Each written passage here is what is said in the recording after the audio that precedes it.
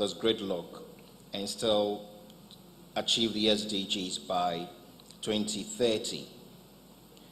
Then we had the formal opening ceremony where the president gave us some insight on how we can achieve the SDGs. He talked about the need to reorganize the global financial architecture.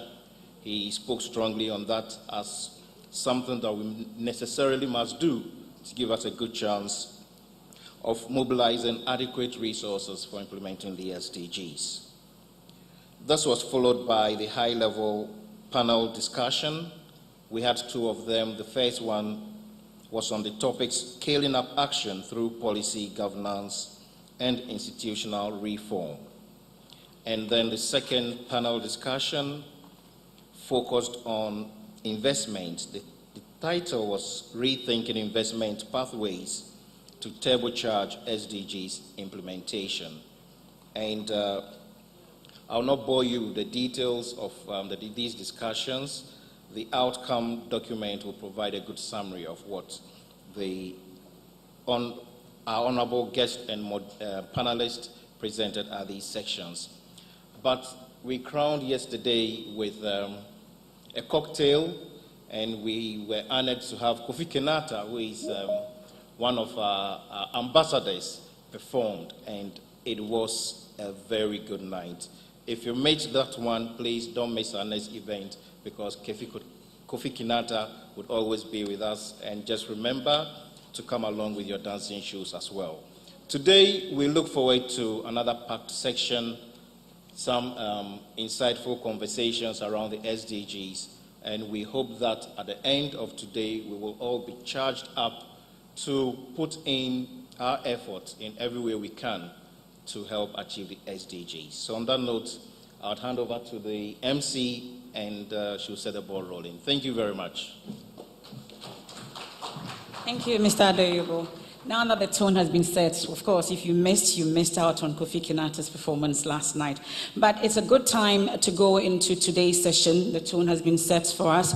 We had 2 panel discussions yesterday. We'll have 4 of them today, including a fireside chat. It's a good time to acknowledge our sponsors and partners. They are making this possible. We have the UNDP, the United Nations Development Programme. We have GridCo. That's the Ghana Grid Company Limited.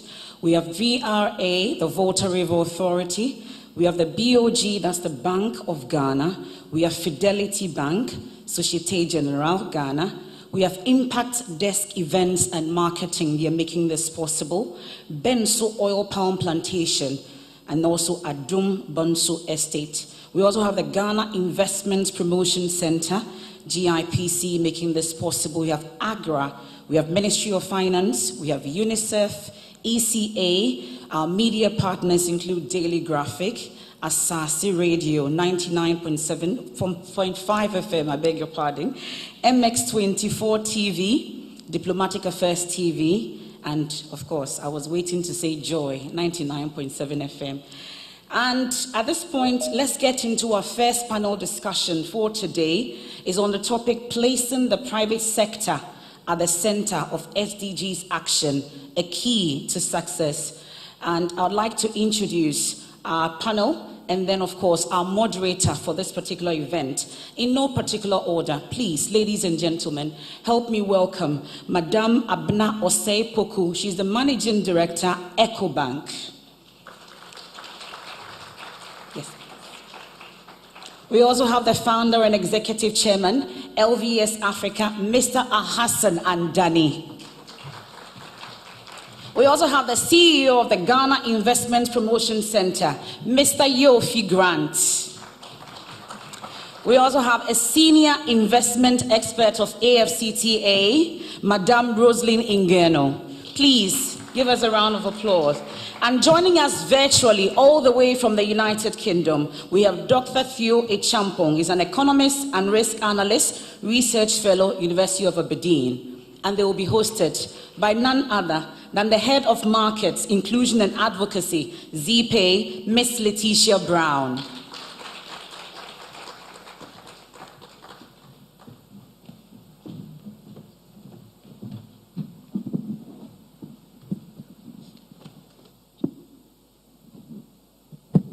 Good morning, everyone. I know it's a wet morning, but we're hoping to liven the place up a little bit with a very interesting discussion. As the MC kindly did a bit of an introduction for us, I'll just elaborate a little bit more on what we're going to speak about this morning. I think the core focus of the discussion is going to be around the gap that still remains in access to finance for investment into the SDG from a private sector perspective. And there seems to be a general consensus that private sector still has a long way to go in terms of making considerable contributions towards the SDG agenda. So we're going to dig into that this morning. I hope you're all excited. My name is Letitia Brown. I'm Chief of Staff, predominantly responsible for financial inclusion, sustainability, and market expansion at ZPay. I'm really excited to be here. Former technical advisor on innovation at the SDGs. So I'm very familiar with the panel that we have here. We've had many discussions privately, offline. Today we're going to elaborate on some of those points and share with you some of our insights. I'll allow everyone to introduce themselves briefly. Just a very quick introduction, your name, your company, what it is that you do, and then we'll jump straight into the conversation. Thank you once again. All right, good morning, everyone. My name is Abena Osaipoku. I look after EcoBank for Ghana and for the Anglophone West Africa region. My name is Chief Daniel Hassan. I'm the founder, executive chairman of LVS Africa. We're into enterprise development and trying to see how we can build sustainable African enterprises. Thank you. Hello, my name is Yofi Grant. I'm the Chief Executive Officer of Ghana Investment Promotion Center under the Office of the President, and our job is to facilitate, attract, onboard FDI in partnership with local investment, and also as a sounding board for the presidency on policy issues relating to business and investment climate. Thank you. Jambo, and good morning. My name is Rosalind Ngeno. I am the Senior Investment Expert at the Africa Continental Free Trade Area Secretariat. We are developing the policies and the framework to make trade and investing in the African continent work. Thank you. Thank you very much. So, Rosalind, keep hold of the mic, because I'd actually like to start with you. We're having a very interesting conversation before the panel started around the importance of creating an enabling environment through policy.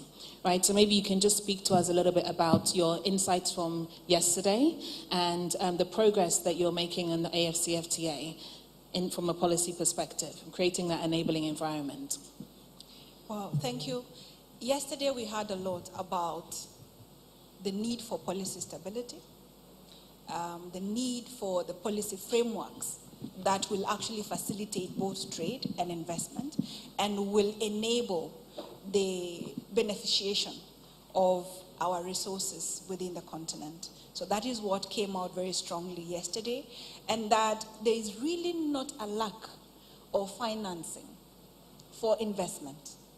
And there is not a lack of investment opportunities in the continent. What we lack, unfortunately, are the policy inconsistencies, protracted and complex negotiations of investment, particularly large-scale investment, those that deal with infrastructure, those that touch on land matters. So we don't have the challenges. But now the African Union heads of state, when they looked at Agenda 2063, which then has sustainability elements in it, they said, how do we ensure that we have a sustainable African continent for trade and investment? How do we get the Africa we want? And one of the pillars that was then discussed was a pillar of trade, the pillar of investment. And that is where the Continental Free Trade Area was mooted. And the heads of state, then that was in 2012, actually, when they started discussing the Continental Free Trade Area.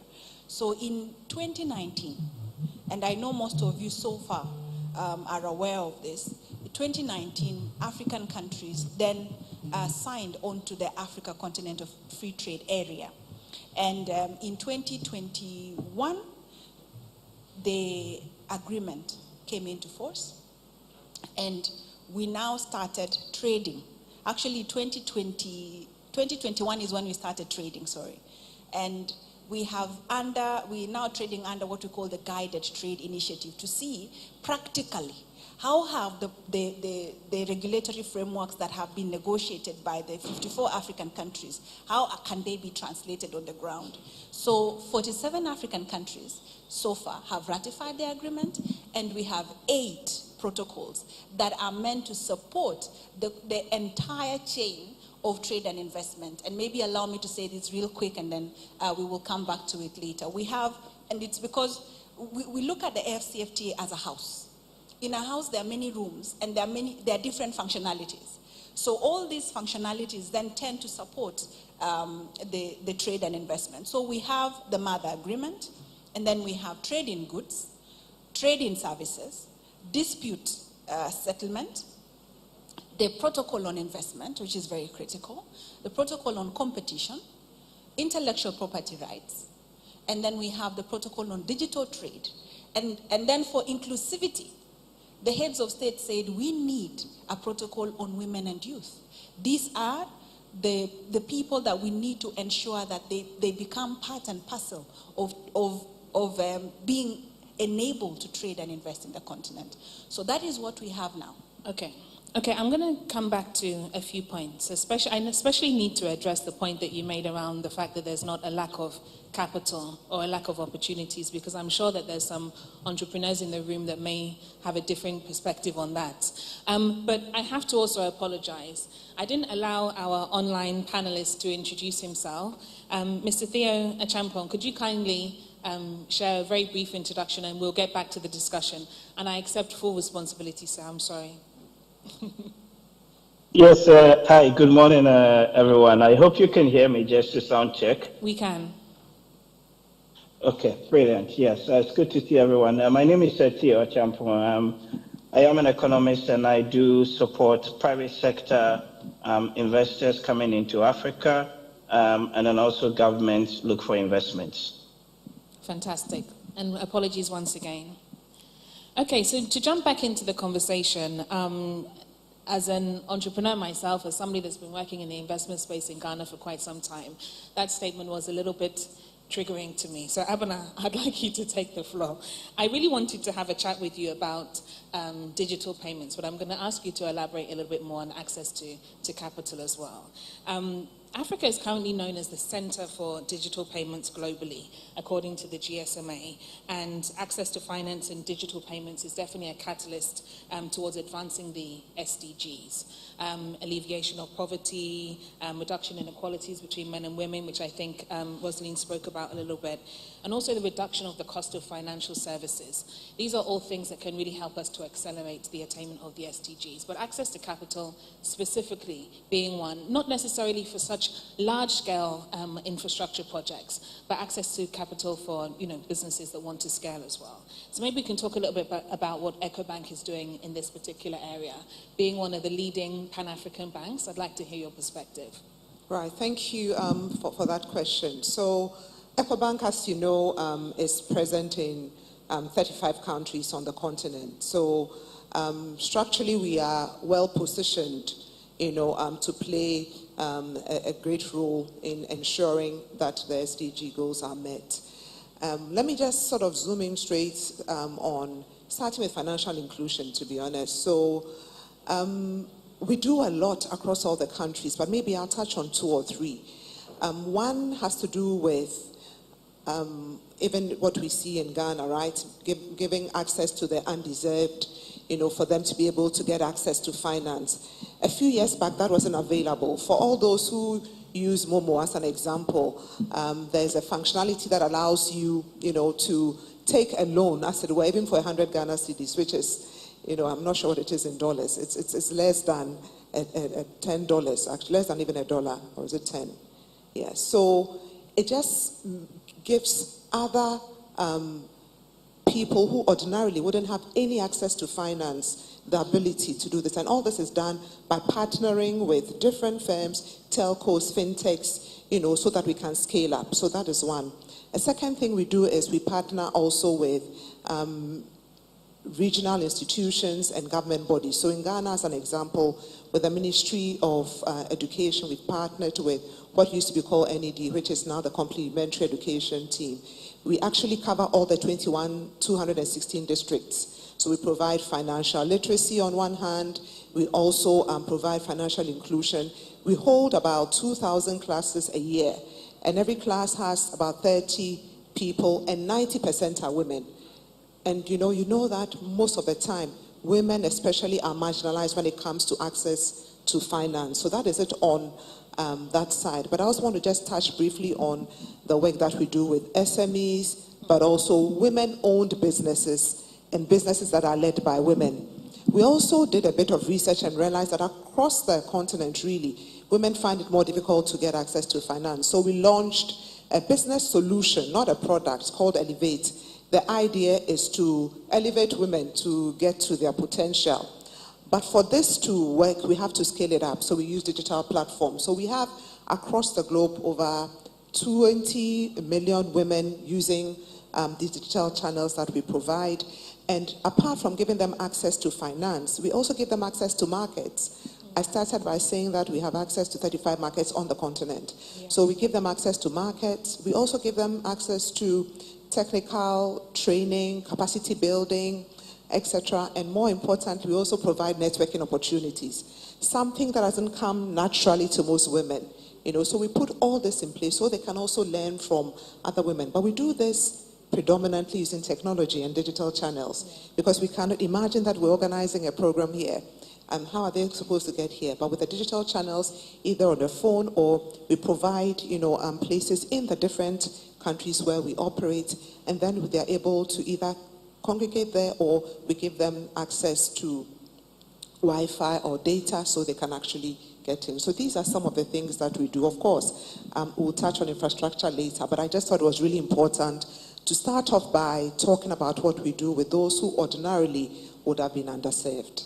Thank you. Thank you very much.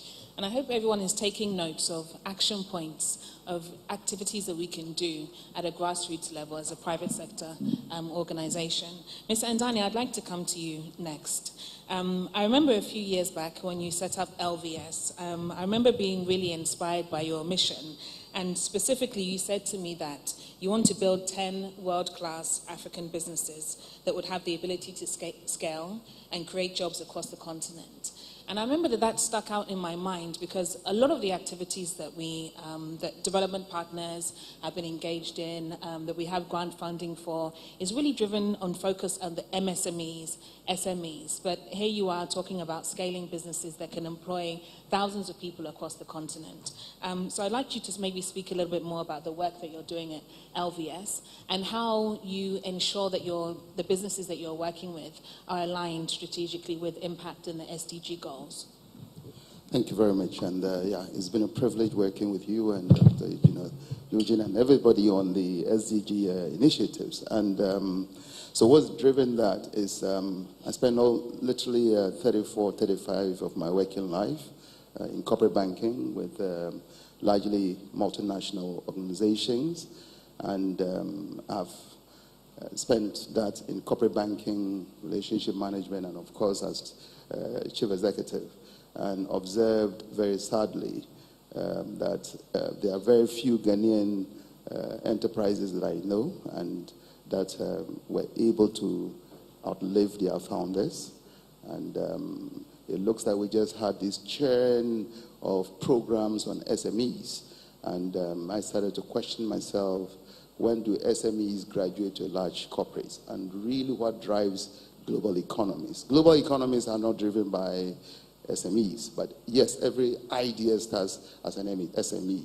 But what is the graduation process? So I have actually seen in Ghana, multinational companies that have come, Blue Sky Products, all of them, they came in, just suitcase with a business plan in the suitcase. Today they are global beaters. Several of these things. And I've also seen real good companies that were well-grounded, whether it was in manufacturing, whether it was in timber, whether it was in mining, owned by Ghanaians, which died after the owners faded off or passed on. And companies aren't like that.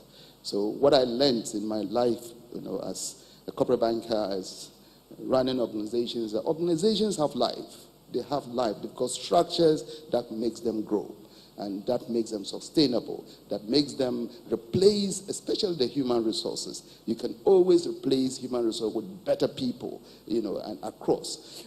So why do we miss it in Africa? Why do we miss it in Africa? So that's why I've set out, before I pass it, I want to see 50 competitive African companies, at least 10 of them from Ghana. And I think it's important with SDGs. Again, with SDGs, I have spent time, thanks to the President's initiative on this.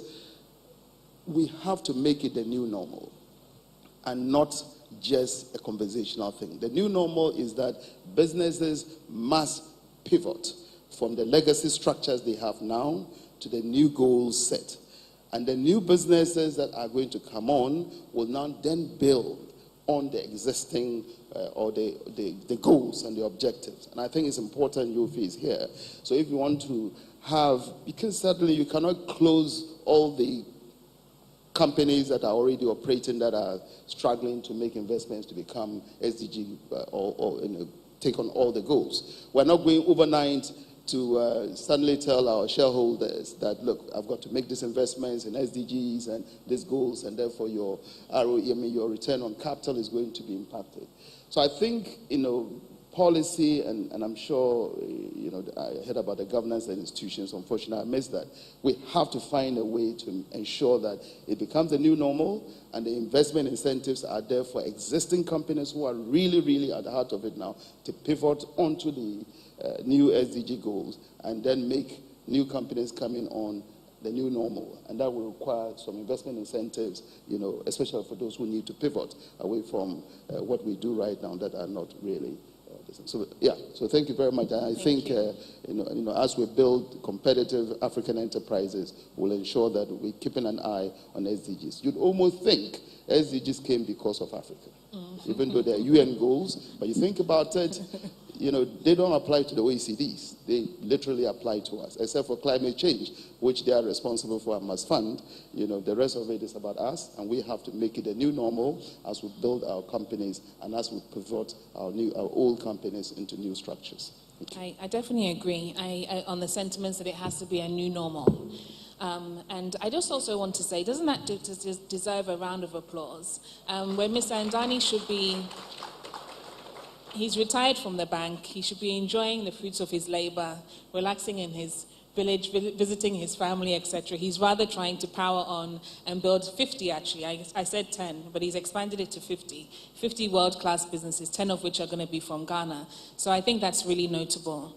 So, Mr. Grant, last but definitely not least, I'd like to maybe, first of all, highlight the transformation that we've seen in GIPC, and under your tenure, you and your team have done a great job in building, I think, a new organization, right? And really kind of in elevating our investment promotion center to demonstrate best practice, right, as to what should be done across the world.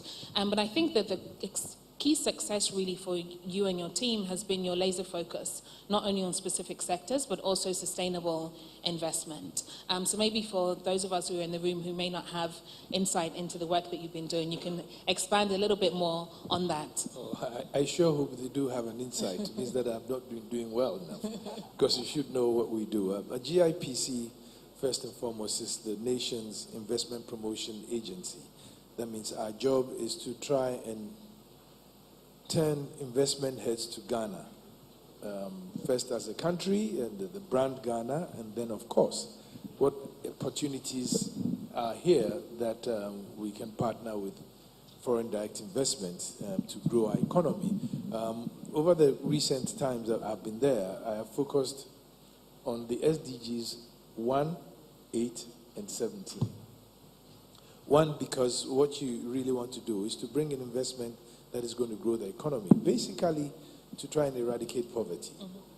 8, because you want decent jobs and you want to grow the economy again with business. And then lastly, 17, it's partnerships for linkages and trade, because Africa has such a big trade opportunity that we need to leverage to change the narrative of a continent that just doesn't seem to grow. But that narrative in itself is erroneous, because if you look at 2018, 2020, out of the 10 fastest growing economies in the world, 6 were from Africa. When it comes to the SDGs, I think that is where there is a real challenge. And I say so because I represent Sub-Saharan African IPAs at the World Association of Investment Promotion Agents. I am their board member. And very often when we have the conversations,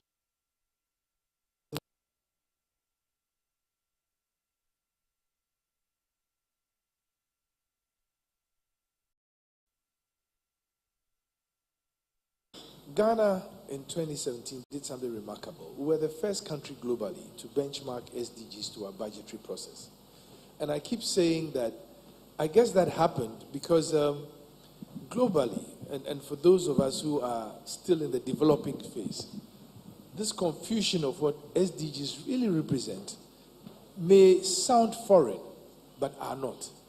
If you look at Africa's development objectives in the past 20, 40, 50 years, you can find them all already expressed in the SDGs. So for the traditional government, I say traditional African government, there is no difference between the SDGs and our development objectives. Yeah. I guess where the difference comes in is when a new structure is created. And it got created out of the MDGs before and then became the SDGs. And so for a lot of people in the private sector in Africa, they say, oh, this is something for the, DFIs and maybe for governments. It's not for us. And I think that is where the erroneous start happened. That the SDGs should have been focused primarily on private sector first, before it became a discussion between governments and DFIs and, the multilateral companies. But having said that, the natural affinity of African development objectives to the SDGs is undoubted. And so for us, when we are looking at projects, we look at projects that would satisfy basically the needs under the SDGs. We have created a new, should I say, category of investor that we call the responsible sustainable investor. And it's something that we are pushing in our reforms to say that, well, perhaps we've had problems with giving incentives to businesses that come to Ghana, and whilst we are struggling to raise revenue, governments naturally will say, well, maybe we don't need to give all these incentives. So how can we apply these incentives responsibly? And I say that, well, yes, why don't we create a new category of investor that we call the responsible sustainable investor, who we will give our incentives to so far as they enable us rapidly achieve the SDGs, or two, they partner with Ghanaian businesses, which I think will be impactful and may be very helpful and useful in doing what my brother Alassane and Dan is doing. So those are some of the things that are there. And very often, the confusion also comes in when there are, in quote, dictates or demands on developing countries to comply or apply what they believe are the solutions. And I say so purely because of some of the, what has come out of COP27, COP26, 27, 28, where Africa is resource rich. No doubt. Africa has no less than 40% of the world's remaining mineral resources. And most of these things require mining.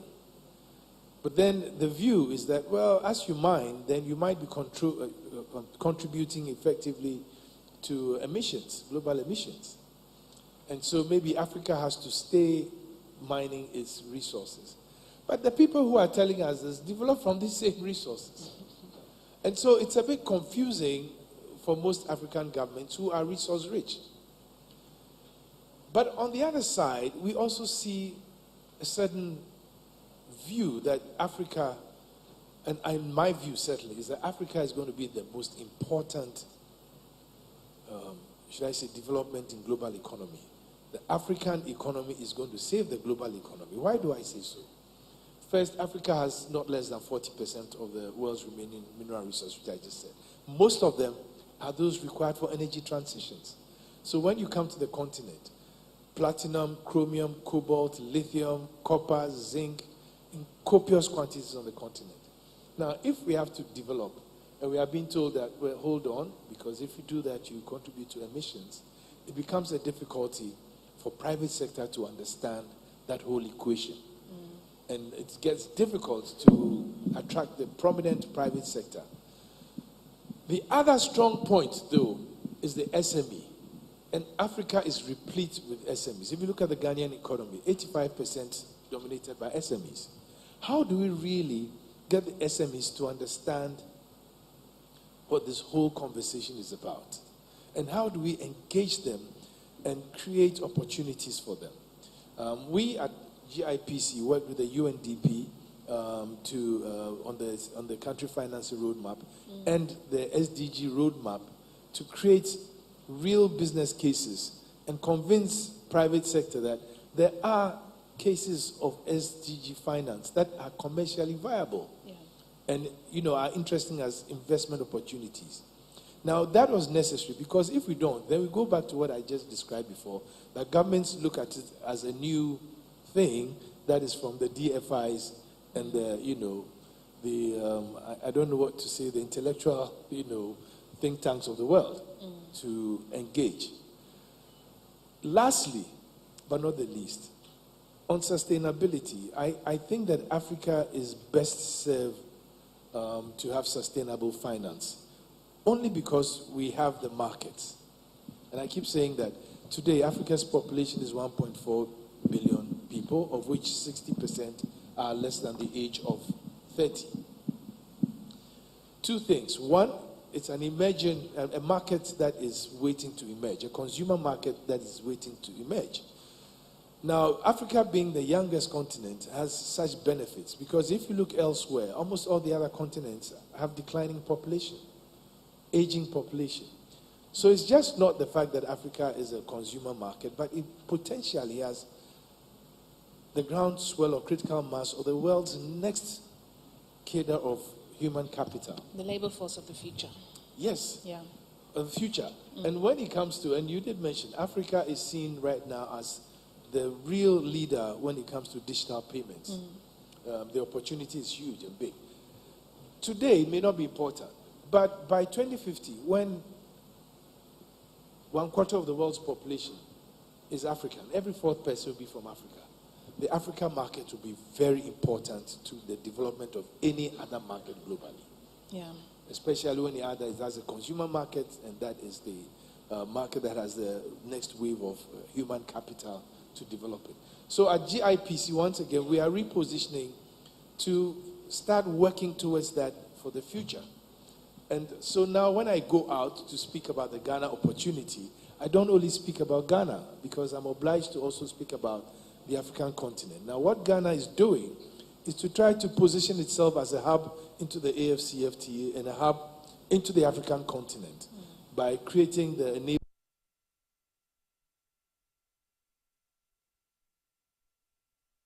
of reform. So today, the GIPC is in reform mode. We are looking at our law, we are looking at business environment, we are looking at investment environment, and seeing how we can change it such that it becomes more attractive first to our SMEs, but also to companies out who are looking at our SMEs to pivot. Yeah. So I think that that's a critical thing for the continent, not just for Ghana. But I keep saying that for us, Ghana, we are blessed. We are the center of the world. I have to say this every time I speak. The shining star of Africa. Just know that we are geographically the center of the world. Yeah.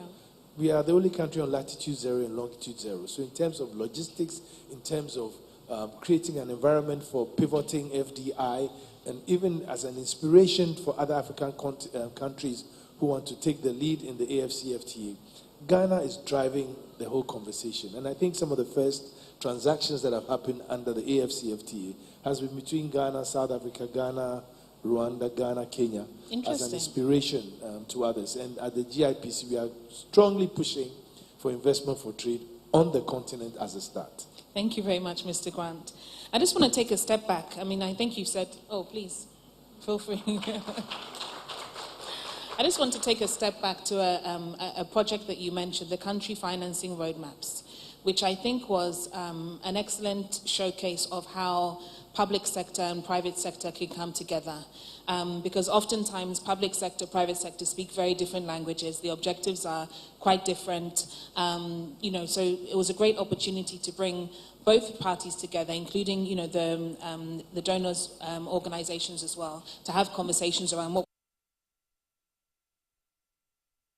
at this point, as an academic sitting outside of both public and private sector, why do you feel that there still is very much a challenge in terms of, I wouldn't necessarily want to say alignment of public and private sector, or what opportunities do you see for both public sector and private sector to work together more collaboratively to accelerate the attainment of the SDGs? Yes, okay, thank you very much. Again, a pleasure to be here. So I think having the roadmaps are a good and a necessary first condition, but in and of itself does not necessarily translate into actually getting investment flows, right, onto the continent or in the respective countries in that matter. And it comes down really to a number of factors, but one of them really being the bankability of projects, and having a good pipeline of projects that actually make, commercial sense. So if you take the SDGs, and for example, you take SDG 7, which is on clean and affordable energy, and 13, which is on climate action, and 9 on industry, innovation, and infrastructure. You actually, different countries have attempted to translate this into different country kind of strategies and even climate sort of action plans as per the UNFFC process. However, what often, in my view, is lacking is having projects that, one, have been pre-screened and to an extent de-risked, and therefore allows both the private sector and other development institutions to come in and help them catalyze the needed funding. And this is where I personally feel a lot of the financing and support would have to get into. For example, leveraging some of the public sector financing to accelerate, private finance, where you're taking the government grants to provide the initial seed capital requirement, and then the private sector can come in to help improve or leverage the scale of the projects. Okay, thank you. Thank you very much, Mr. Champong. So you also just mentioned something very interesting, and I do recall when we were developing the country financing roadmaps that a project preparatory fund was one of the recommendations, right? That we are able to pre-screen projects and do some level of de-risking, etc., so that we can ensure that they're aligned for investors. However, the implementation of these initiatives is what seems to be the problem. I think even though the country financing roadmaps was developed a couple of years ago, it could have been developed yesterday, right? These are still very much initiatives that we need to have in place. So I'd like you to maybe just emphasize a little bit more, Theo, on what is the barrier to implementation that you see? How do we overcome that barrier? How do we take them from great ideas and, as the summit says, into action? Yeah, I think the biggest barrier really is coordination. You've got major coordination problems at different government agencies. And I've seen this not just in Ghana, in many other African countries that I've worked with, that sometimes you have different institutions working in silos, right? So we all agreed that you've got to address the climate issue. But between moving that from, let's say, the presidency to a ministry or a department, they don't even talk to each other, right? So an investor comes in and they are actually being tossed around different government departments and agencies for that matter. That's one. The coordination issue is got to be resolved, where, for example, you need a one-stop shop to coordinate any and everything related to SDGs. And I think to an extent what the SDG advisory unit at the presidency in Ghana is doing is helpful for that matter, but more could be done. Secondly, I also think there are also capacity issues, actually, with both the public but also even on the private sector side. That for private sector players, especially the SMEs, you ask them about SDGs and many of them would actually not have a clue. And therefore, if you actually want to translate that into ESG, and ESG being a big requirement for attracting project financing now, you literally have to start with them, bottom up and work them through the processes and have sustainability benchmarks, governance benchmarks, environmental benchmarks, such that the investors in their local or whether they're foreign would actually be able to make a case that the projects that they are putting their monies in would meet these benchmarks. And there's a lot of pressure on the financiers. So not a lack of money. Often people actually think that money is the biggest obstacle, but it is not. It's actually the project pipeline and the bankability of those projects and how to then make them meet these. Sorry, we're losing you a little bit. ESG criteria. The connection isn't stable, so but I'll go back to the last point that you made in relation to. A bit of luck is could do it. I'll go back to the last point that he made in relation to capital is readily available. However, the project pipeline is a challenge. That brings us right back to the points that you made earlier, Roslyn, about the fact that there are projects available, capital is available, financing is not necessarily an issue. And I do assume that maybe you were speaking on a much larger scale in terms of infrastructure financing, etc. But maybe you could just kind of touch upon that point a little more, not necessarily from an infrastructure perspective, but if we're talking about scaling businesses, right, businesses that are having impact, such as ZPay, for example, the organization that I'm currently working with, we, by default, because of the nature of the work that we do, providing access to finance for people that are underserved, as Abana was speaking about earlier, typically unbanked, providing access to remittances for people in rural areas, reducing the cost of financing for a number of different financial products, right? But there's still a challenge in raising capital, right, for African businesses. That Africa discount still applies. So what has the AFCFTA done specifically to try and address some of these issues? So the AFCFTA's mandate, it does not actually touch on affording financing. But because of our constitutive powers and because of the strategy that the Secretary General has implemented, what has happened is that there is no trade, there is no investment without financing. So because of that gap, and because now he can drive a discussion around it, he has identified a number of banks that have come up and have said, on financing from SME level to large-scale investments, this is what we can do. So we have signed in the last 2 years 2 MOUs, and a few others are coming up. So the first MOU was signed between the AFCFTA Secretariat and Equity Bank. So these are also banks that cut across a number of countries. So these MOUs are saying any investor and any trader that is operating within the AFCFTA framework, please, we have the financing. And also the stringent measures are not tied to it. So there's a bit of flexibility. That's depending on what you're doing. So that one is equity. We have the second one with UBA Bank. So with the UBA Bank, it's a facility of $6 billion currently, which has been given for the next 3 years. We have started a few months in. And what is the focus of that financing?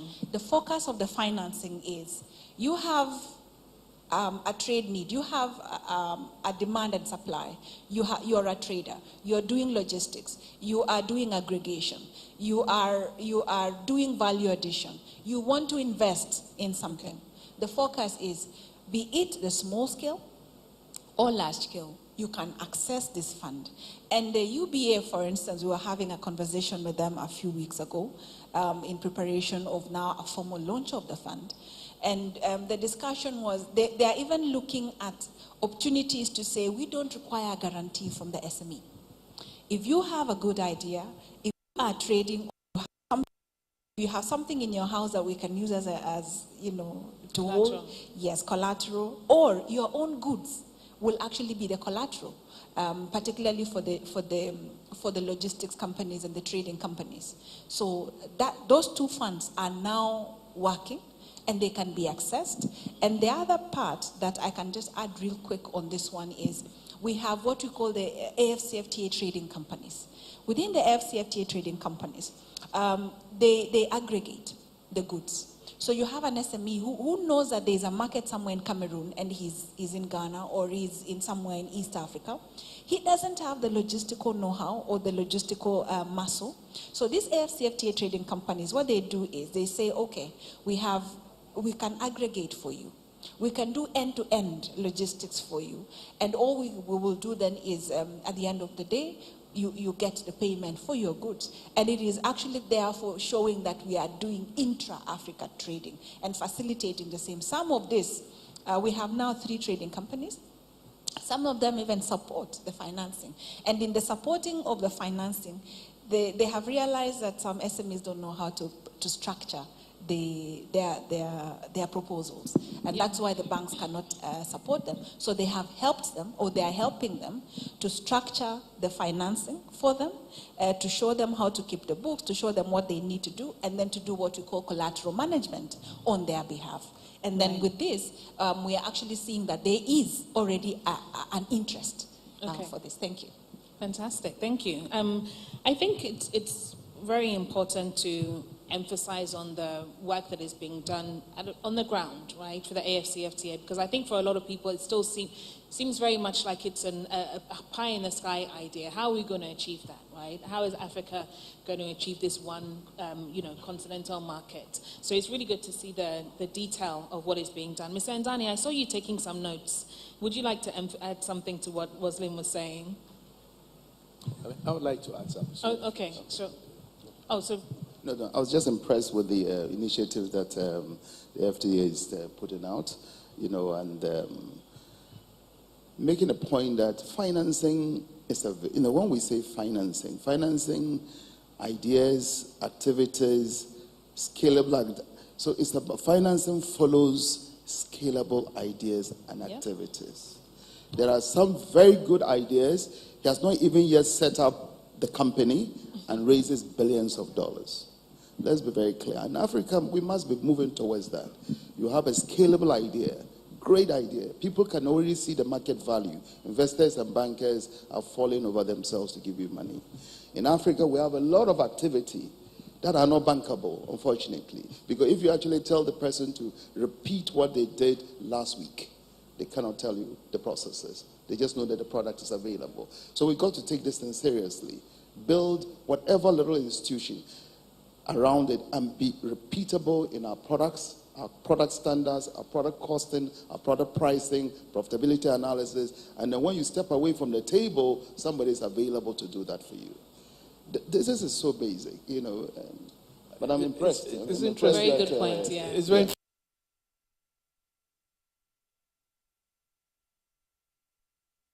through properly. And I did mention that Africa is significantly SMEs. So that is where the challenge is. And I think the challenges I've mentioned here. The other is consistency between government think and private sector think. There need to be convergence. Yeah. And then even within public sector, there need to be uniformity and convergence in the policy initiatives. Very often you have confusing policies from different agencies that are not consistent with an overall objective. So those are the important things. But even more important is how private sector can actually see the SDGs as commercially viable and profitable growth ventures. I am working with Dr. Usu, UNDP, and the Ground-Up Project in Canada to do a fund of funds, a $250 million fund of funds, which would then enable the local fund managers then do SDG SME projects. It's an innovation, and it's going to be challenging. But I'm surprised about the interest, because suddenly almost every financing, every private equity firm, every money firm has to tick the SDG box, or, well, you need to tick the sustainability box. And like my friend said, that must be the new normal. And so it's important that we recognize that there are two categories at stake. And I do remember that I was on a panel like that, and I said, you know, it's interesting when we all talk about SDGs, because even the concepts of SDGs differ regionally. If you talk about SDG in education in Finland or Norway, it's totally different from education in Africa. Ours is access. Theirs is incremental knowledge. You know, so when you go to a country like that to fund an SDG project here, because of the separate, different conceptual understandings, it gets a bit difficult to structure the right instrument. But like he's saying, I mean, there is so much opportunity in Africa, even at the scaling up, not just startup stage, but from the growth side, that we need to harness those, because those will be the starters that will pull the SMEs up and plug them in their supply chains and their value chains. And I think that's a strategy that we need to adopt. Yeah. But lastly, also the fact that, and I have to harness on this, the fact that the private sector is agnostic to type of business. What they are more sensitive to is whether this business is sustainable, will grow, and is profitable. So I'm not sure that the groundswell of banking institutions would naturally, organically say that, well, we'll finance it because it's SDG. No, they'll finance it because it's profitable and it will return value. And all the better if it's aligned to the SDGs. So I think we need to reconfigure our mindset as to how to finance an SDG. And I did say at the very beginning that for us in Africa, there is no difference between the SDGs and our developmental objectives. We've always had them. It's the new nomenclature and the new feeling that we need to mainstream so that everybody in the private sector understands what the implications are. Yeah. And Abana, just before you come in, I know you want to make a comment on that, but I think that Yofi made a very interesting point about scalable projects, right? Bankable projects, investable projects, and also, and then Rosalind also spoke about packaging. How businesses, for the entrepreneurs in the room, how you approach financiers when you're trying to raise capital is equally as important. So I was speaking earlier about ZPay and the fact that just by default of the work that they do, impact is already embedded into the business, and therefore attracting impact-related capital is not necessarily such a challenge. But for a business that may be in a very traditional sector, it's really about understanding how to position yourself and to speak to the impact that you're having on society that can maybe help you to get a step closer to some of these impact funds. So packaging is very important, and then also understanding the type of capital that may be relevant for your business at that particular time. I just wanted to make that point. So Abana, you wanted to say? No, that's fine. I just wanted to clarify or speak on behalf of banks. I think there's this... We always get a hard time, right? Absolutely. I think there's always a perception that banks are not as open to financing. But actually, banks are open to financing. That is one of our key jobs, but it always appears to entrepreneurs and businesses that we're not. And I think also because when we use the word private sector, it really is a huge a conglomeration of different companies, right? So there are small companies, medium enterprises, large enterprises, but even the large ones started small. Very few just sprang up, they just woke up and they were large. Unless you're a global corporate, for example, and then you're just picking a bag from Singapore and coming to plug it in here. But even though somebody started it off small. So I think that's an important point to make. The second thing is, when a bank is looking at financing an entity, no matter what the entity is, the primary goal is to make sure that there is a need for whatever they intend to do. There's a market for it. They can do it consistently. It is scalable as well, and it can be sustained. But sustainability and the SDGs mean different things to different people. We all know the 17. I'm sure most of us can rhyme them. But you find that the larger an organization is, the more they pay attention to the goals. So it is our duty, not just as banks, but for all of us who are listening in, to work together. I think what happens is that usually, and I think it's been said already, there are pockets of conversations, whether within the government, within private sector, but it's about pulling everybody together. So several private sector companies will tell you that they actually are championing SDG goals, but how come we're not seeing the impact? Because so far it is not as scalable. So for me, it's about clarity when we speak, which types of organizations or which business units we're talking about. But also, financing isn't just a bank loan. We have a stock exchange, we have venture capital. There are so many ways of getting the financing. But all we're saying is that financing is available.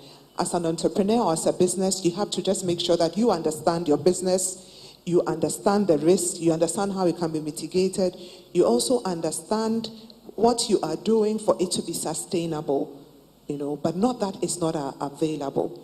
And then finally for me, I think unless private sector, public sector, civil society, and even philanthropic funds come together, there's so much impact any one organization or entity can make. Yes, I have to agree with that.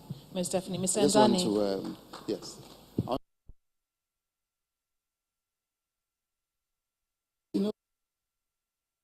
He's a banker. There's an ecosystem of financing, and we need to tile up that ecosystem properly. So, I was happy to hear our sister talk about collaboration with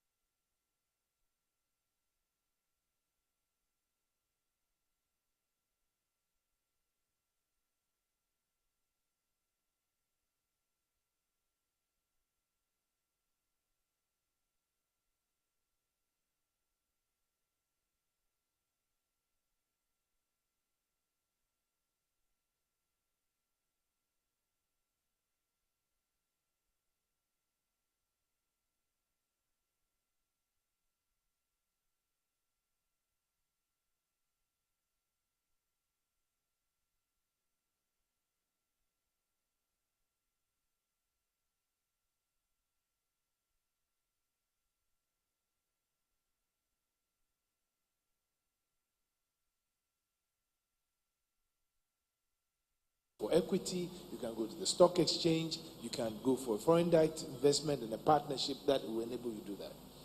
But in terms of real commercial purpose, I need to say that the UNDP worked with us on the first UNDP SDG SME roadmap, which was really a very important global development, because this is the first time the agency had actually looked at SME projects or SME businesses and crafted real business plans and done all the corporate finance work for any investor.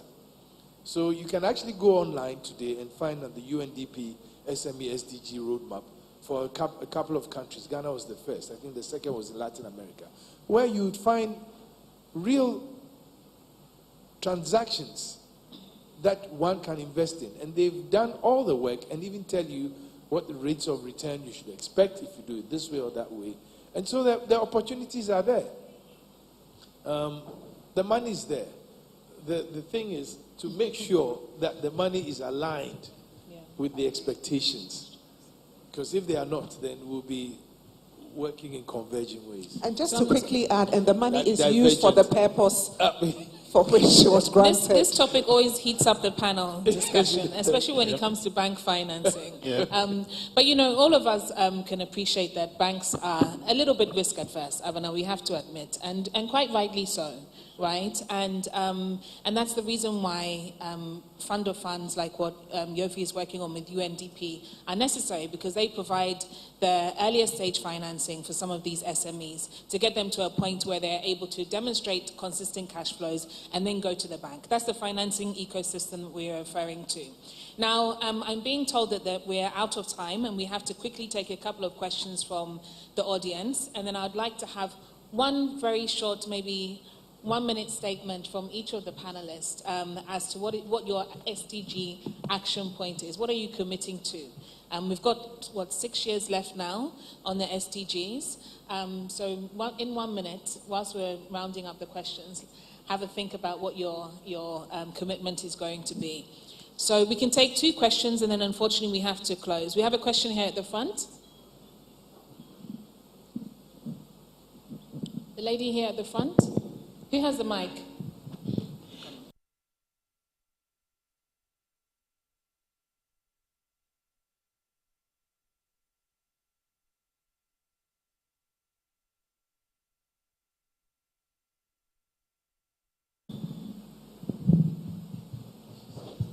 Hello?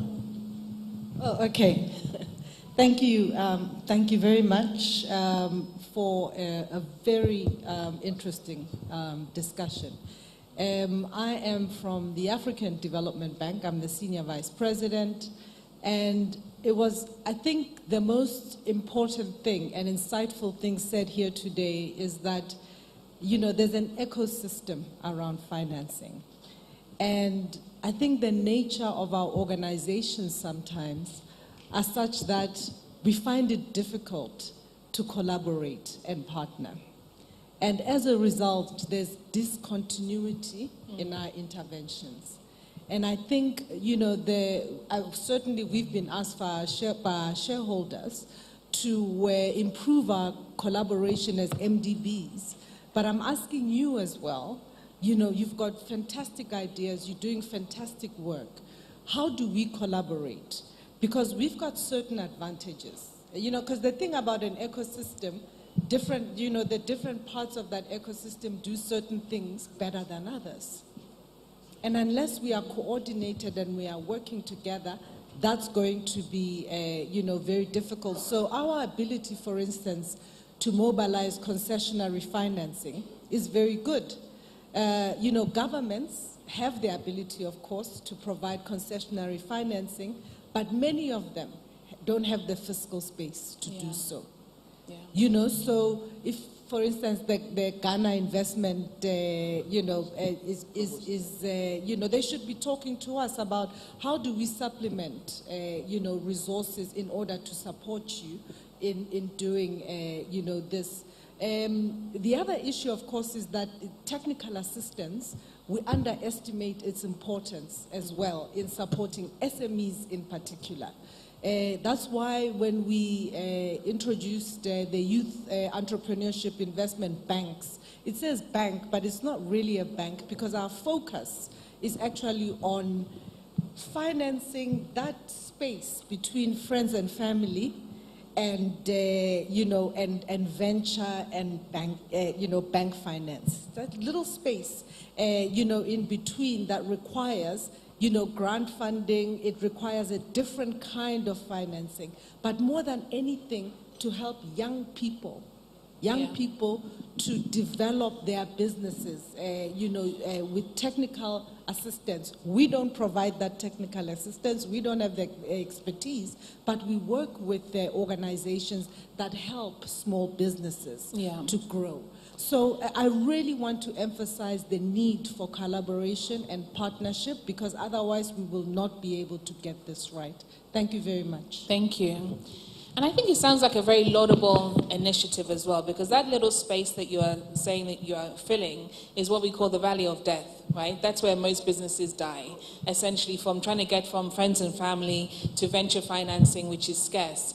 So the fact that you have an initiative that's filling that gap, I think is really crucial. I'm not sure who would like to respond to this question. We could probably only take one response because of time. It's more a suggestion.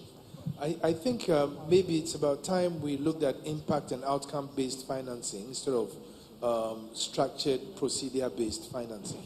Because then if we all agree on that, it makes it easier for even the different parties in the ecosystem to agree that this is the outcome we are looking for, this is the impact we are looking for. And so they are able to work together. When it's process-driven, each of the parties in the ecosystem has a different process. And that creates the difficulty. So we should start looking at impact and outcome-based financing. Interesting. Roslyn, you wanted to add something very quickly. Yes, I wanted to actually speak about the continental financial institutions like the AFDB, Afreximbank. They are actually providing that particular support to fix the gap between the bank and the access to finance. Under the AFCFTA, we are collaborating with them very closely. We have been speaking with them, and they actually have provided trade and investment funding to our banks that will then lend to the private sector. Right. And then there's the other matter that we need to then address in this room. We have a perception risk. Even what we have spoken around here is a perception risk. We need to change our minds. Finance is available, investment is available. What is missing? Maybe the technical support is missing. Let us change the narrative that we cannot get financing. We can get financing.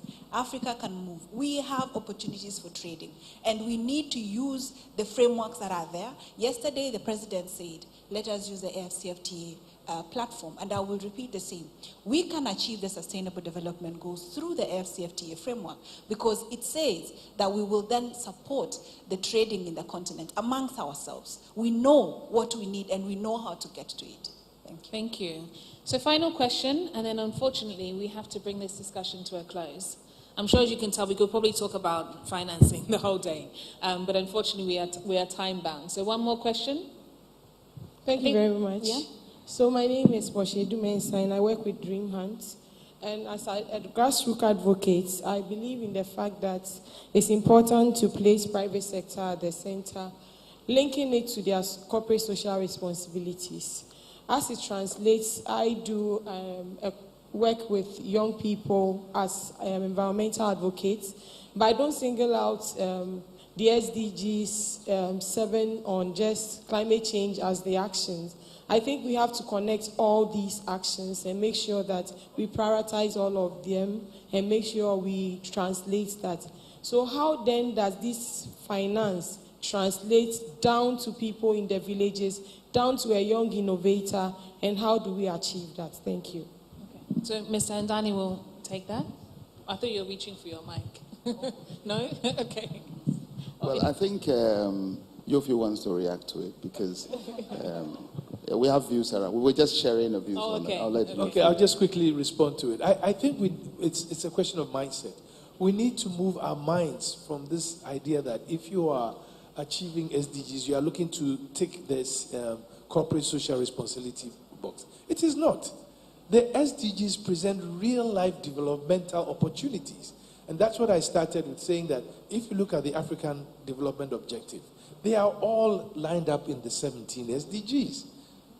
We cannot delink that from our developmental objectives. So I agree with you. Now, there are two perspectives. There's a private sector angle, then there's a public policy angle. Now, what needs to happen for it to percolate down to the person in the village that you said, is for the partnership, the strong partnership between private sector and public sector, and demystify that conversation that SDGs is this mystical thing sitting somewhere that we all have to do. SDGs is the lives we live. Yeah. It's the future we seek. And we all together cumulatively have to point that same direction. That is why I'm saying the financing should now be impact and objective, based financing. Mm-hmm. If we agree on that, I think it will be easier for all of us. Thank you. Thank you very much. Okay, so our quick fire round. I'll start with Theo. Do we still have Theo on the line, or have we lost him? Okay, so because of time, we'll quickly move to Abena. So your one thing. So my one thing SDG is, action. We need to demonstrate more results. And listening to everything today, it requires a concerted effort, for us to be able to scale quantity, quality, accountability, so that we'll have measurable results that are also visible. I think it will reduce the talk. Fantastic. Mr. Andani? I think the summary of what Dr. Ayobo gave, what I picked was the President's request that the global financial architecture be reorganized. And here we've also discussed the ecosystem of financing organizations to come and be the catalyst to growth. My one request is to our sister from the Africa Development Bank, that you probably are the most senior financial institution, if you can actually organize a conference of the ecosystem, that financing ecosystem, to unlock African resources to finance companies or enterprises, the private sector, bedded down on the SDG goals. The SDG goals are there, and they should be the foundation of your annual budgets and all of that. And therefore, if Africa Development Bank can do that, for me, that will be the great objective. Thank you.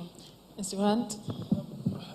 I think, and this may be a bit contrarian and controversial, I think Africa needs to refocus on the SDGs. There seems to be a sudden drive that climate change is more important, or is the critical thing for the world today. I think they have to work together. The SDGs and climate change are embedded in the same interlinked. Yeah, they're interlinked. And so for Africa, it's important that we recognize that and work accordingly to do that. Otherwise, we'll be left behind and think that, well, just when we thought we were doing SDGs, now there's something new called climate change. What is going to happen in the next 5 years? Yeah. We keep shifting the goalposts. Madam Moslin? Two quick things. One, we have talked about the need for policy stability. Challenges are facing investors in terms of length of being supported. We need consistency, we need coherence, and we need collaboration in our policy development across the continent, not just one. Because when there is inconsistency in policy in one country, it means there is a delay in either investing in the next country or trading in the next country. The second part is in terms of ensuring that it reaches the sustainable development discussions, financing, investing, and trading reaches to the grassroots. We need to see how to elevate the value chain, the regional value chain development. We need to see how the traders at the ground can be handheld by the already large-scale traders and investors. So we need to see where that link is missing at a national level, so that we we enhance that. Thank you. Thank you. Sorry, do we have Theo still on the line, or has he gone? He's gone? Okay, so I'll close by saying, I think that we need to pick up that SDG country financing roadmaps again, Mr. Grant. And I think we need to implement at least one of those initiatives in that document, because it was a very strong document at the time. Like I said earlier, it's still very relevant. I think the project preparatory fund will probably take a bit of a priority. So I will personally commit my time and energy to ensuring that we pick those conversations up again. I think it's a laudable initiative. I just want to say thank you very much to our panelists.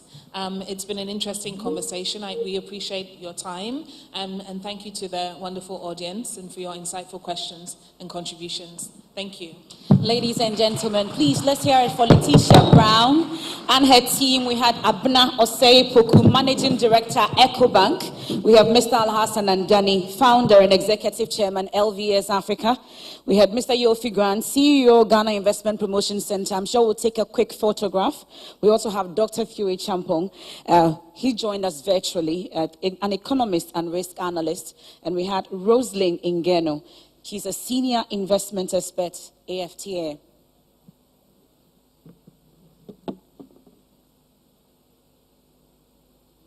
Whilst we take the photograph, we'll get ready to take a video on SDGs in Action in Africa, Summit of the Future. One down, 3 more to go. Ladies and gentlemen, a round of applause for them once again as they go off the stage. And whilst we distribute our souvenirs and packages for you as well.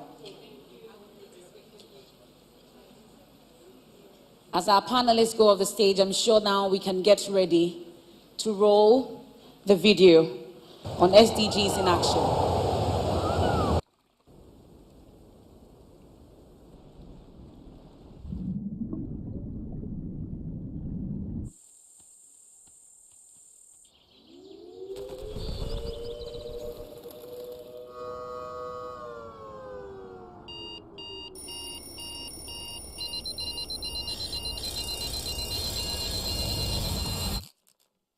Eight years left to end poverty and hunger,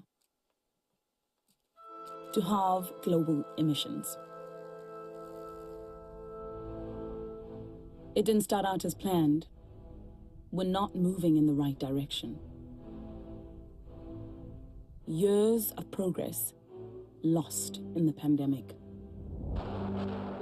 Escalating conflicts, climate breakdown. So where are we now?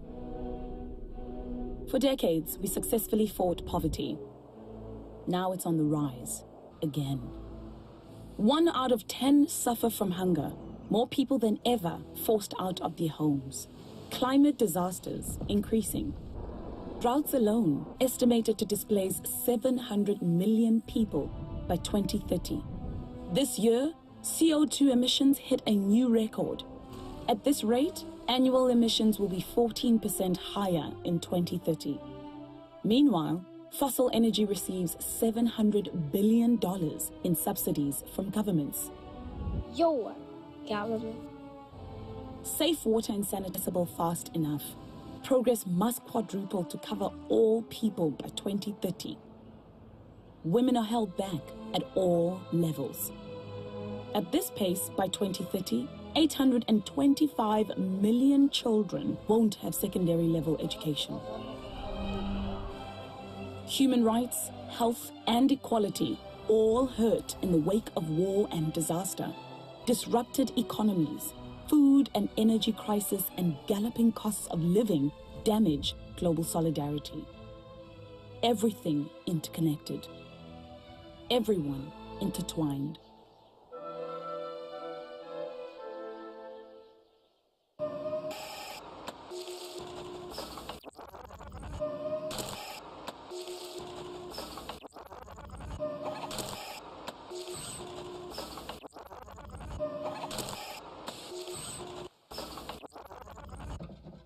Business as usual won't cut it.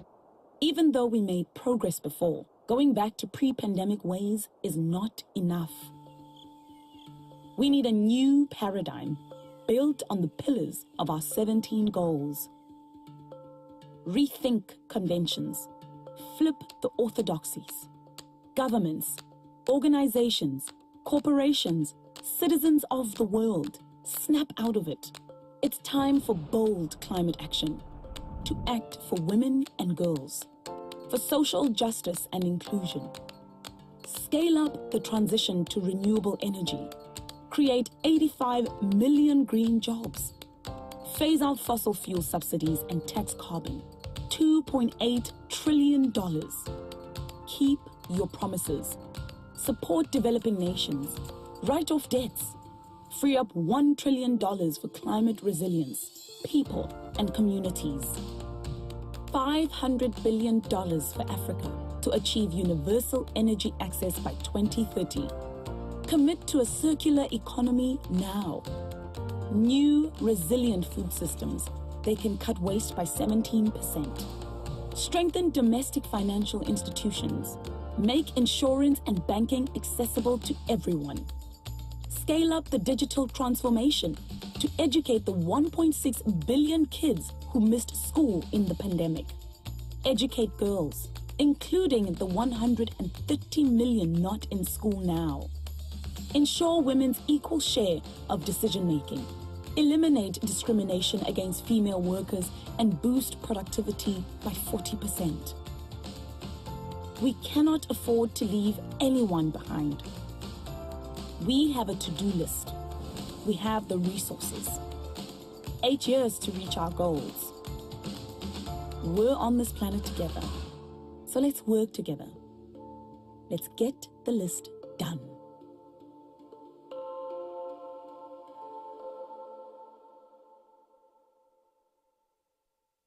We are on it together indeed. And it's a good time to settle in and let's have our fireside chat for the next 30 to 45 minutes, including your questions and answers. And ladies and gentlemen, if you're ready, please help me welcome members of our panel for the fireside chat. We have Valerie Labi. She's the CEO of Wahoo Mobility Limited. Please, let's give her a round of applause as she makes her way to the stage. We also have Charlotte Ingwesan, Data Solutions and Ecosystems Limited, Amini. She's responsible for AI advocacy, AfroQuery, and also former deep tech founder, Base Group in Kenya. Ladies and gentlemen, let's welcome Charlotte Ingwesan. You can do it better than you're doing, you know.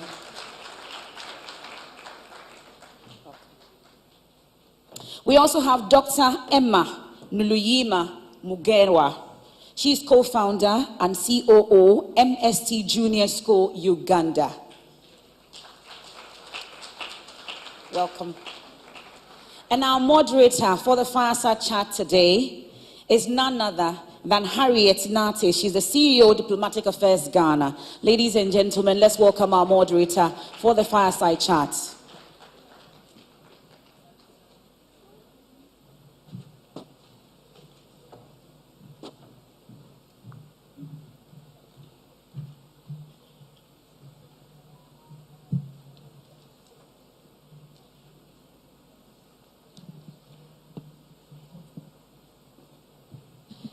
Good morning.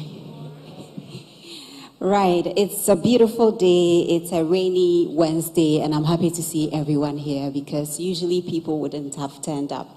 But this is to show that we are committed to the cause, and this is also to show that we mean business. And this also shows that we are actually going to walk and not talk always. So I am happy to have all of you here. It's a pleasure having you. It is the second day of the SDGs Action Summit happening here in Accra. And I welcome you all to our beautiful country, Akwaba, Sendezwa, and Miawezo. So my name is Harriet. I am so excited, and I'm going to tell you why I'm excited. Look at my panel. Look at this. Can we please appreciate them? Yeah. I am so excited because usually these chairs would have been filled with men running the affairs, but we are happy to join the men at the table and also share our ideas. So, like I always say, we don't want to compete with you. We just want to help you so that we can do it better. So I'm excited to have all women here with me this morning. I'm just going to mention their names and I would just allow them to introduce themselves, and I will share a very beautiful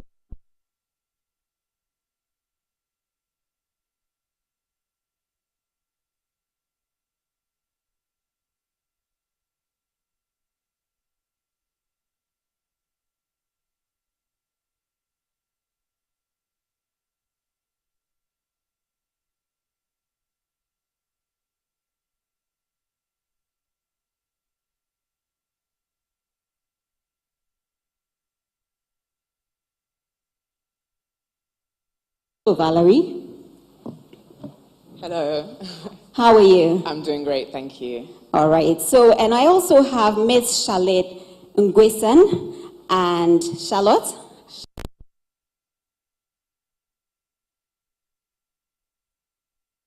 AI.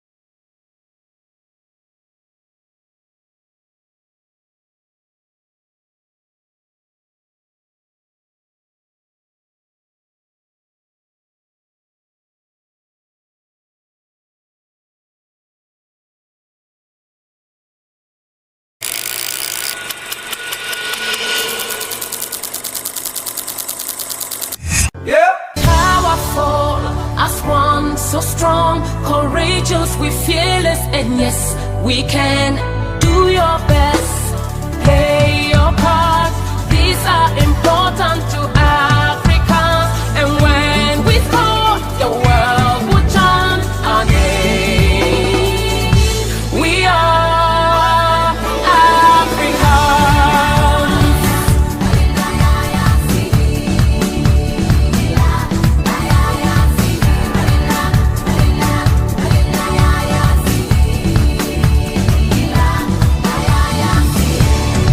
Say yes to the SDGs.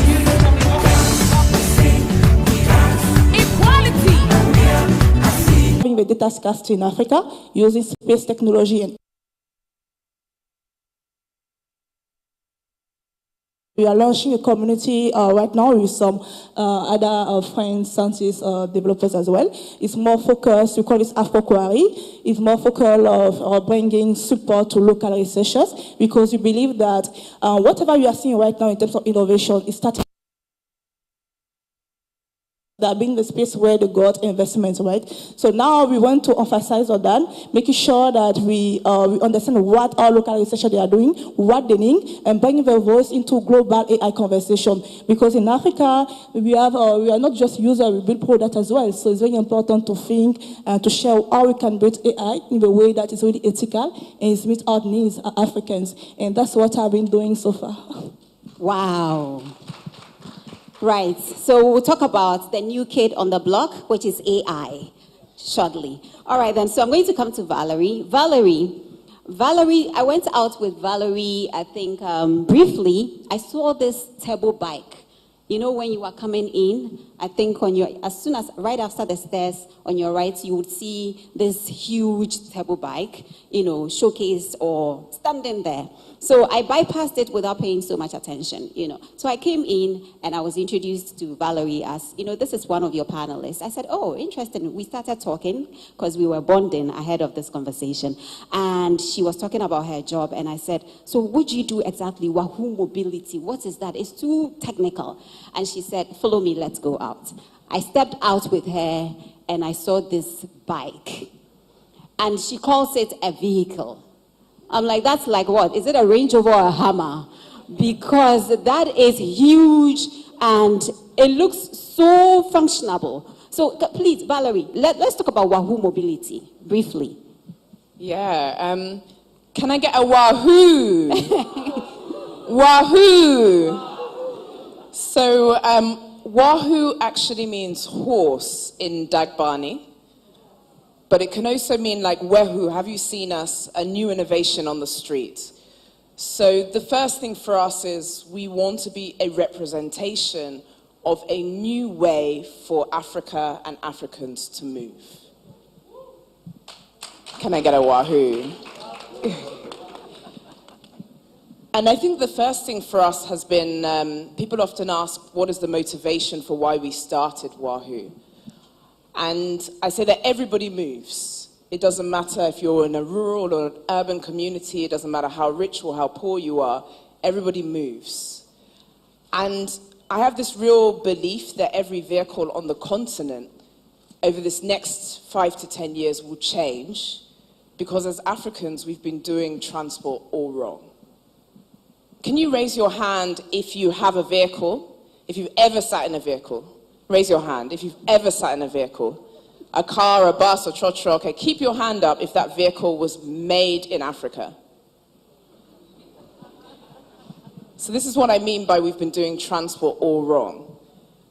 By 2050, we will have 2.9 billion people on the continent. 2.9 billion people. And in Ghana currently, we have around 38 vehicles per 1,000 people. So that means that the market opportunity for the production of vehicles by 2050 is going to exceed, even if you're looking at 20 vehicles per 1,000 people, will be more than 100 million vehicles. So the starting point for me is, as Africans, are we planning a future where we will import 100 million vehicles? The average age of a vehicle in Ghana now is 14 years old. So as Africans, are we planning a future where we will import 100 million 14-year-old combustion engine vehicles? That cannot happen. And so for me, businesses like Wahoo are not nice to haves. They are our future. Startups like Wahoo are not risky. It is more risky for us not to invest in our future than to take the risk today. I'm sure you would want to show your appreciation for that. Well, thank you so much. Right, so we are talking about These are my innovators, and of course, they are the impact makers and all of that, harnessing the transformative potential of innovation and emerging technologies to accelerate SDGs action. So everything that would be discussed here this morning, right about now, we will be featuring innovation and technology. So that's going to be the leads for our conversation. I would want to start with you. Now, Valerie, you said something briefly. You said, and I want to quote you because I wrote it down. As a journalist, I like to quote people a lot. So, so you said Ghana's economy was not set for innovators. What do you mean by that? So, our history and our development and our policies have been focused on how do we replicate what we see in the West. And so in the automotive industry specifically, we don't have an automotive association. We have an automotive assemblers association. And the criteria for joining that assemblers association is you have to have endorsement from an international OEM. So we actually wrote our law from the perspective that we had never considered we would have a domestic OEM. And so I think that's the first starting point is, if we believe that the only way we will develop is by copying, we leave no room for innovators. And so an example like us, we own the design for our vehicle. We now have the capability to manufacture it on Spintex Road, but we are paying an incredible amount of taxes to operate in the country, because when the policy was written, they never ever considered that we could do it ourselves. All right. Now, I'm going to, let's still stay with you. I want to find out, when you said that Ghana's economy was not set for innovators, now I'm asking myself, we do not have the association. We need endorsements from other people to be able to produce, manufacture. But I do know that we have some companies that have started, manufacturing automobiles here. If you ask me, I can talk about Kantanka. And please, if anybody knows somebody from Kantanka, please, I need to reach them so they can give me some money, because here I am talking about Kantanka. It is an indigenous business, so I like to talk about Kantanka. Yeah. And I know there are so many companies that could actually do better or even more. Let's talk about the SDGs. Where do you find yourself? Because I know you find yourself in so many areas. Let's talk about the key areas, because I'm sure somebody sitting here is wondering, so how is this related to the SDGs that we are talking about? Let's get very practical with our conversation. Where do you find yourself? Yeah. So I think the important thing for me in building businesses around SDGs, for us, we would define ourselves as a social enterprise. So that means that we look at business from 3 lenses. How do we build social capital? How do we build economic capital? And how do we build environmental capital? And so when we initially started, the first point for us was, how could we design an electric bike that suited the realities of African roads, the needs of African people, and our infrastructure? The second thing for us was, who is our customer? And in the case of Wahoo Mobility, we design vehicles specifically for delivery riders. And these are most often the most disenfranchised people. They're the heart of delivery, they're the heart of logistics, but they're often not bankable.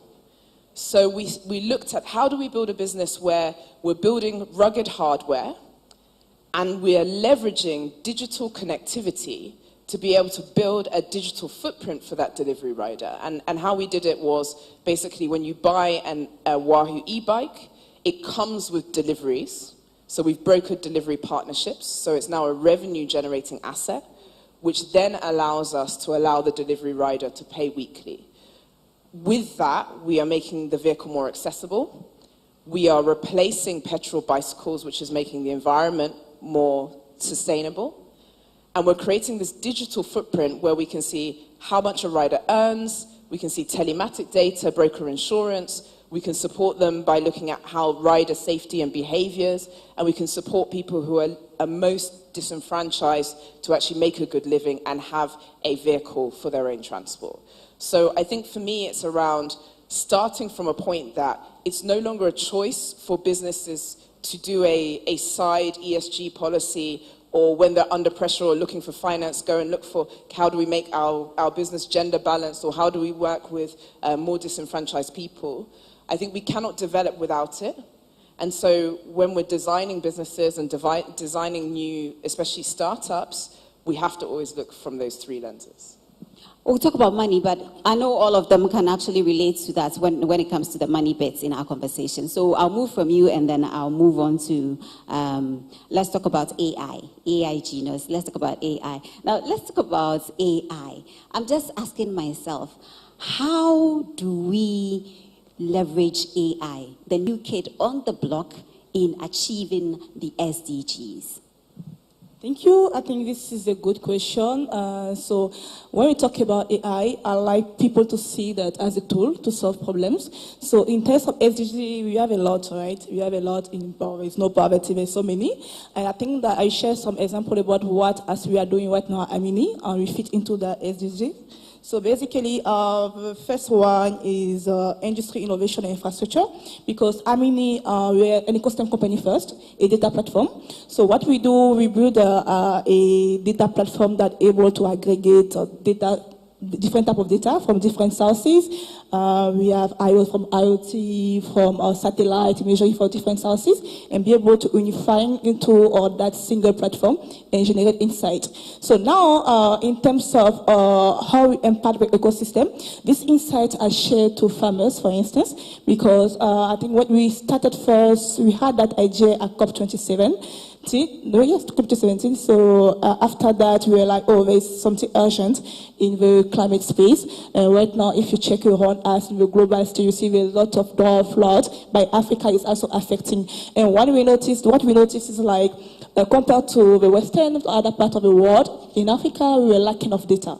Not because we don't have data, because I was talking about this yesterday. Whatever we do today, we generate data. Even when you are, if just a simple farmer, whatever they are doing, they're processing data.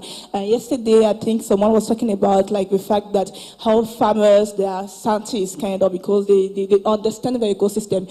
They know when it's going to rain, what is going to happen, so they're the best scientists. But today with climate change, the best scientists are not even the best scientists, because they can't keep using what they used to use before to say that, oh, tomorrow is going to rain, they can predict, right? So we need something as an addition, something they can collaborate with. And AI is bringing that part, is closing that gap. So what we do when we are able to collect data from farmers, we generate insight they can understand. Insight that is more actionable, because of the insight we tell them what to do and why doing this, right? So it's action related, and whatever we provide to farmers is free, because we understand that farmers in Africa are struggling a lot. If you know, they have like their land is not even more than 2 hectares, right? And they're not making a lot of money. With climate change, is a lot of challenges. So to be sustainable in our business, we also notice that the data we are providing to farmers is useful for other parties. For instance, if you think about a large company like banks, right? They need to support farmers, they need to support some in terms of financial inclusion, but they were just here a few minutes ago. One of the challenges they have right now is the fact that a lot of farmers, they don't have bank statement, they don't have, it's hard to predict, to do some credit scoring, right?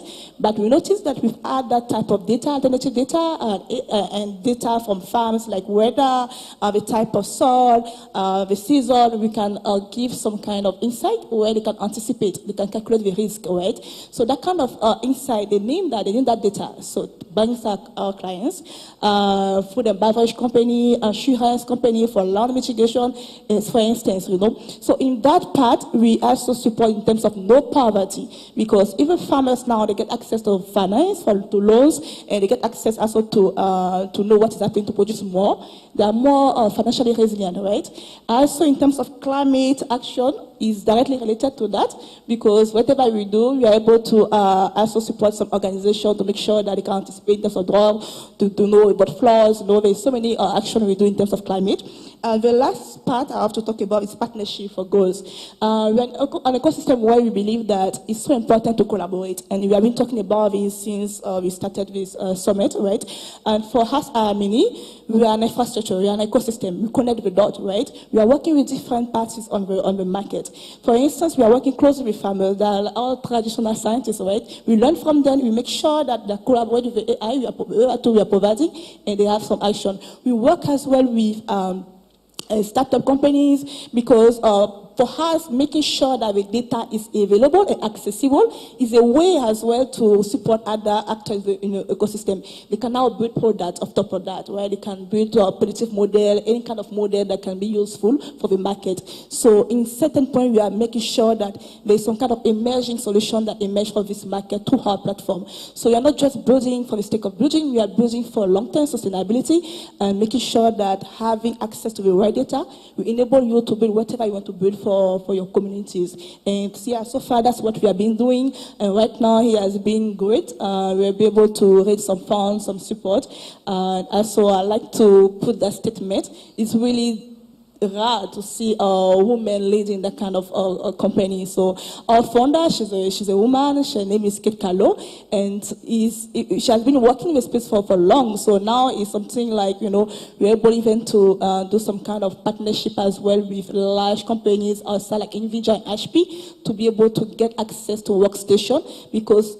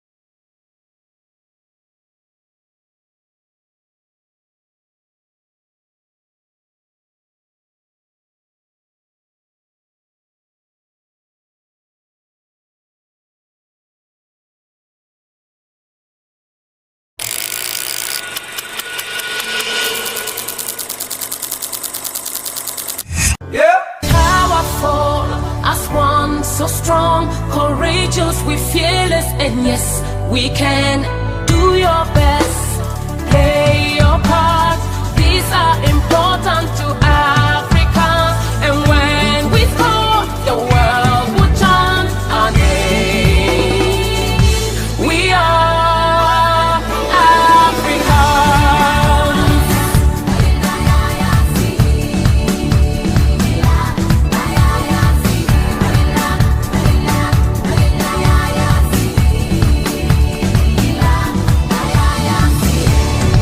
Say yes to the SDGs. Equality. Industry. No hunger. No poverty. We're powerful as one, so strong.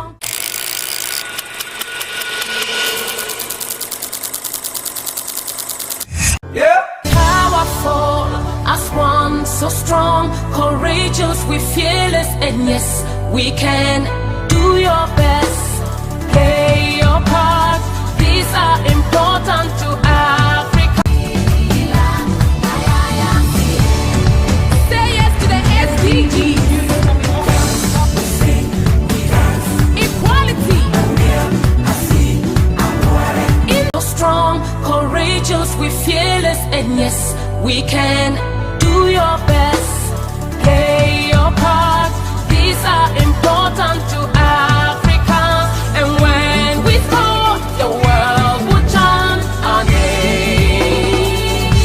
We are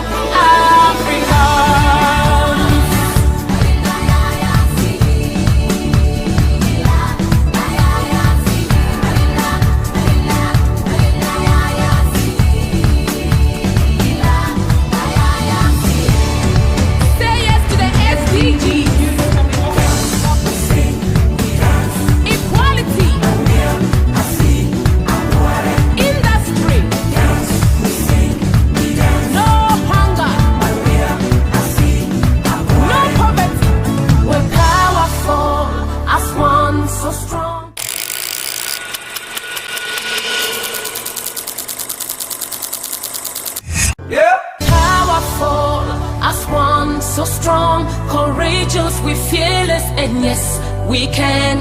Do your best, play your part.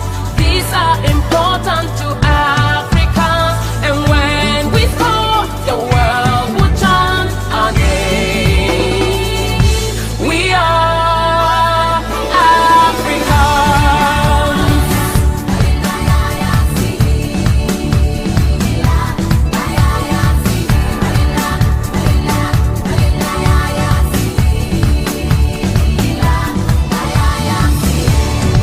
Say yes to the SDGs.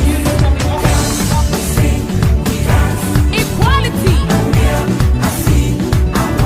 Industry. No hunger. No poverty. We're powerful as one, so strong.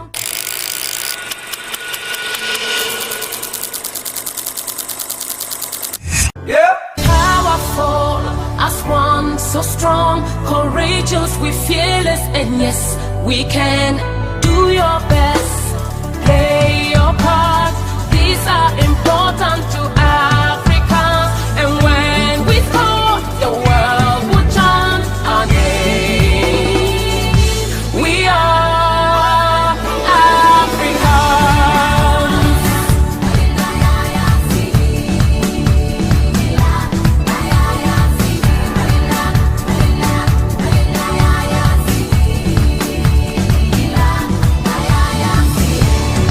Say yes to the SDGs. Equality. Industry.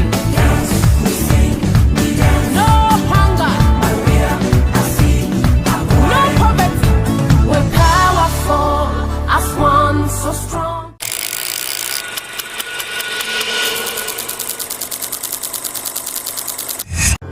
Powerful as one, so strong, courageous, we fearless, and yes, we can.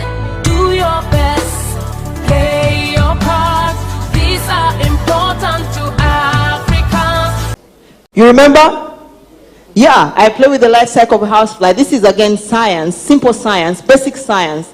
Play with the life cycle of a housefly, and then this life cycle makes us turn food for turn dung and make food for animals. And these animals, now remember, protein is very, very scarce and is important for all of us, bodybuilding food. But then, and it's the most expensive. Take, for example, if you have to grow chickens, you have to grow cows, you have to grow all this. So it's the most expensive. So how do we make sure that we attain this expensive protein? So that's why we play with the pig dung or animal dung, and then turn it into the life cycle. These are maggots, and then the maggots are fed on the chickens. We feed them on the chickens, the fish, and then also we get earthworms again. We feed them on the fish. This very, very simple and basic. And then we end up producing, like the animals go, like the chickens reach market very fast, and they're healthy, it's organic, you know. All these things, at the end of the day, we are having quality food. You're not actually wasting the environment. And then it's cheap because now the dung or the manure and all this goes back to the garden. And then you are looking at life on land, making sure that it's healthy, the land is actually rejuvenated. Thank you. I see you're telling me to stop. Well, I think, yes, she has a lot of videos on YouTube. So when you find the time after we are done with our interaction here, you can follow her and see what she's doing. And I'd like to talk about some of the amazing things that she's doing when it comes to farming. Hardly do we see women, farming. Usually you would see us selling the produce, but not very much involved when it comes to, the heavy lifting of the profession. And once you make it attractive, I don't mind going into farming as well. I'm sure we all would, because it appears you are making a lot of money from that direction. Oh, yeah, I do. Actually, from 1 acre, I earn $100,000 a year. Oh, it's okay. Don't share the information. I'll come see you, please. That's fine. All right, thank you. I believe we'll be bringing in our distinguished audience. If anyone has a question, I'm not doing this all by myself. I have my panelists here, so we can take, I think, a couple of questions. So if you have any information, submission, all right, I see a hand from the back. So please, okay, so you can share give us your name and tell us who you are directing your questions to so they can answer your question very well. But before I do that, the people who actually control the finance, monies and everything, they've been sitting here telling us, we have money, there is money. The only problem is that we don't really get to know some of the things that you are doing. There is money. And I've also heard people say that there is no money when you approach the banks, when you approach the financial institutions. So we are struggling. We have these amazing ideas and we need money to fund them and we don't have the money. But they've also sat here to tell us that they have the money. Do we have the money? Are you getting access to the money?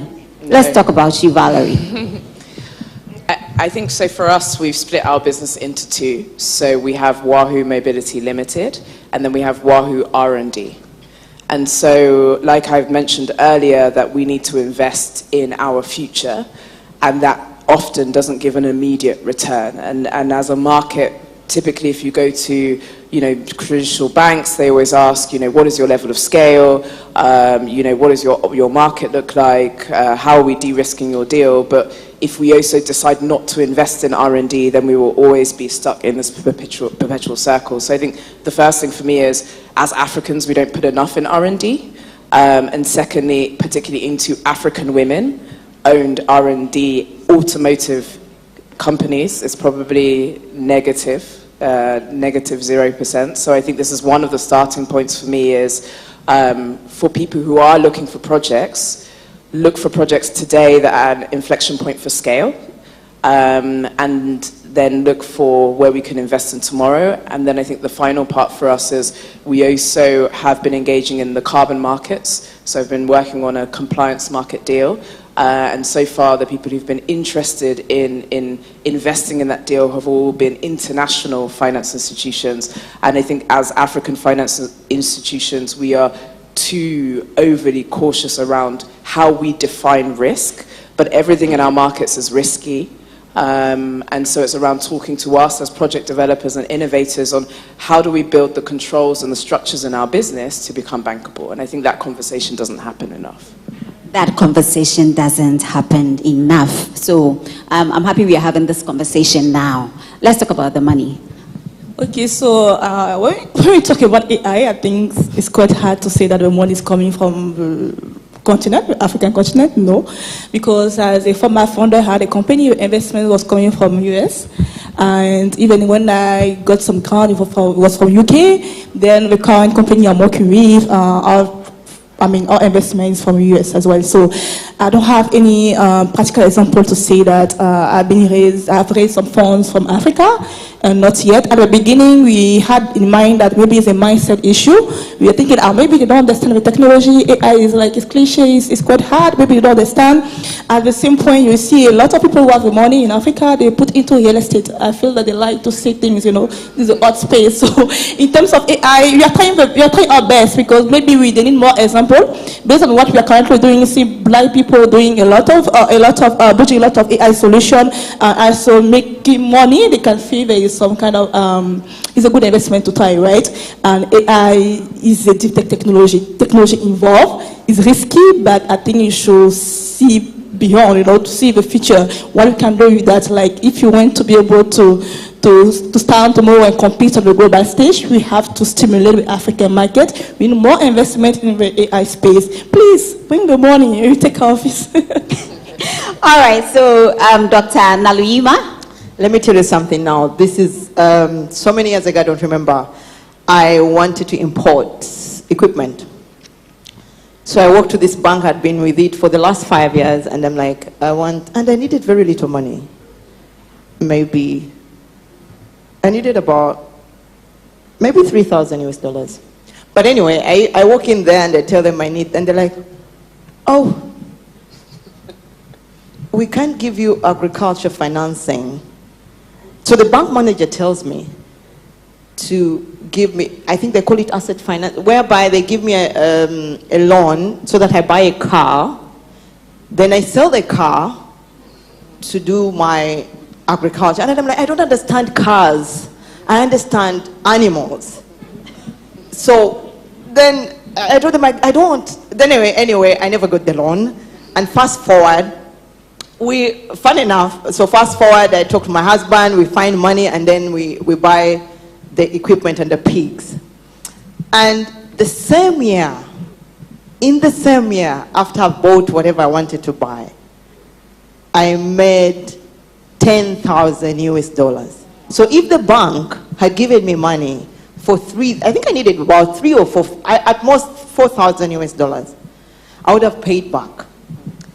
Then, now, recently, yesterday, a few days, so on my farm, I do a lot of skilling. We skill the youth, we do everything. So we're now working with partners. So there's a partner that asked me to provide equipment for a certain youth group. Things like fish farm, fish pond. So now, I go to this bank. I tell them, oh, I have this LPO. I had like 6 LPOs. I needed to be financed. And I tell them, actually, if you finance me, I deliver my work, they pay me, and I pay you. They told me, bring ABCD. I gave them everything. Up to now, the money didn't come. It didn't come. Okay, so this is a story that a lot of people can actually relate. Right? They can relate to such stories. We cannot really achieve the SDGs if we don't take risk when it comes to some of these interventions, innovations, and all the things that we want to achieve. If we don't believe in our products, we don't believe in some of these initiatives, who is going to believe in them? If we have people coming in, I understand that no country is an island, which is why we have our development partners, and we also need to take the risk before they can come in and support us. But oftentimes, the stories are not what is supposed to be. You find people from outside believing in our ideas, and they are willing to take that risk by investing money, grants, and giving us all the funding. Yet our own people, the institutions, the banking sector, and all the people who are supposed to support us and make us realize this, the SDGs we are talking about, lacking behind, and we need to move with the speed. If we are going to realize that, we have to be able to invest in our dreams, our aspirations, interventions, and all of that. My guest, or my panelist, well, I have Miss Valerie Labi, CEO, Wahoo Mobility Limited. Thank you very much for joining us. Thank you. Miss Charlotte Ngwizan, Data Solutions and Ecosystems Lead. Amini, Responsible AI Advocate. Afroquari, former Deep Tech founder, Base Group from Kenya. Thank you so much for joining us as well. And Dr. Emma Naluima Mugewa, co-founder and COO, MST Junior School from Uganda. Thank you so much for joining us as well. We were going to take questions. We're done. Are we taking questions still? Oh, okay, fantastic. Right, so I see, right, please, we'll start from there, then we'll come here. All right then, please share your name with us and tell us who your question is directed at. My name is Fafali Kofi, and I'm directing this question to Dr. Emma. So, industrialization is a very important sector in this generation. My question is, how can you combine industrialization and farming, and also make it available for everyone, especially the youth? Thank you. Thank you very much. I'm sure, would you like, or we should finish with all the questions so we can answer them? All right then. There is a hand, right. Okay, so please go ahead. Hello, everybody. The microphone. Yeah, hello everybody, good morning. We can see you. Okay. Oh. So don't worry. Okay, great. There you are. So my question is actually to the three of them, and I'll highlight where I would like each of you to concentrate. So the MST woman, in terms of farming, my interest is how are you also including persons with disabilities in terms of using math, science, and technology in your farming and all these good things that you are doing? preserving the land.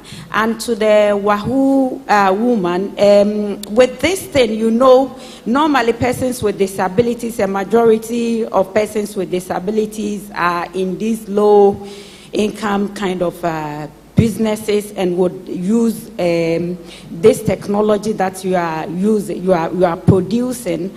I would like to know, are these tailored or are these accessible for persons with disabilities, this largest minority? And then also to AI. You are using AI.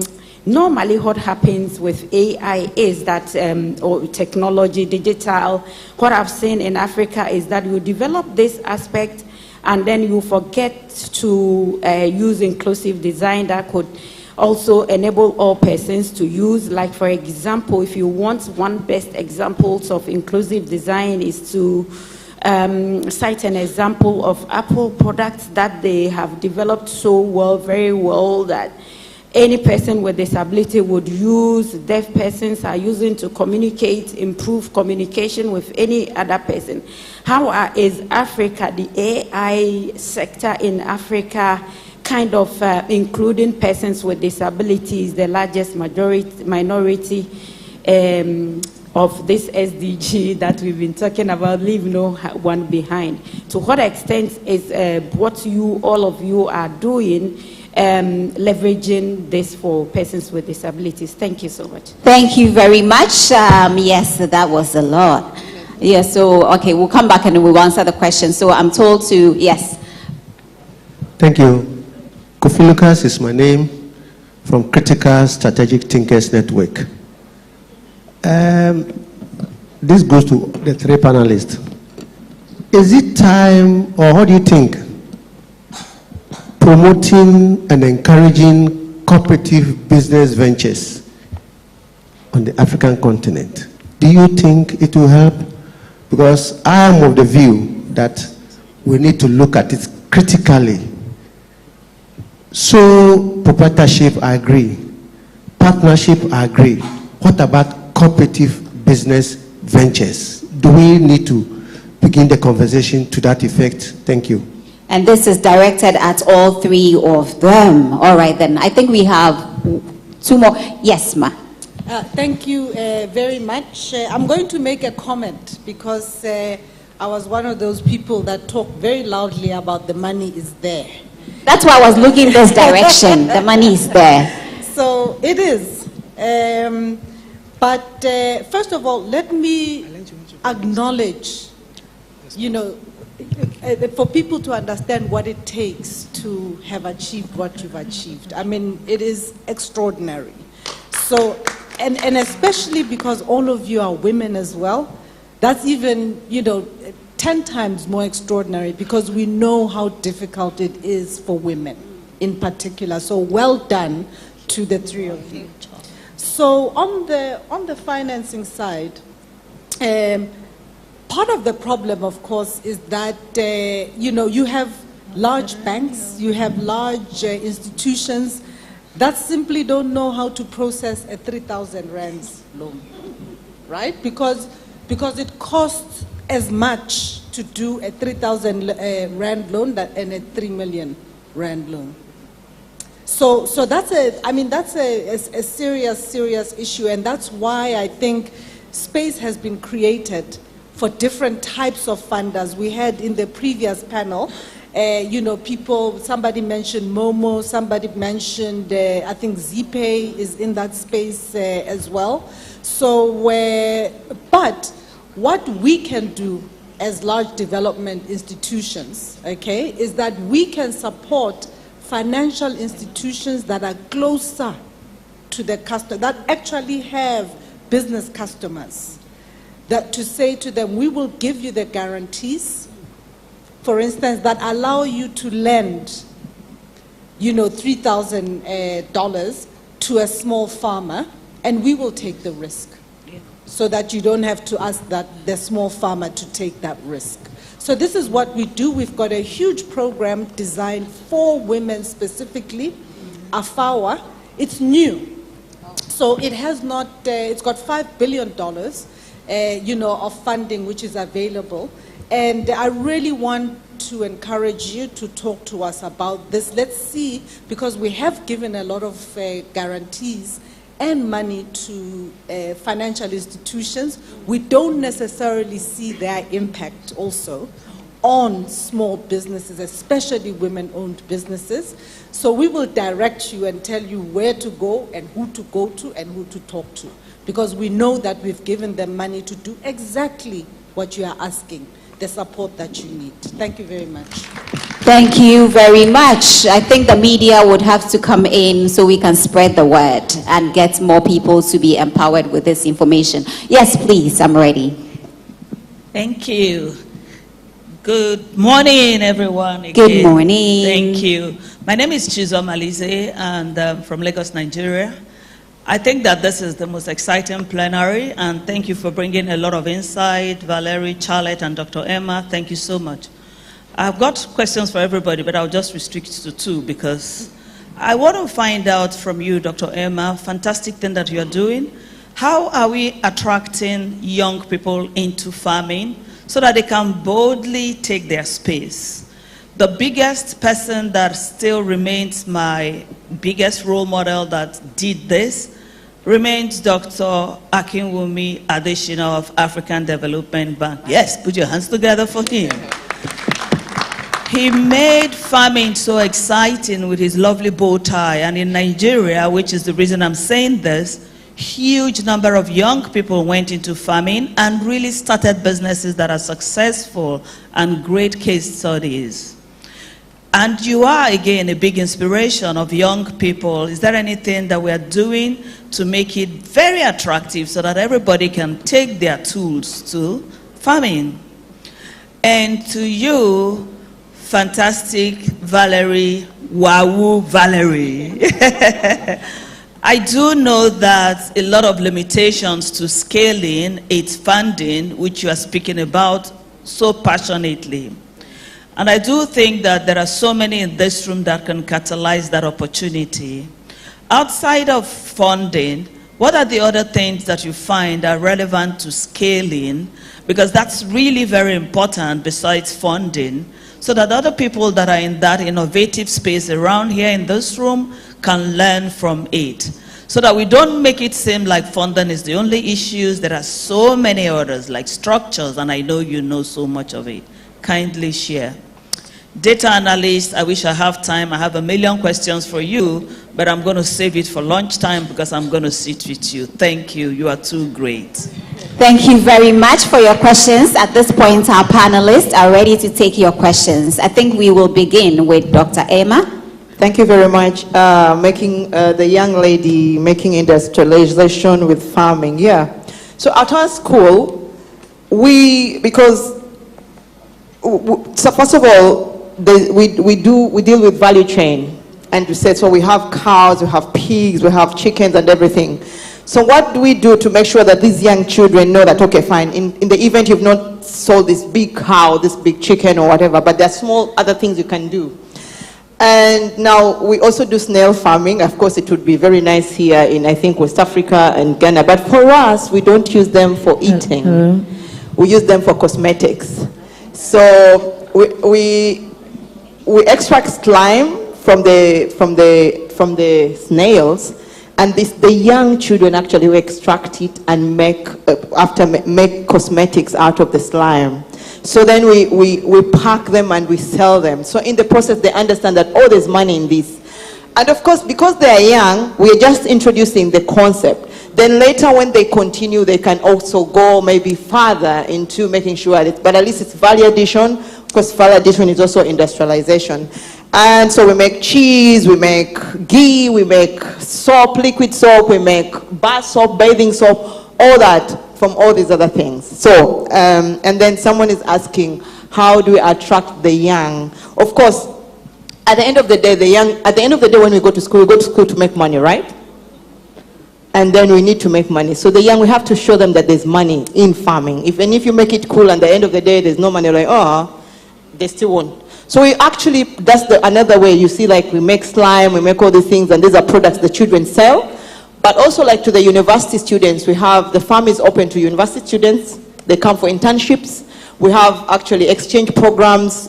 Just on 30th, a German student came from, has been on my farm for 3 months.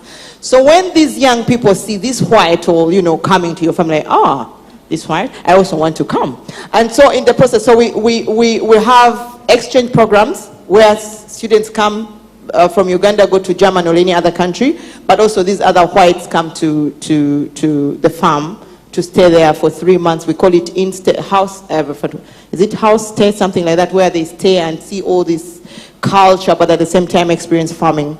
Yeah, so at the end of the day, and then we also have agriculture shows, and at agriculture shows, these students are on my stall, and their job is again to just talk about farming, to learn. And so there's so much as in the process they learn, and then we mentor them. There are those we mentor who really want. Someone calls and say, almost on a daily I receive about 3 to 5 WhatsApp or emails, someone asking, can I come to your farm, or can I come and you mentor me? And in the process we give them all this information so that they can come, and we tell them, we are open books really, so they come and we tell them what we've gone through. And the beauty with them now, they're getting a blueprint because we suffered, but then we tell them exactly what they need to do without going through what I did with the bank and all that. Yeah. Then person with disability. Now at the school, surprise, surprise, many parents with children with disability bring their children to us. And then we tell them, not in a bad way, we tell them that maybe we are not so much equipped, but they come still. We have students, we have autistic students. We have many, I don't want, but many with disability. And they come, and because it's practical, you understand? It's practical. And they're like, okay, fine. They may not be very good in class or something, but there's something they do. And for us, what actually makes our school different from the rest of the schools is we remove the theory out of class and make it practical, so everyone can feel and touch and understand. So we actually welcome those people with disability. Yeah, the gentleman for thinking, is it strategic thinking? Yeah, the strategic thinker. I like his question since yesterday. So in Uganda, it's a good thing actually to continue thinking about it, because when we were growing up, I wasn't there, but when we were growing up and I listened to my grandparents and said there were cooperatives at that one time. Unfortunately, they're not there anymore, but they're coming back. So yeah, your question is right now the right time to start thinking about cooperatives, and it will be good. I think I've answered the questions that have been directed to me, if I'm not mistaken. I think you have. So if you want to learn more, or if you have more questions, I'm sure you can approach her after we are done with this session and find out all that you need to know. So please, I'll move on to you.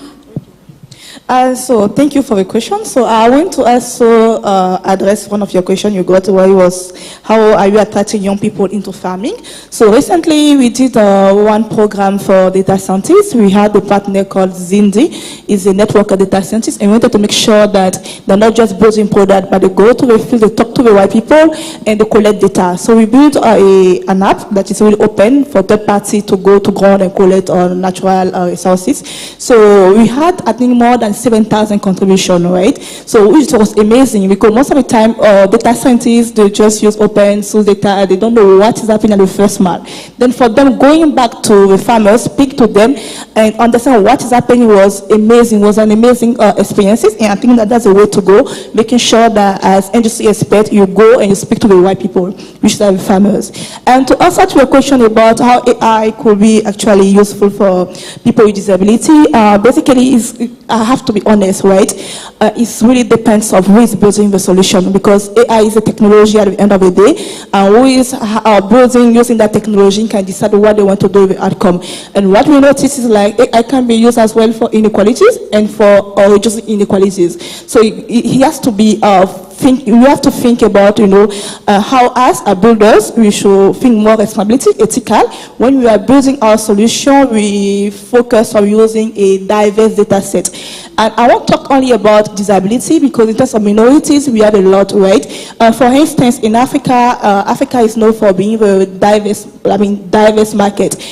just speak about local languages. In Ivory Coast alone, we have more than 60 languages. Imagine now from Africa. So most of the time when we are building solution, is could be in French or even mostly in English, because in French it's quite hard to get a lot of tech or French. So it's more English and it's not speaking to the people, right? So as innovators from Africa, living in Africa, building for the African market, what we do is to ensure that whatever we are building for our people is inclusive. It means that we collect data from different markets, different spaces, not just being sitting in Accra and say that, look, we think about Kumasi, other regions, and if you want to extend as well, you should think about beyond your communities. And it has been that. And for instance, speaking now or to be specifically about disability, the solution that we tailor for people who are facing some kind of disability. It could be like maybe I can hear, so there's product that are being used or based on their own behavior they use to make sure that it works for them.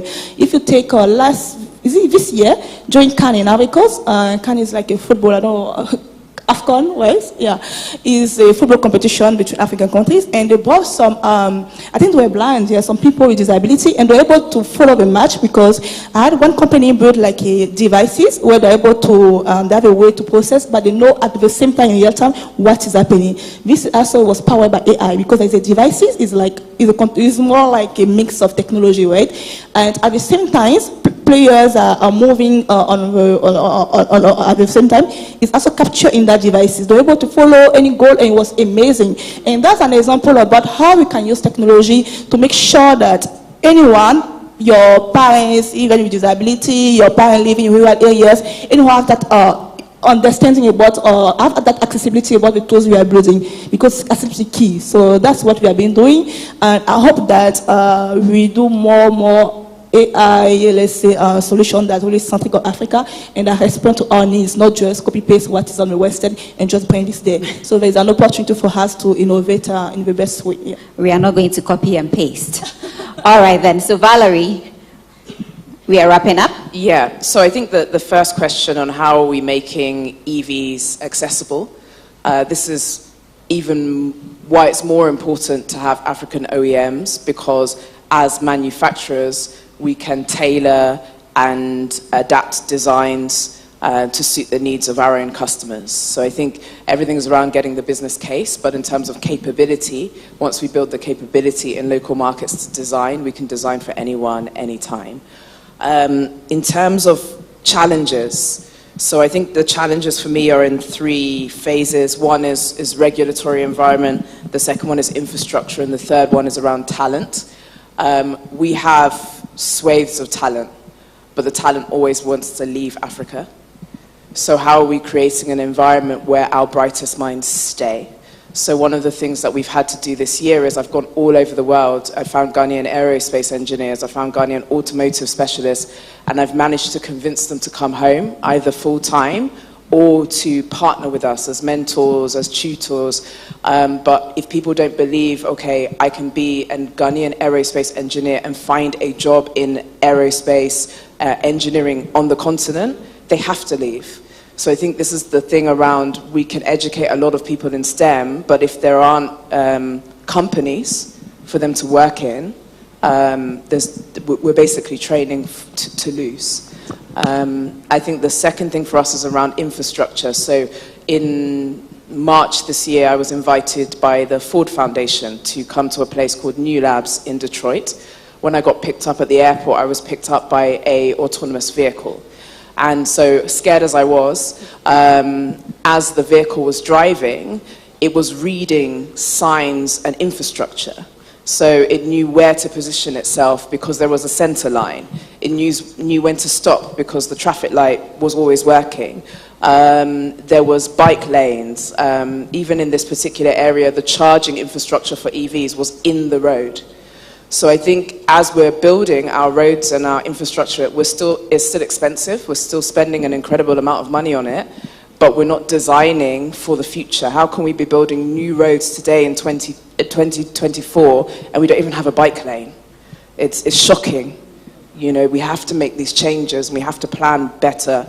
And then finally, just from a regulatory perspective, I'll give an example. We've spoken a lot about the African Continental Free Trade Agreement. We've spoken a lot about now there's an environment for us to be able to sell freely goods in Africa. In actuality, it's not working, and we have to realize when it's not working. For me, we are a free zones company, but you can't be free zones and ECOWAS trade liberalization scheme. So I can import components without paying the taxes, but if I'm selling to a delivery rider, they pay the taxes.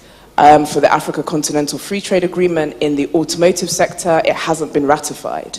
And even when it is, I then need every African country to have a definition of my vehicle before I can export to them without the tax and the tariffs. So I think what we need is now the policy environment, the framework, the intention, the political will is wonderful. For those of us who are implementers, we need people to take that next step to work with us to make sure that the processes and the systems are actually functioning. So thank you.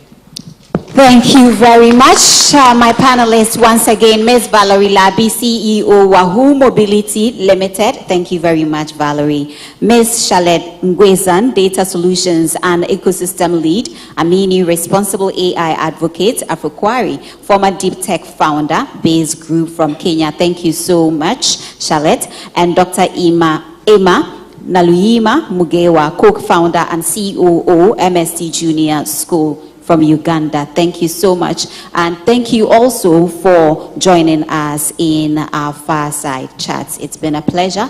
We've learned so much. We've shared so much. It's time to run with the information that we have. So let's run as quickly as we can. My name is Harriet Nati. Thank you once again. A round of applause to Harriet and the team. And I'm sure many would want to know, Valerie, how we can get access to Wahoo Mobility. Valerie, if anyone wants a motorbike, how do they get one? Outside, right now. So we can buy one right now. Okay. So as they take the photograph, we'll get ready for a 2-minute water break. Is that enough? Or we should continue? Should we continue? And when we thought the world would turn on us, we are Africans.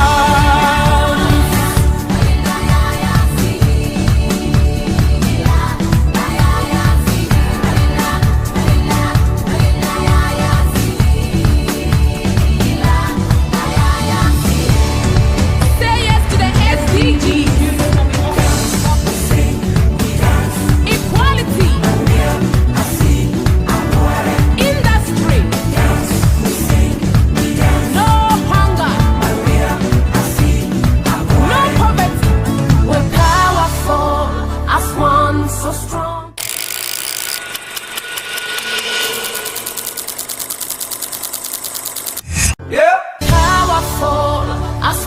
So strong, courageous, we fearless, and yes, we can. Do your best, play your part. These are important to Africans. And when we thought the world would turn on us, we are Africans.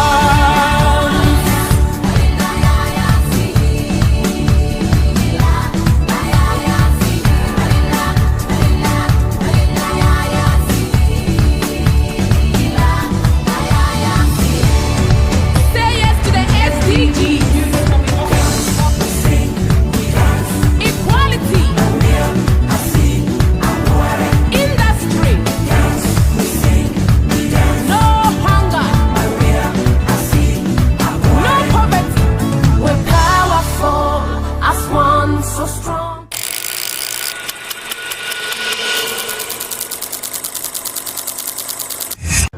Powerful as one, so strong, courageous, we fearless, and yes, we can. Do your best, play your part. These are important to Africans. And when we thought the world would turn on us, we are Africans.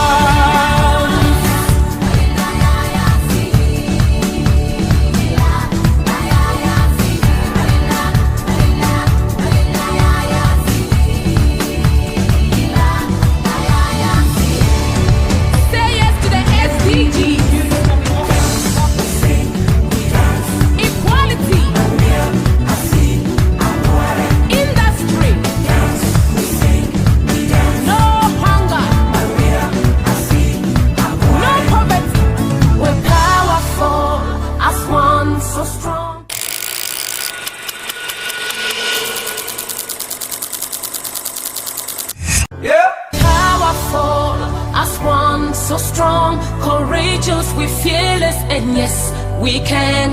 Do your best, play your part. These are important to Africans, and when we score, the world will chant our name. We are Africans.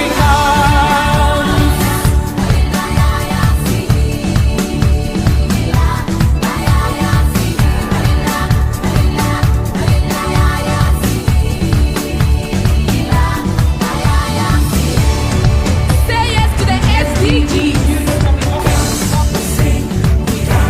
Equality. Industry. No hunger. No poverty. We're powerful as one, so strong.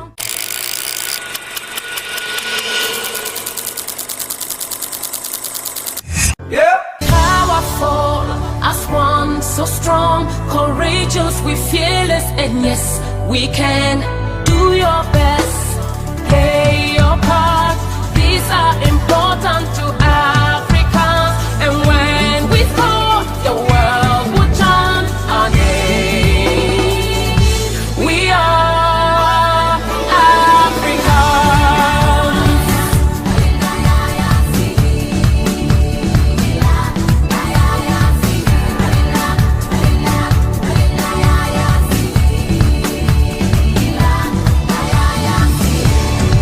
Say yes to the SDGs.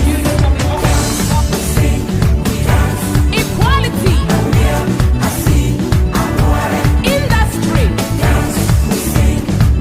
No hunger. No poverty. We're powerful as one, so strong.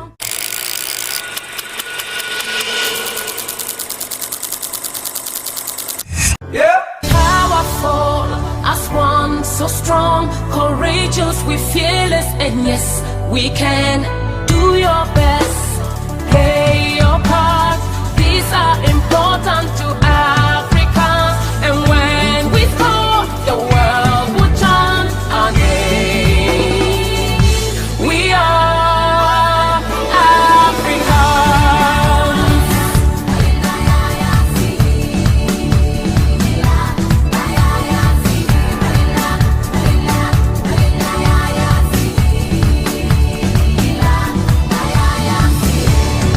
Say yes to the SDGs. Equality. Industry. No hunger. No poverty. We're powerful as one, so strong.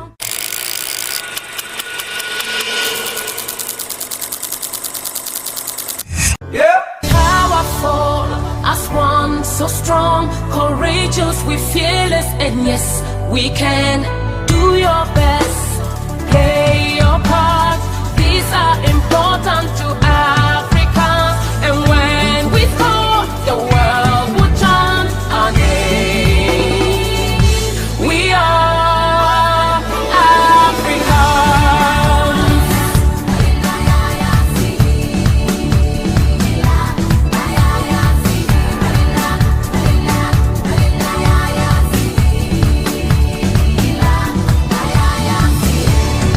Say yes to the SDGs.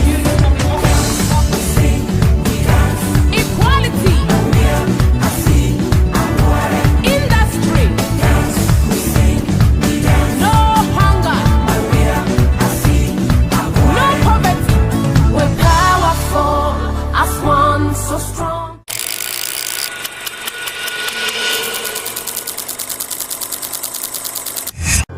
Powerful as one, so strong, courageous, we fearless, and yes, we can. Do your best, play your part. These are important to Africans, and when we score, the world will chant our name. We are Africans.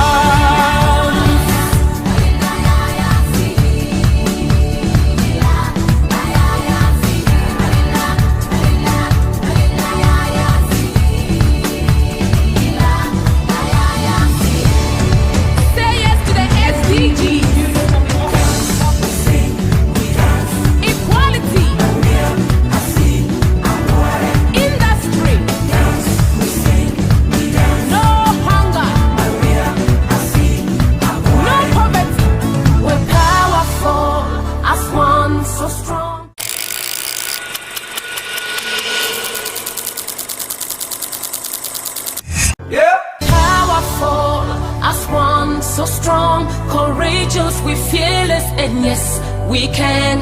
Do your best, play your part.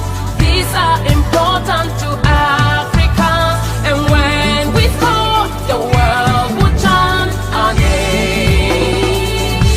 We are Africans.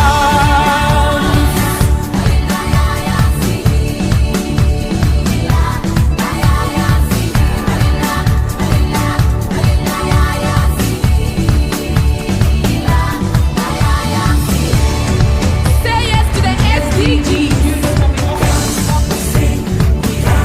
Equality. Industry. No hunger. No poverty. We're powerful as one, so strong.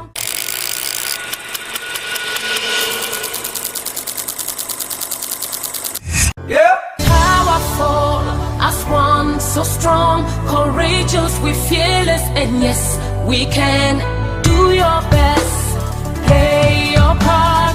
These are important to Africans, and when we score, the world will chant our name. We are Africans.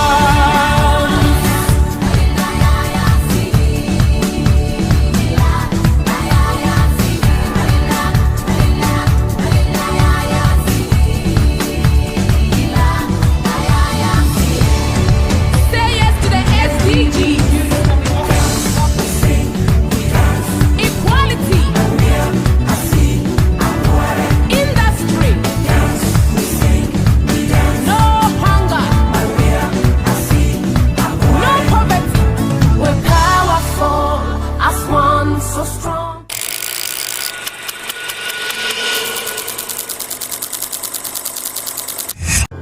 Powerful as one, so strong, courageous, we fearless, and yes, we can. Do your best, play your part. These are important to Africans, and when we score, the world will chant our name. We are Africans.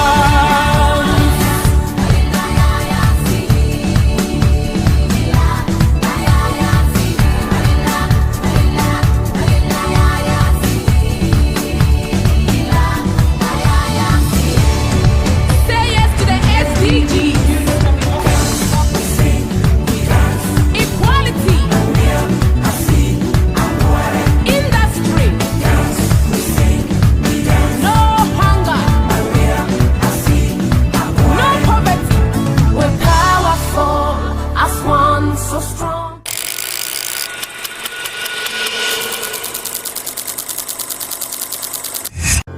Powerful as one, so strong, courageous, we fearless, and yes, we can.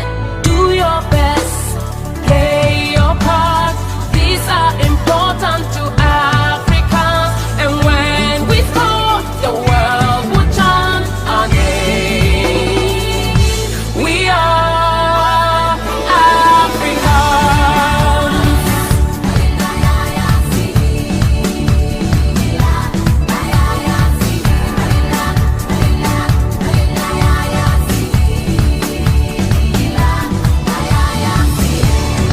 Say yes to the SDGs.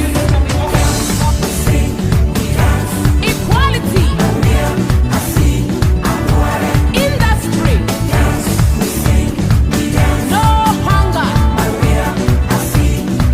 No poverty. We're powerful as one, so strong.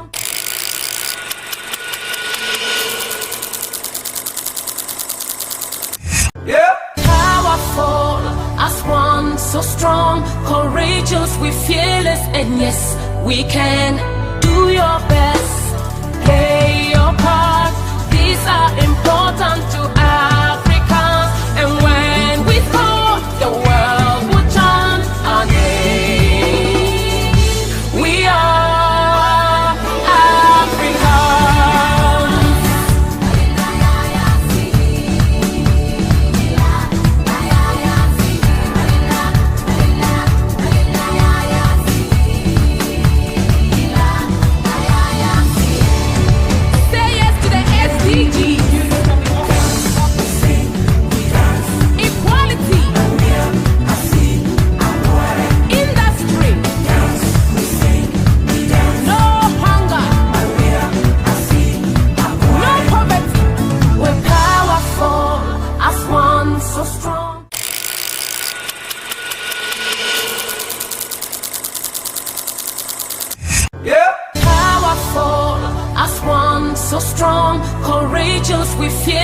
and yes, we can. Do your best, play your part. These are important to Africans, and when we score, the world will chant our name. We are Africans.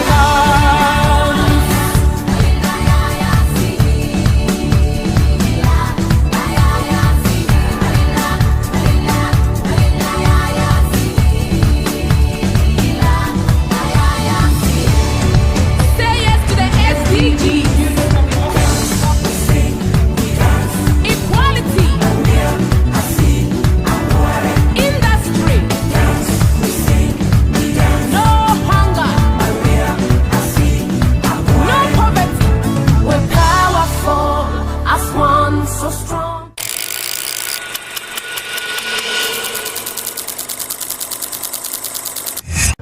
Powerful as one, so strong, courageous, we fearless, and yes, we can. Do your best, play your part. These are important to Africans, and when we score, the world will chant our name. We are Africans.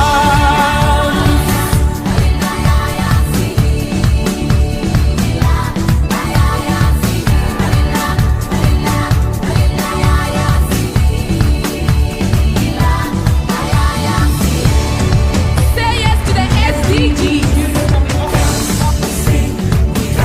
Equality.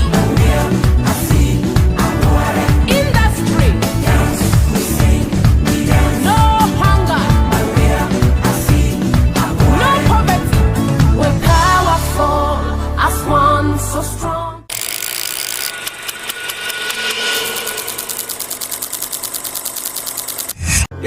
Powerful as one, so strong, courageous, we fearless, and yes, we can. Do your best, play your part. These are important to Africans, and when we score, the world will chant our name. We are. For it, you can charge anytime, anywhere. The 2 batteries on the bike can give it a range of 140 kilometers. Can I get a wahoo? Wahoo. 140 kilometers is like riding from here to Peru. So riding the bike is Lawrence. He's one of our Wahoo heroes. So he has been doing work and pay on his bike, and he does deliveries for people like Bolt to support them to also hit their SDG goals. The bike has rugged suspension, it has motorbike tires, and then the bike is connected to our Wahoo app platform. So every rider also gets a rider safety score. So every day when they're riding, they get told how they're riding, and we can actually remote turn off the bike if we feel that they're riding in a way that is not conducive with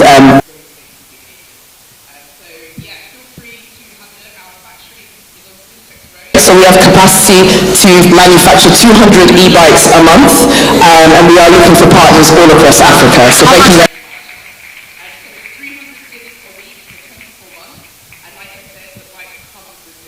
So even if you were getting it in your market, we would make sure we would broker a partnership on that basis. Okay.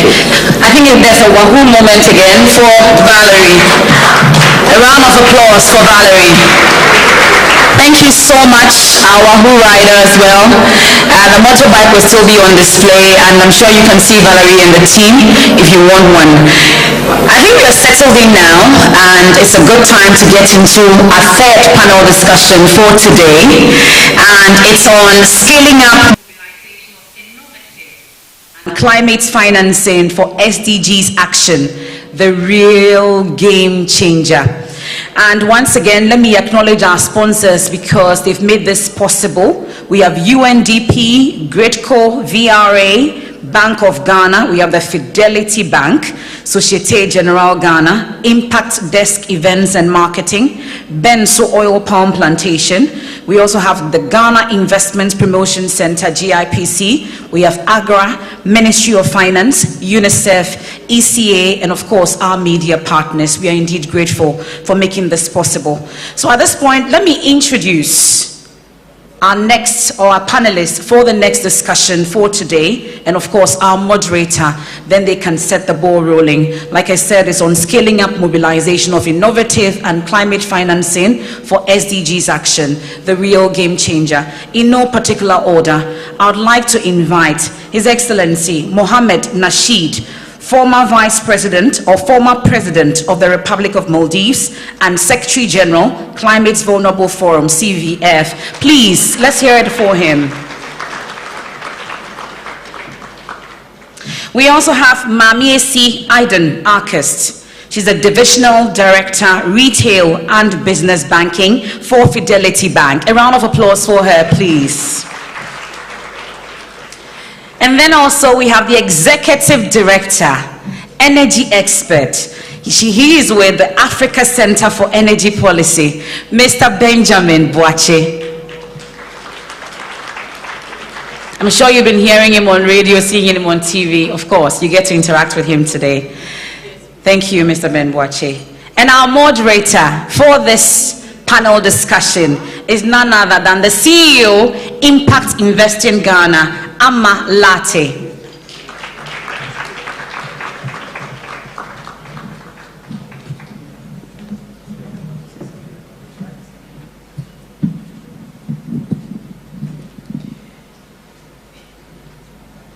It's interesting being the panel between everyone and lunch and coming after the bike presentation and all that innovation and excitement about entrepreneurship. But what we're going to talk about is something that excites everyone, both entrepreneurs, policymakers, civil society. It's about financing, scaling up mobilization and innovation, and mobilization of innovation and climate financing for SDGs action, the real game changer. That sounds really exciting. Our panel is an esteemed panel that is working in various ways to mobilize financing or to contribute financing. So we thought that we'll start this panel by having them tell their stories, having each person tell us what they do in the space and how they are contributing to mobilizing innovative climate financing. And then from there, we have a couple of questions we'll open up to the audience. And we hope that at the end of the day, we'll all leave with an action, at least one thing we're going to do differently when we leave here that can contribute to increasing financing for SDGs action. So we'll start off with His Excellency Mohamed Nasheed. Tell us more about the work that you're doing and how it is leading to mobilization of innovation. You should have a microphone right next to you. Well, thank you very much, and it's lovely to be here in Accra. I do all sorts of things. Previously, I was the president of the Maldives from 2008 to 2012, and then from 2018 to 23 as the Speaker of the Parliament. And now I reside in Accra. This is home. I work for the Climate Vulnerable Forum as the Secretary General. We are 68 countries and we are 68 climate vulnerable countries. We used to be hosted in Rotterdam, but then when President Adu Akufo became the chair, we rotate our chairs every 2 years. Barbados is going to be our next president, will hold our next presidency. Members decided to come to one of our countries, and they decided on Accra. I think it's an excellent decision. So I am here, and we coordinate with the 68 countries. We work in international fora. Also, we do what we call the climate prosperity plans.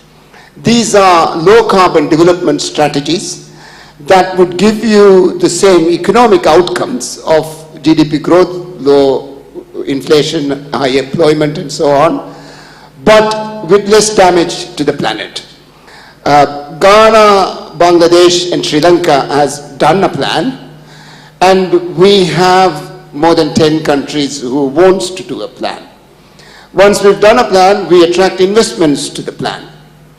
Now, Ghana has an excellent plan that is, I hope, to close in the next few weeks, to plant 100 million trees, and to do that in a financially viable and a bankable manner. So getting it done through the private sector, blending it with farming and value adding to your produce. I don't think I'm supposed to go on anymore on this instance. But that's the climate prosperity plans stands at the core of our work. Carbon financing, of course, is a crucial mechanism to leverage finance to bring in new money and see that our countries prosper. Climate resilience in our minds is becoming rich. You can't be poor and then be resilient. So carbon financing is another way of doing that. We also advocate to bring cheaper money through multinational development banks, MDBs, and international financial institutions. The Loss and Damage Fund, the Global Shield. There are some funds that we've already been able to come up with, and now we need money to be dispersed through these funds. In short, this is what I am trying to do now. But primarily what I'm trying to do now is to embed our institution in Accra, in Ghana. I'm going to be living here for the next 3 years and hope to institutionalize the CVF in Accra. And I must mention, SDG 13 is climate action. So bringing the CVF to Accra, in my mind, is the most active action that the President and the government has done. And I commend you for having done that.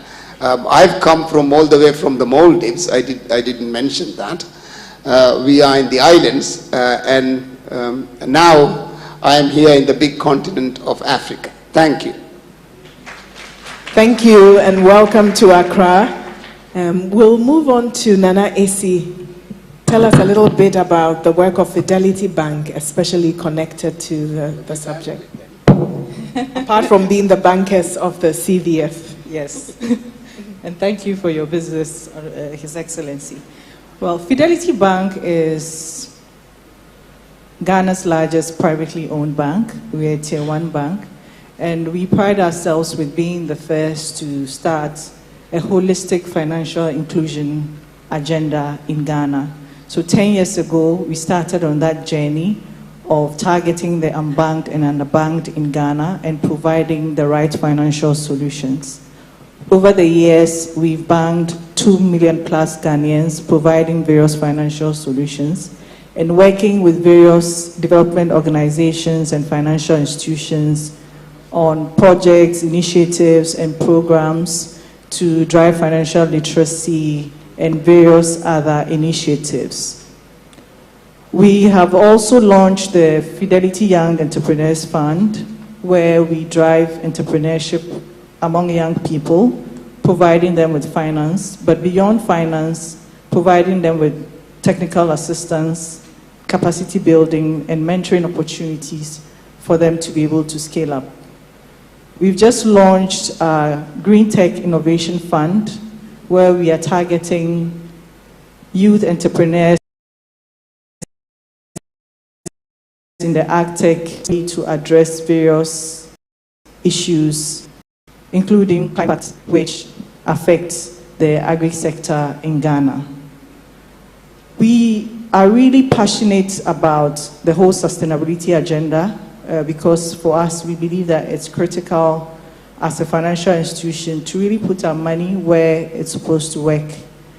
And we have a dedicated sustainability department manned with experts in the field who ensure that throughout our activities and operations, we are embedding sustainability principles as a bank and also in how we engage with our customers and the communities in which we operate. So we want our brand promise, which is Believe With Us, to be of important significance in the whole sustainability agenda. And we believe that this is the right time to make sure we are leaving no one behind, particularly the next generation, the youth and the next generation, in driving the sustainability agenda and ensuring that Ghana meets the SDGs. Thank you, AC. So we heard from the policy angle, now private sector, and then Benjamin, you're the think tank. Would love to hear more about the work you're doing, so we can see how the threads connect across the panel. Thank you very much, and then good afternoon, everybody. So I lead a think tank, Africa Center for Energy Policy, and our interest really is in ensuring that there is appropriate policy framework regime to optimize investment and also protect the interests of states across the region. We're based in Accra. In Ghana, people know us for the aggressive advocacy we do, but beyond that, we are plugged into the regional bodies working on regional policies and frameworks, encouraging governments working with our partners in the region to do some of the things we do in Ghana to make sure that there is investment, and also those investments do not undermine the interests of countries. We plug in the SDGs on the 7 and 13. We're looking at energy access, and in that space we are interested in aggressive access, because 100 million of this population still living without access to electricity. And that for me is a scar on our conscience. We need to be able to deal with that aggressively. So we're interested in how do we engineer solutions within our context, not just importing solutions, but working with research institutions, the young generation, to be able to develop innovative solutions to be able to address our energy needs. So increasingly we are engaging academia to be able to encourage research and development in that space. We are also trying to see on the climate side, because of our work in oil and gas, which of course is one of the major industries that are polluting the world. We're interested in partnering with businesses to see how they are actually reducing their emissions to make sure that we can save the planet. We are tracking new investment and to see how compliant they are with new technologies that actually reduces emissions. We've done some work trying to survey policies around oil and gas countries to see where countries are in terms of addressing emissions in the oil and gas sector, and encouraging businesses to commercialize some of the emissions where possible, which requires financing, and also engaging at the policy level with banks.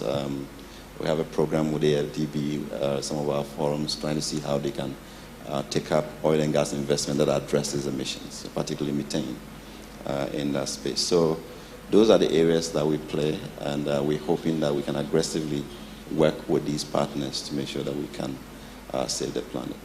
Excellent. So audience, this is your panel. And we're supposed to talk about how to scale up mobilization of innovation and climate financing. We've heard this so many times over the last 2 days. There's an SDG financing shortfall of 2.5 trillion annually. But what we haven't heard so much is that global assets under management is supposed to reach 145.4 trillion by 2025. So just 2% of global assets under management would fill in that annual financing shortfall. And if we can do that sustainably, that's the money that we need. We also need to ensure that global greenhouse gases are curbed and that we don't hit that 1.5 degrees Celsius mark. So let's start by imagining the perfect world, that we've actually reached there. It's 2030 and we have financed the SDGs and we have financed climate action. So we can give ourselves a round of applause. We're there. And let's imagine what the world is like, how it feels like to be in that world, where both developed and developing countries have done so well on gender, on economic growth, on jobs, and we financed it. And we financed it in a way that built local financing ecosystems. So Fidelity Bank and other banks and other innovative financial institutions were part of that. What would we have done to get there? To get to that point where we have financed the SDGs and we have financed climate action? What would we have done? So this goes to all three of you. I'll let anyone who's ready go first. Well, I think if you breach 1.5 degrees, you won't get there. There will be disaster, and it's going to be a struggle to survive. How do we get there? I like to first think, how did we get here? If we start thinking on structures of Livingstone, Stanley, or King Leopold, I find it very difficult to believe that you can actually get your sustainable development goals. Europeans had a view that they are looking for the source of the Nile, and then started exploring apparently Africa. Now, if we go with that mindset, I find it very difficult to believe that we are going to achieve anything. So I think, now firstly, who framed the SDGs? During a morning session, the Foreign Investment Bureau chief was actually saying almost the same thing. What are we talking about? I come from an island, and any islander would tell you, you can't raise one boat, you have to raise the tide, and all the boats would rise. So trying to focus on these thematic areas, and then saying we could get anywhere by doing that, again, I really find it difficult. So what do we do to overcome these kind of narrow funnel thinking and start seeing a broader picture in things? I would first argue about debt. Now, we have, I think from 23 to 30, $500 billion in debt servicing. It's going out from our countries to rich countries. This should be money coming in. So why did we go into that debt, you may ask? The development, the MDBs, multinational development banks, they would only finance mainly human development, which is good, but it's far more cheaper than a road. To make a teacher, an engineer, a doctor, doesn't cost as much as a kilometer of a road. But we know that we need the road. We know we need the railways. We know we need the ports, the harbors, the airports. So to get that money, we go into the international capital markets and sell bonds at very high interest rates and get that money. And we can't pay back the money because, again, the road pays back at least in 10 years. So to expect us to pay back for the road in 3 years is ludicrous. So we are unable to pay, and then we go into debt. Worst is when we go into debt, the IMF apparently comes to bail you out. The IMF restructuring is very simple. Go into austerity, increase tax, reduce expenditure, reduce subsidies, find a little bit of money and give it to the bondholders. And again, of course, you are able to then pay back the bonds, but you don't have anything left. Africa was in the same place in the 90s.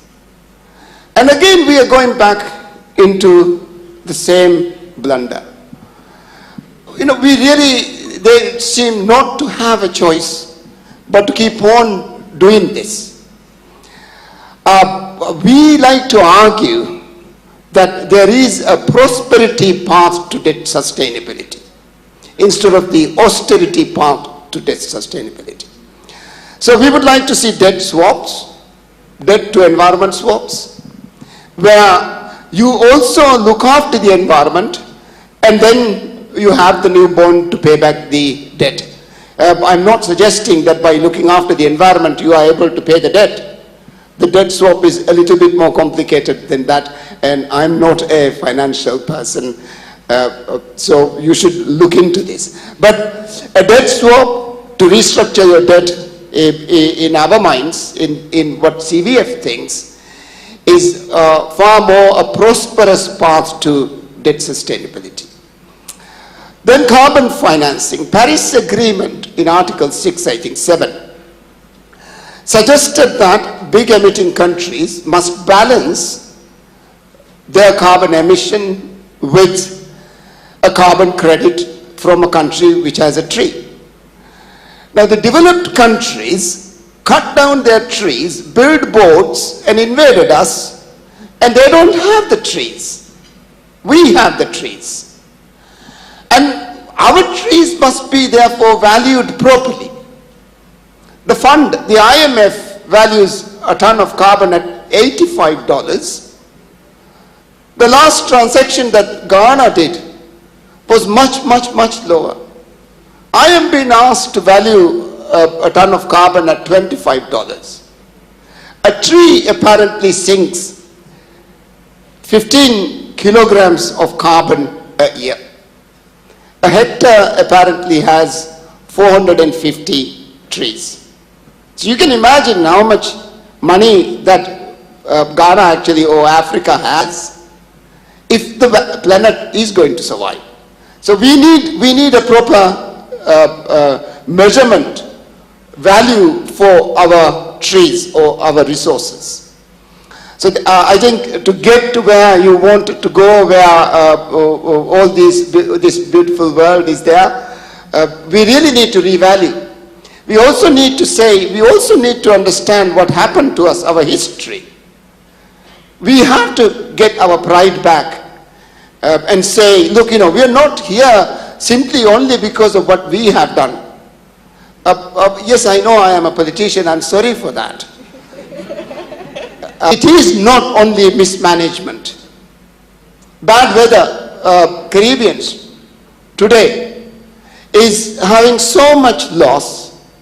They would lose a huge chunk of their GDP yesterday. And then there is no loss and damage fund for that.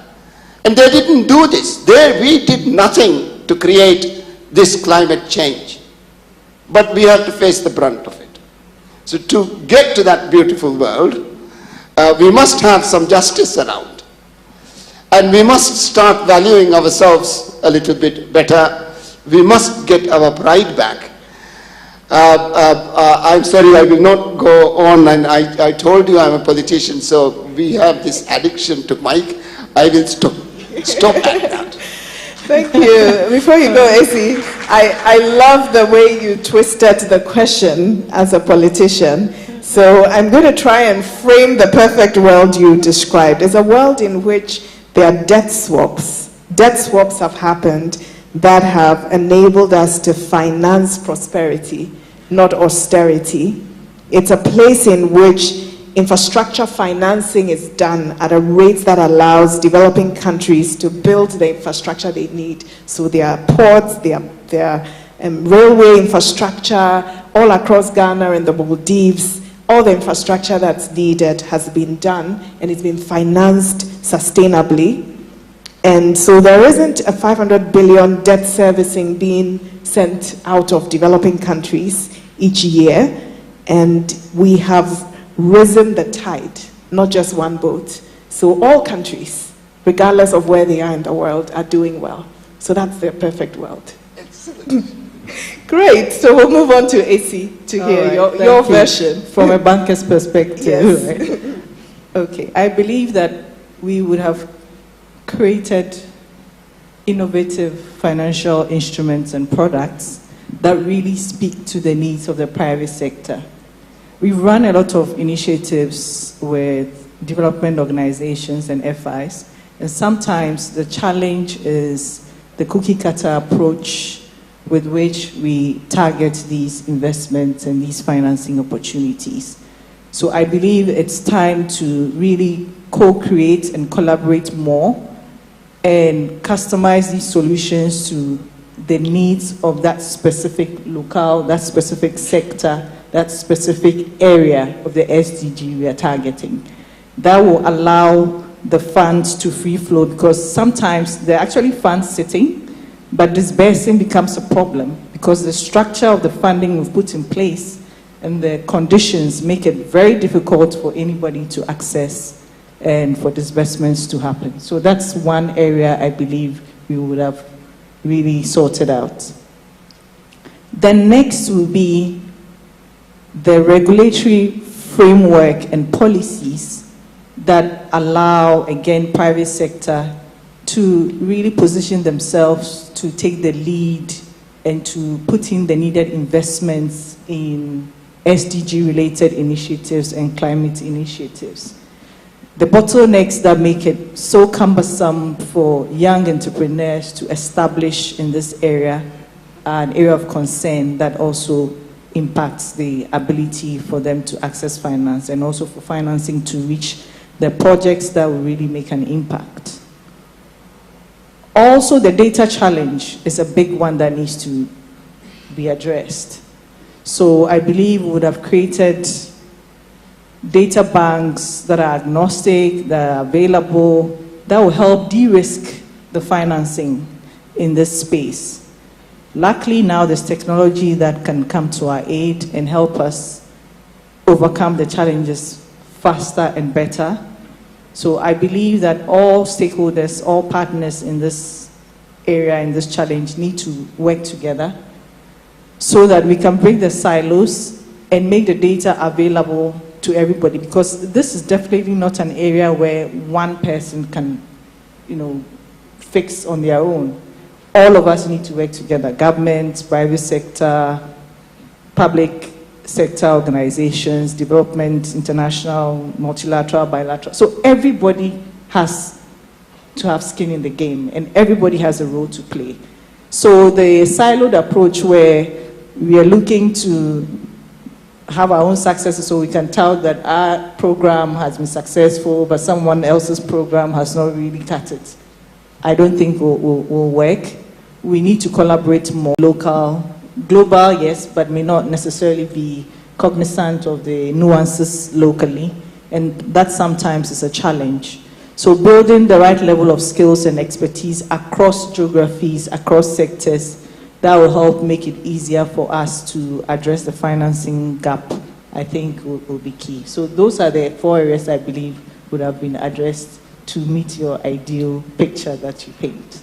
Excellent, AC. I love it. I think it resonates, especially the point about data, resonates well with an initiative that Impact Invest in Ghana, along with others, worked with the UN Resident Coordinator's Office, which was aggregating data around investing to enable people who need to tap into it, businesses, international development partners, to be able to get that through an investment compendium that is a collaborative project, and so will be updated every year. And we hope to be able to expand it more. But these things are really important. So AC's perfect world is a world full of collaboration and co-creation. And it starts off with the design of financing instruments for institutions like you. So if you're here and you are in international development agencies, it says drop the log frames, the static log frames, and allow for flexibility so that as we learn, we can restructure programs and people can actually access the financing. And it's a world in which we co-create on data. So if you're here, the Ghana card information can be accessed in some way whilst protecting people's privacy. And we've built platforms that enable us to leverage that data. So it's a beautiful world where we are breaking silos. So now we'll go to the think tank world. Ben, what does that perfect world at 2030 and how did we get there? Yeah, thank you very much. I think that ideal world also require, I mean, in addition to what His Excellency says and what is coming from the bank, would require that we are innovative in the way we're raising the financing. We need the polluters to pay, which of course is the starting point. But beyond that also, how do we unlock more financing by optimizing what is coming in? The small amounts that are coming in could be utilized to unlock more financing through innovative solutions and efficiency improvements in how we utilize some of these funds for them to yield much more returns for us to be able to advance the climate agenda. We also need policy to be able to unlock some of the funding. For example, in the oil and gas industry, I mean, some of the conversations we have with the oil industry and the banter between government and the industry is who bears the risk of the financing that mitigates emissions, for example. You have Nigeria, Ghana, Senegal now becoming an oil country, Mozambique producing significant gas resources. And some of these gases actually fled or vented.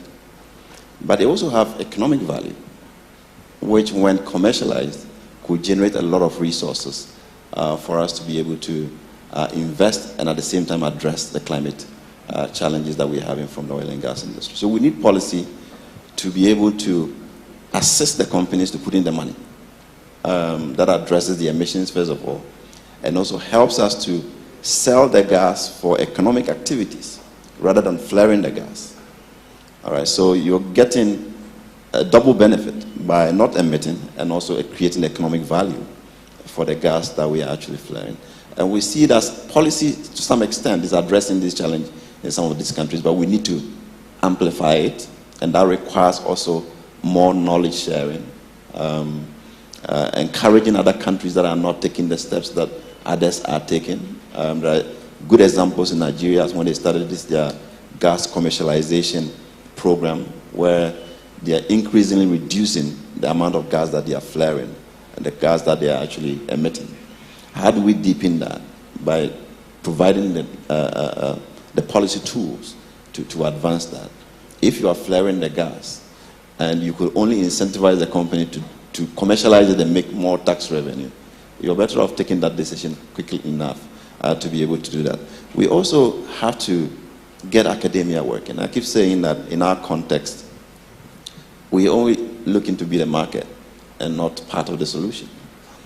In the PV space, for example, I mean, in most of our countries, you could guarantee that at least 8 hours of the day you have the sun on, and there's no research happening. We are waiting for the context where they wake up sometime, there is no sun. They research, go back to sleep, and come back to continue, and we are not researching. What it would take for somebody to sit in a lab in Harvard or Oxford could perhaps put hundreds of students in the lab to keep experimenting and researching and bringing technology that also contributes to the solution that we're all looking for. To be able to raise financing through some of the solutions that we'll be engineering in our own context. So knowledge then becomes extremely powerful, and generating that knowledge that feeds into addressing the climate issue, because efficiency also becomes part of whether we actually need 2.5 trillion every year.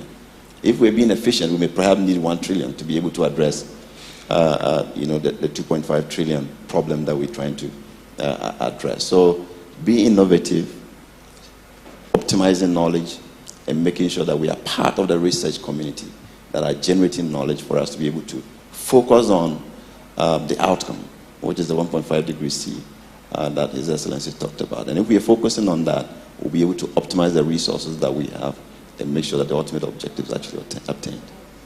Excellent. This is one of the most efficient panels I've ever moderated. In that one question, you have also talked about the actions that need to be taken. You talked about what is holding us back. So I think at this point, we'll open up for the audience to be able to ask questions. So begin to think about the questions that you'd like to ask to the panel. And to the panel, we really want people to leave here with concrete actions that they can work on. In the audience, we have people from... Absolutely, I'm very sorry, but there is a part of our own problems as well. After independence, we decided to nationalize everything. And I think it's understandable at that time because everything was held by someone else. And we need to let go of factors of production. The government really needs to get out of business and let the private sector do that. When the Maldives has become a middle-income country now, when we came into government, the fish price was 4 rupiah 50 laris a kilo, and only government was allowed to export raw fish. We came in and said, no, anyone can do that. And now it's at 20 rupiah a kilogram. Recently I went to the farms and had a look at cocoa production. And I felt that it's so easy to double production of cocoa by simple innovations. The Cocoa Research Board had done some trays of how to ferment it and dry it. They've done some models of that. This system will not cost even $1,000. And if you give that to your farmers, your families, they'll double their production and add value. And I also saw people making chocolate in Accra, and they are excellent. I mean, Belgians never have ever grown a cocoa tree, but Switzerland seems to be producing all the chocolate. I think value adding is important, and also privatization is very important for us to let go of factors of production, and that would, I think, allow us to go into prosperity. And then the bike, the multinational development banks, they should guarantee her, and then she will give her a loan. So excellent, you kind of summarized it all together, drawing in the private sector, let's get guarantees, let's create more efficient pipelines between supply and demand and build platforms. So we'll open up to the audience. I think we will take one or two. I see 2 hands already, that was really fast. One gentleman here, and is that a lady at the back? Good morning. My question is to Your Excellency. I'm just wondering, when it comes to privatization, would you suggest we listing on our stock markets or floating shares of some of the government institutions on our exchanges? Because in Ghana, I know we have Ghana Oil, which is doing well on the Ghana Stock Exchange, and then we have Ghana Commercial Bank doing well as well. Would you think we should look at or focus on that area instead? Thank you. All right. We'll take the second question. Hello, it's me again. Okay, so my question also goes to Your Excellency. So you kind of walked around my question a little, but you didn't zero in on it very well for me, because in terms of the carbon prosperity plan and also the carbon financing, there is now in the space, the thinking and the context that because Africa has so much forest, and our forest is capturing all this carbon that people have generated, we should begin to charge the world for that. I would like to pick your brain on that thinking. And then to AC, something small, you don't need to respond to it. The Fidelity app is not accessible, so if you could kindly work on it for us. Thank you so much. I am a customer, that's why I say that. So. Great, come to conferences and you'll get instant customer feedback. Thank you for that. So we have 2 questions to Your Excellency, and then maybe we'll do a final round. Any clear actions? There were so many from the panel around building capacity of our local financial institutions. And that has come up very strongly in other forums also from financial services companies. And at Impact Invest in Ghana, we're currently working with local pensions, for example, around building capacity to unlock funding. And there were many others. So we'll take the questions, and then we'll take any last actions, and then I'll summarize. So, His Excellency. Well, flog it any other way which you can in the stock market, or attract investors and privatize your assets, your companies. And I think tax money from business profit would be far better than the revenue that you would be making, that the government would be making by running the companies. The idea would be to increase tax revenue, not by increasing the tax, but by getting companies to earn more, and therefore by broadening your tax base. And I think you can privatize it, sell shares in your capital market, or you can find strategic partners and attract foreign direct investments to your nationalized industries. And how do you value carbon? Now, Forbes has a list of 500 companies that apparently is making, they have the biggest returns. Now, I would kind of go around and say you have a huge debt, these 500 companies, because they probably are the biggest carbon emitters. So they have to offset that with a tree which is in Africa. So let's put the tree, give a token to the tree, and get this mechanism in blockchain and trade it on a daily basis, and let the market decide on the value of a ton of carbon. Right now, the market is not deciding on the value of the carbon. So I would suggest that we develop a market mechanism to this, and it can be done through tokens and blockchains. Excellent. So let's create free markets for carbon trading, transparency. I love it. Any final words from AC and Ben? There's a question. Unfortunately, we're running out of time. We would love to take your questions, but the good news is there's lunch. And so during lunch, you can approach any of the panelists, and I'm sure that they'll be more than happy to answer your questions. So, AC.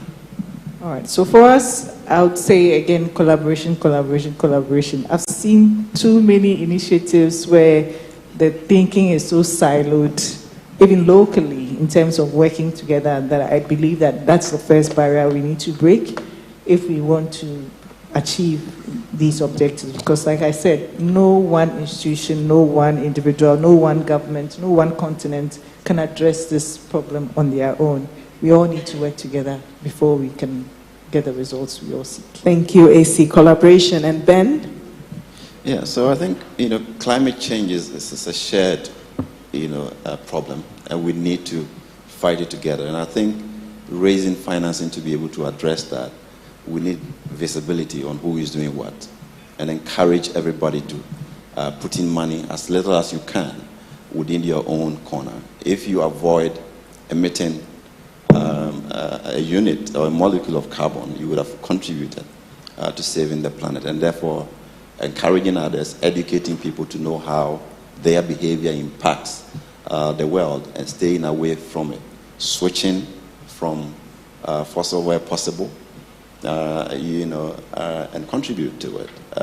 Encouraging a student to be in the lab, to do the research when you have either money or ability to engage them to do that, you have contributed to it. So we have to own that responsibility to focus on the ultimate aim of reducing our impact on the world. And by so doing, all of us will be able to contribute to financing the climate and making sure that we keep it safe. Thank you so much. And so that is the conclusion. There is no silver bullet. There are many things that have to be done. starting off with international financing architecture and innovations, debt swaps instead of looking at cut austerity, all the way to capacity building and collaboration with the private sector. And so I will put in a plug for anybody in the room who is in Ghana to join the Ghana Climate Finance Collaborative, which we're hosting with the Ministry of Finance, and which Fidelity has been active in. We also need to have regulatory frameworks that make it easier for especially young entrepreneurs. We need to fix our data challenges and make data cheaper, more accessible. We need blended finance. We need to more efficiently use the money that we have and use it to unlock more money. Many practical next steps that we can take, and I hope that you got something out of this panel, and I look forward to being able to work together with some of you on some of these initiatives. So thank you so much, and we'll hand over back. A round of applause to Amasifa Dede Latte and her panelists, and we'll take photographs at this point. And her panelists were His Excellency Mohammed Nasheed, former President of the Republic of Maldives and Secretary General, Climate Vulnerable Forum, CVF. We also have Mamiesi Aidenakis. She's the Divisional Director, Retail and Business Banking, Fidelity Bank. We have Mr. Benjamin Boache, Executive Director, Africa Center for Energy Policy. I have good news and bad news, but I'll give you good news. It's time for lunch. And we are back here at 2 p.m. Then we have the final panel discussion.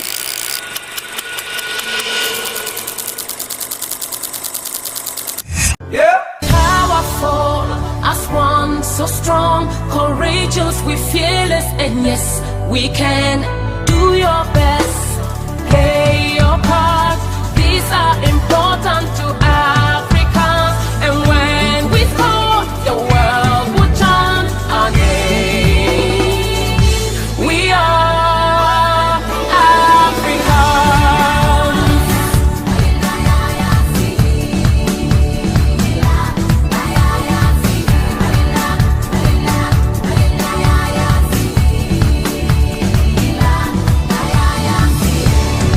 Say yes to the SDGs. Equality. Industry. No hunger. No poverty. We're powerful as one, so strong.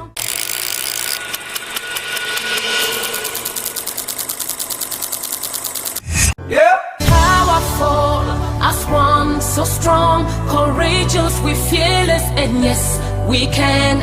Do your best, play your part. These are important to Africans, and when we score, the world will chant our name. We are Africans.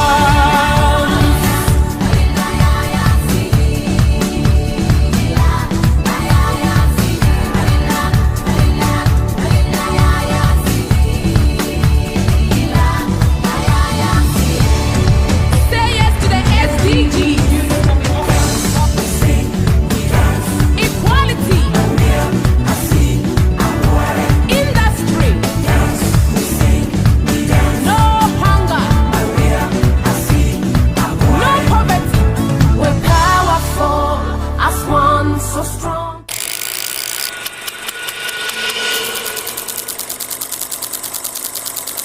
Yeah. Powerful as one, so strong, courageous, we fearless, and yes, we can. Do your best, play your part. These are important to Africans, and when we score, the world will chant our name. We are Africans.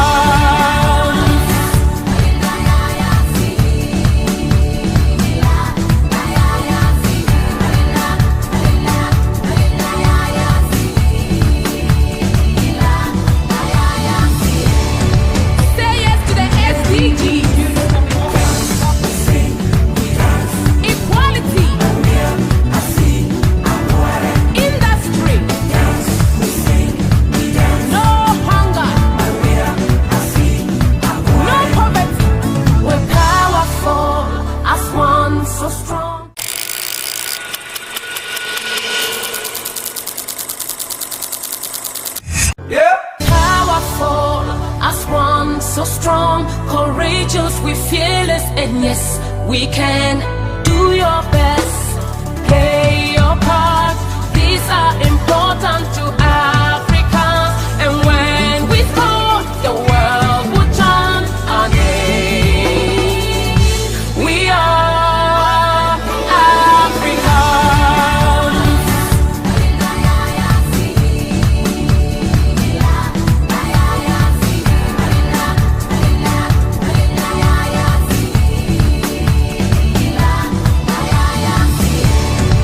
Say yes to the SDGs. Equality. Industry. No hunger. No poverty. We're powerful as one so strong.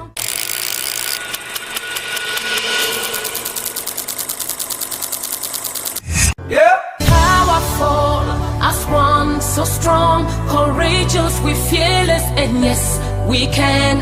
Do your best, play your part. These are important to Africans, and when we score, the world will chant our name.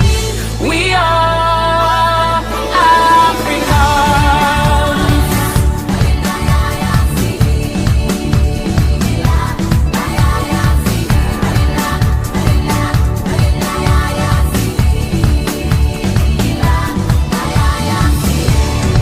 Say yes to the SDGs.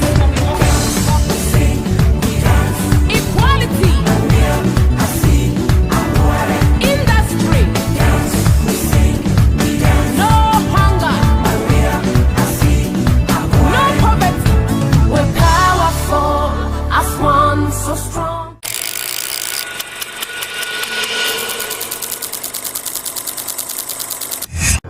Powerful as one so strong, courageous, we fearless, and yes, we can. Do your best, play your part. These are important to Africans, and when we score, the world will chant our name. We are Africans.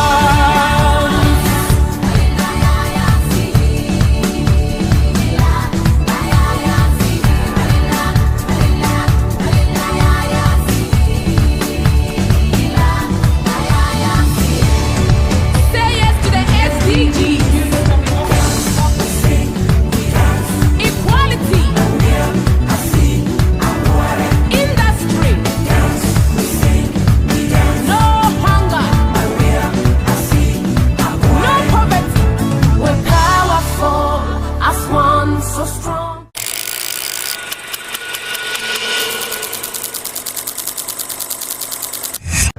Powerful as one so strong, courageous, we fearless, and yes, we can.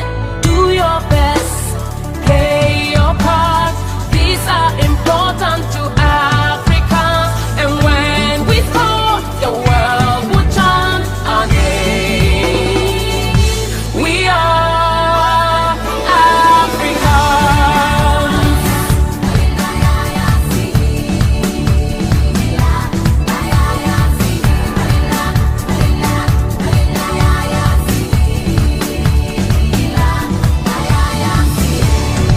Say yes to the SDGs.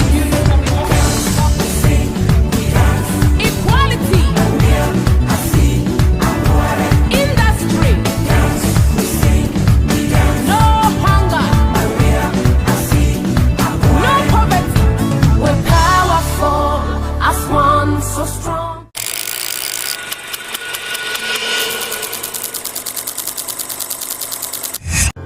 Powerful as one so strong, courageous, we fearless, and yes, we can. Do your best, play your part. These are important to Africans, and when we score, the world will chant our name. We are Africans.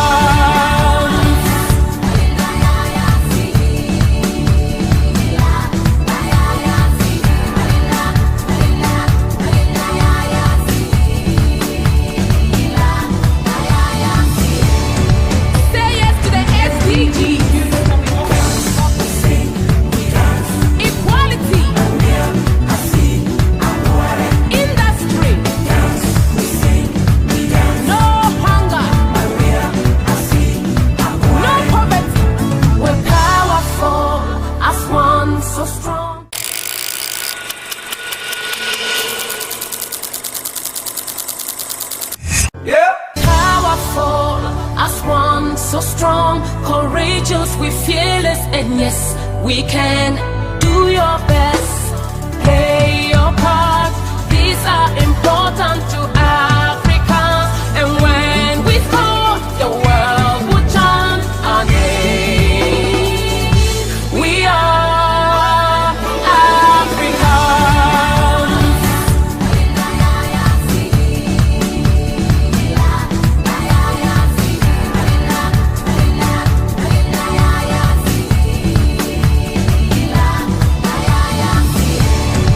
Say yes to the SDGs.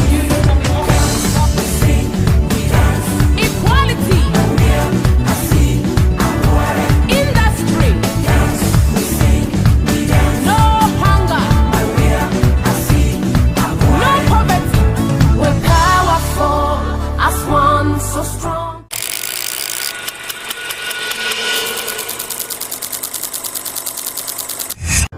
Powerful as one, so strong, courageous, we fearless, and yes, we can. Do your best, play your part. These are important to Africa, and when we score, the world will chant our name. We are Africans.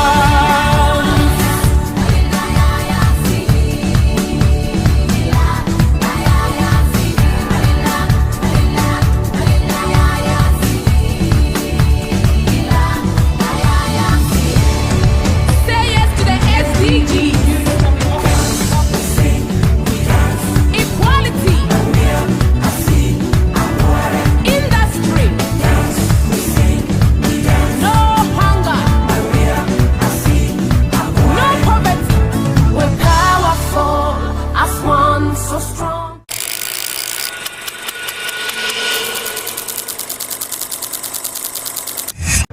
Powerful as one, so strong, courageous, we fearless, and yes, we can. Do your best, play your part. These are important to Africa, and when we score, the world will chant our name. We are Africans.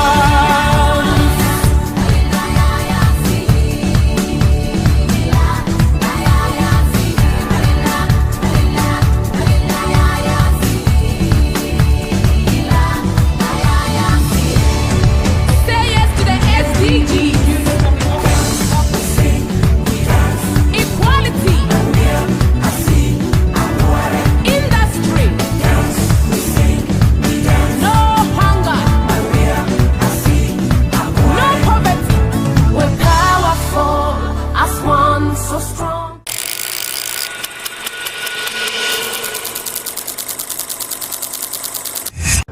Powerful as one, so strong, courageous, we fearless, and yes, we can. Do your best, play your part. These are important to Africa, and when we score, the world will chant our name. We are Africans.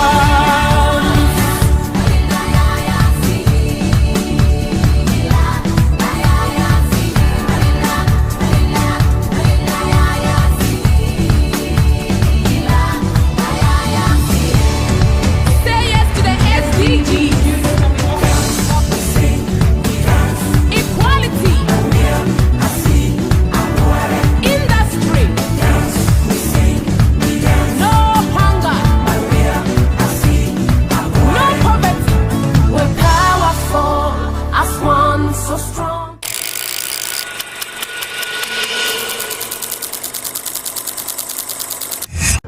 Powerful as one, so strong, courageous, we fearless, and yes, we can. Do your best, play your part. These are important to Africa, and when we score, the world will chant our name. We are Africans.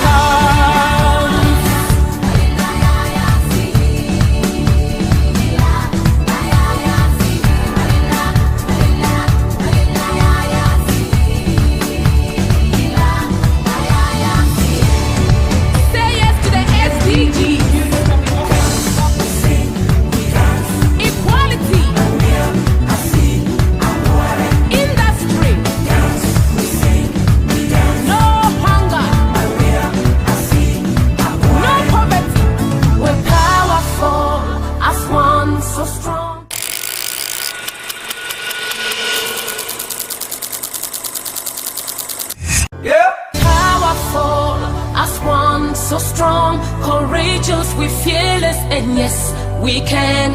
Do your best, play your part. These are important to Africans, and when we score, the world will chant our name. We are Africans.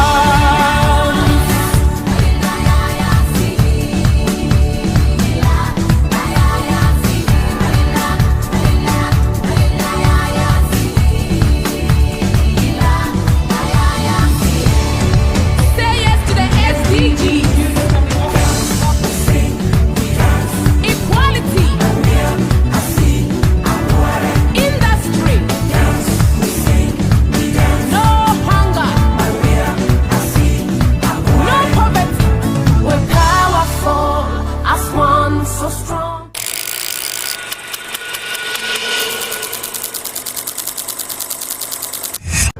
Powerful as one, so strong, courageous, we fearless, and yes, we can.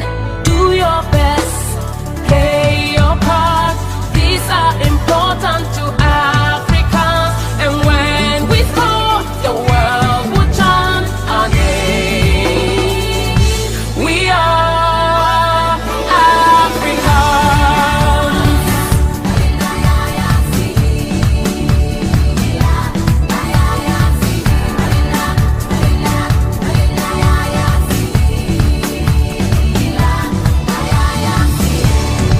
Say yes to the SDGs. Equality. Industry. No hunger. No poverty. We're powerful as one, so strong.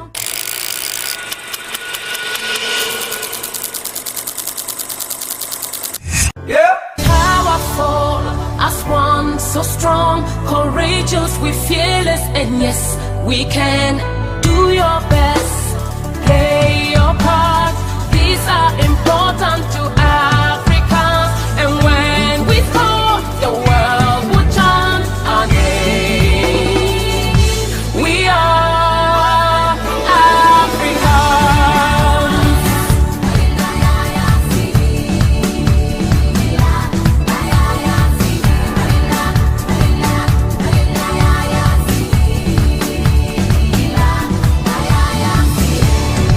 Say yes to the SDGs. Equality. Industry. No hunger. No poverty. We're powerful as one, so strong.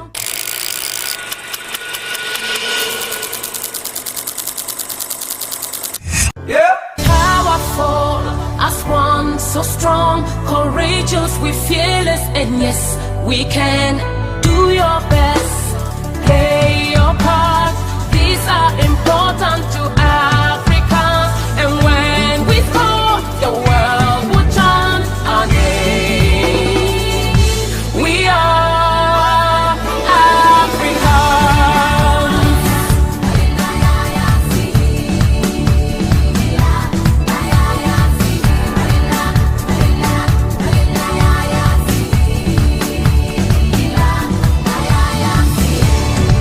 Say yes to the SDGs. Equality. Industry. No hunger. No poverty. We're powerful as one, so strong.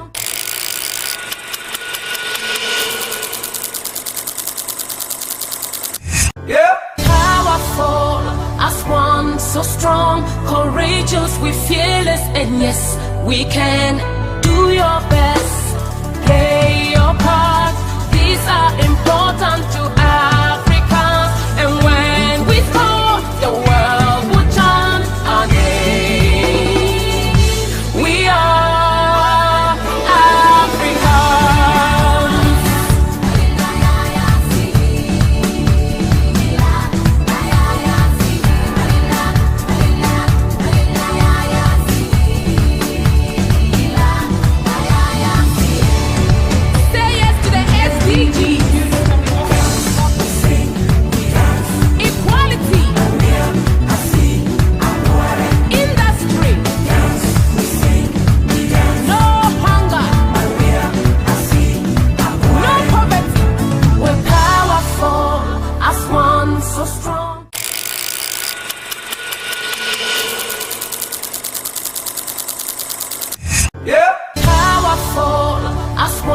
so strong, courageous, we fearless, and yes, we can.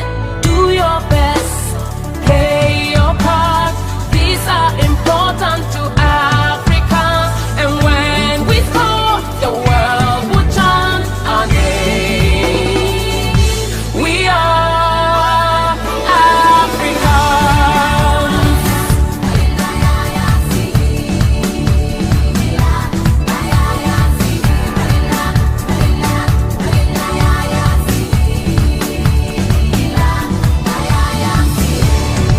Say yes to the SDGs. Equality. Industry. No hunger. No poverty. We're powerful as one, so strong.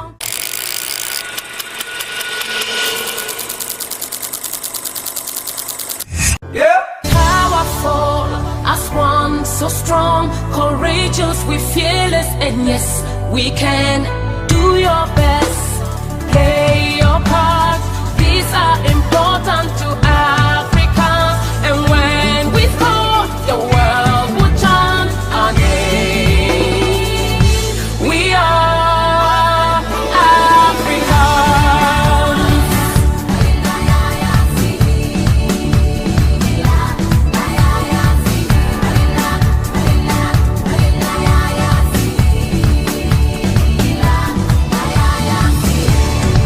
Say yes to the SDGs. Equality. Industry. No hunger. No poverty. We're powerful as one, so strong.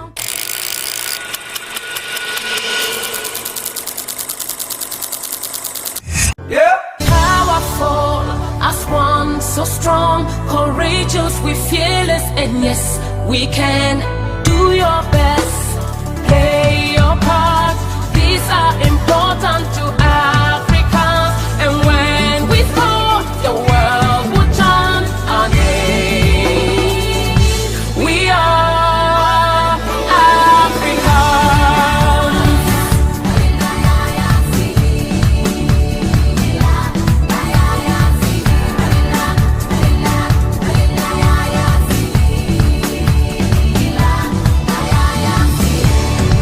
Say yes to the SDGs. Equality. Industry. No hunger. No poverty. We're powerful as one, so strong.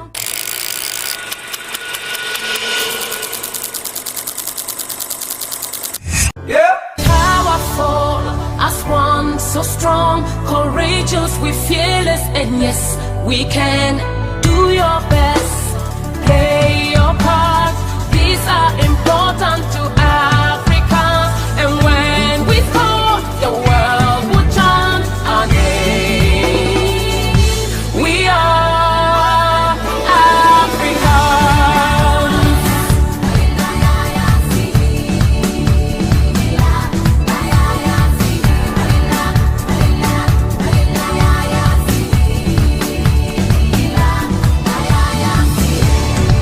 Say yes to the SDGs.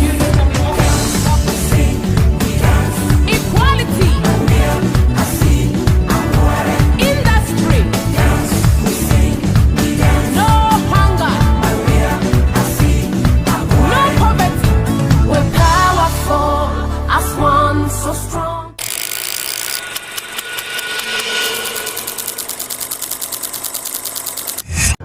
Powerful as one, so strong, courageous, we fearless, and yes, we can. Do your best, play your part.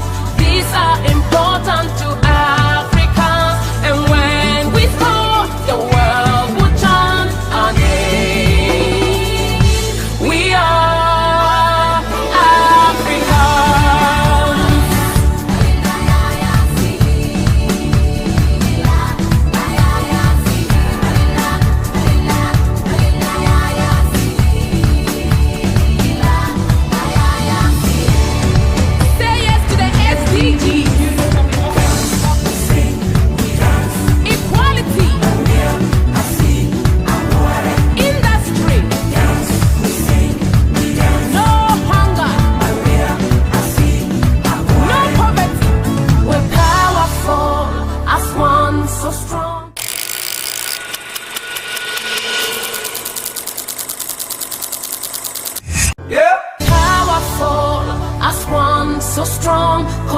courageous, we're fearless, and yes, we can.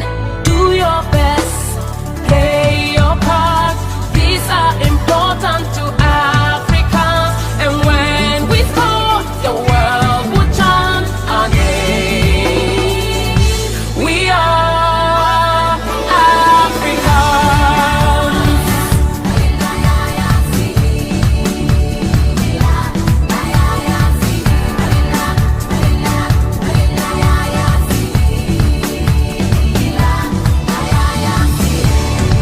Say yes to the SDGs.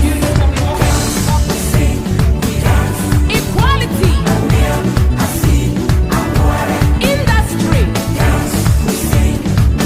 No hunger. No poverty. We're powerful as one, so strong.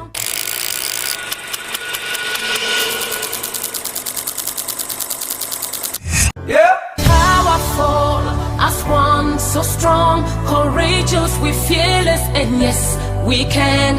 Do your best, play your part. These are important to Africa, and when we score, the world will chant our name. We are Africans.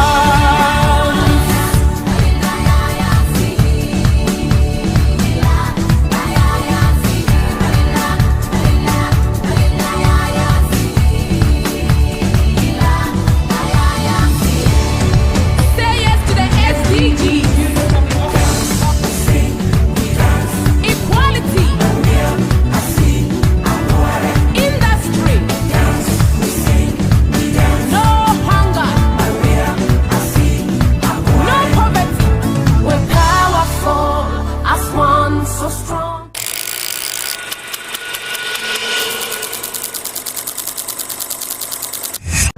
Powerful as one, so strong, courageous, we're fearless, and yes, we can.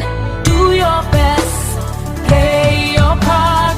These are important to Africa, and when we score, the world will chant our name. We are Africans.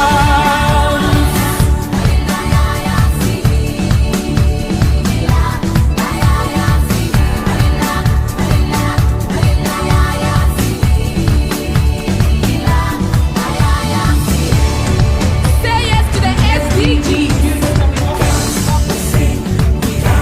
Equality. Industry. No hunger. No poverty. We're powerful as one, so strong.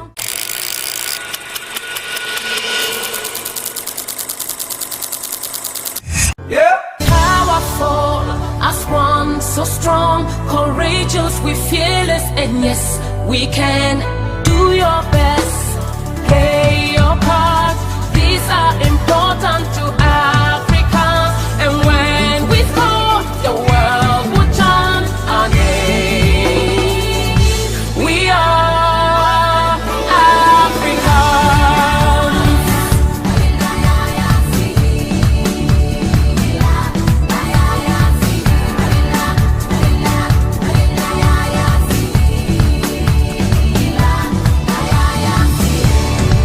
Say yes to the SDGs.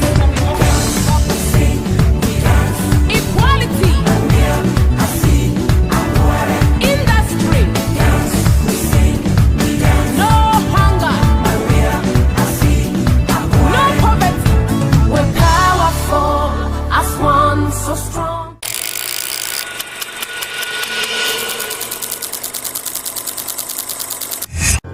Powerful as one, so strong, courageous, we're fearless, and yes, we can. Do your best, play your part. These are important to Africa, and when we score, the world will chant our name. We are Africans.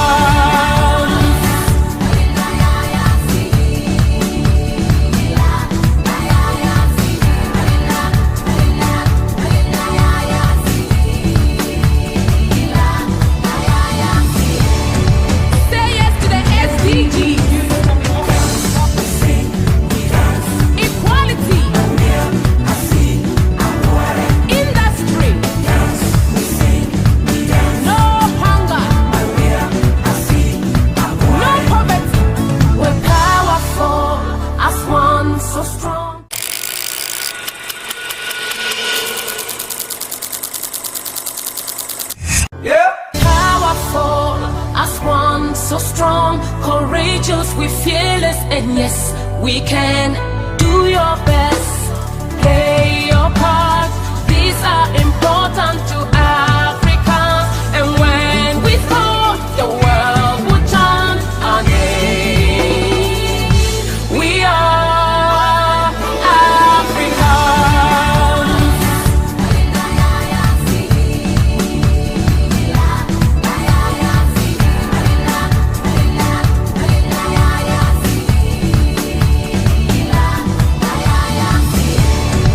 Say yes to the SDGs. Equality. Industry. No hunger. No poverty. We're powerful as one, so strong.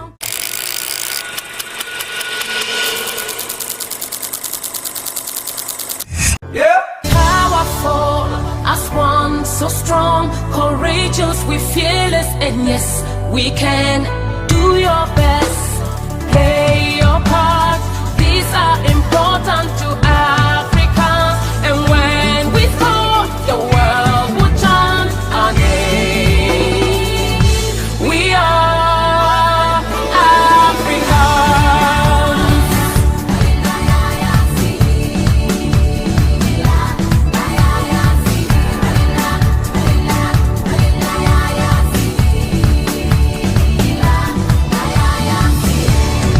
Say yes to the SDGs. Equality. Industry. No hunger. No poverty. We're powerful as one, so strong.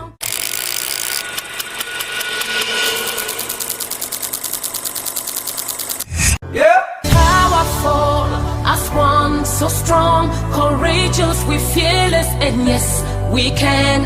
Do your best, play your part. These are important to Africans, and when we thought the world would turn our name, we are Africans.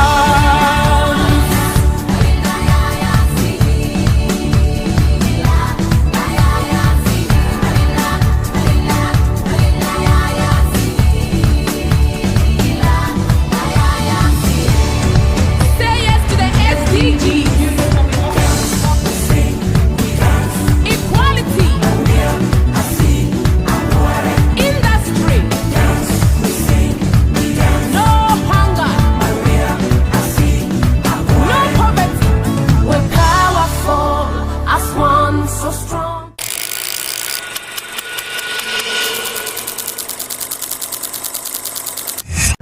Powerful as one, so strong, courageous, we fearless, and yes, we can.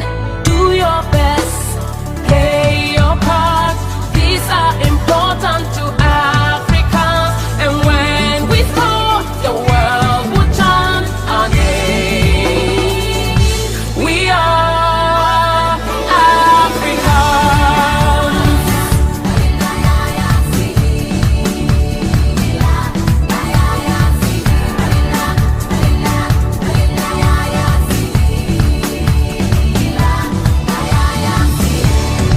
Say yes to the SDGs. Equality. Industry. No hunger. No poverty. We're powerful as one, so strong.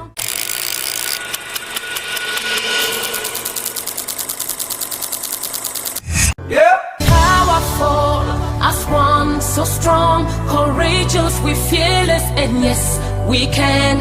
Do your best, play your part. These are important to Africans, and when we thought the world would turn our name, we are Africans.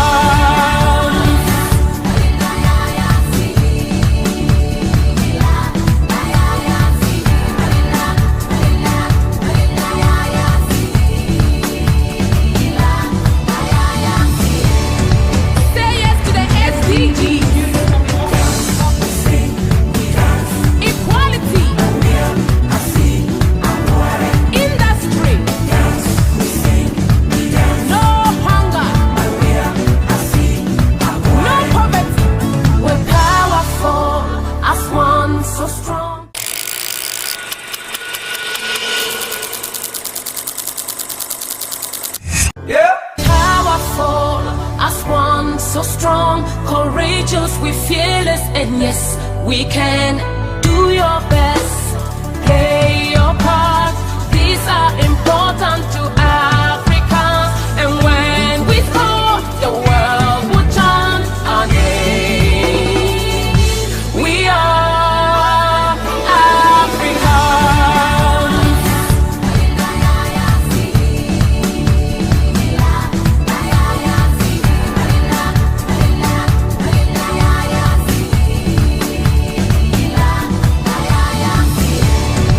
Say yes to the SDGs. Equality. Industry. No hunger. No poverty. We're powerful as one so strong.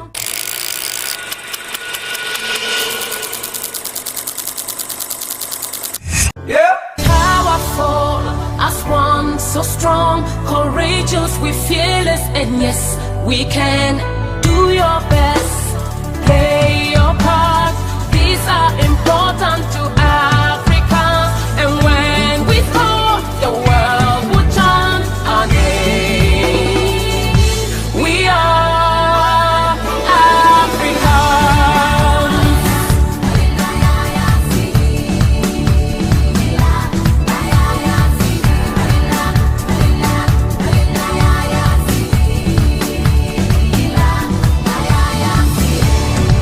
Say yes to the SDGs. Equality. Industry. No hunger. No poverty. We're powerful as one so strong.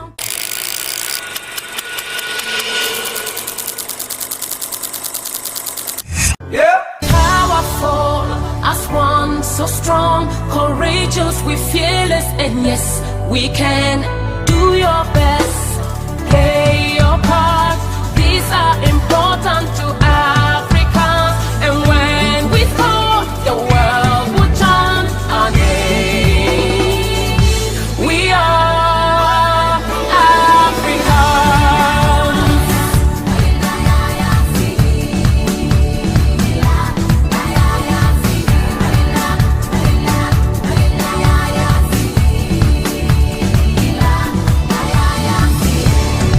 Say yes to the SDGs. Equality. Industry.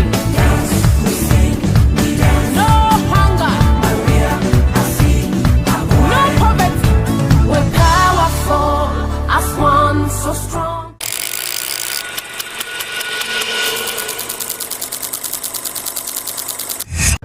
Powerful as one so strong, courageous, we fearless, and yes, we can. Do your best, play your part. These are important to Africa, and when we thought the world would turn our name, we are Africans.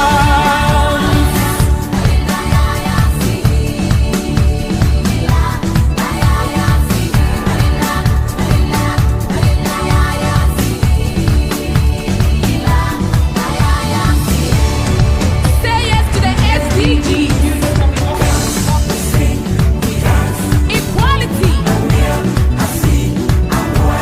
Industry. No hunger. No poverty. We're powerful as one so strong.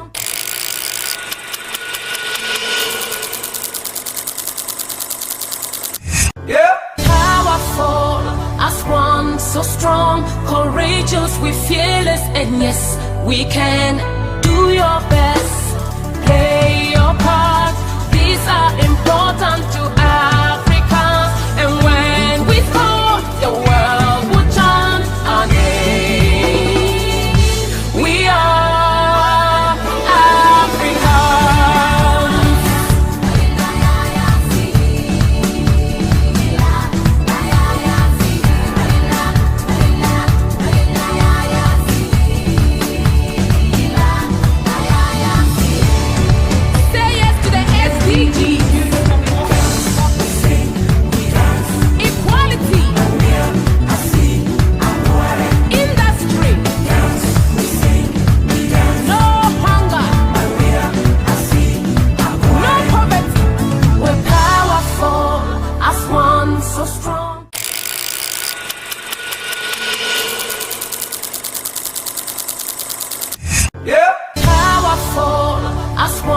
so strong, courageous, we fearless, and yes, we can. Do your best, play your part. These are important to Africans, and when we score, the world will chant our name. We are Africans.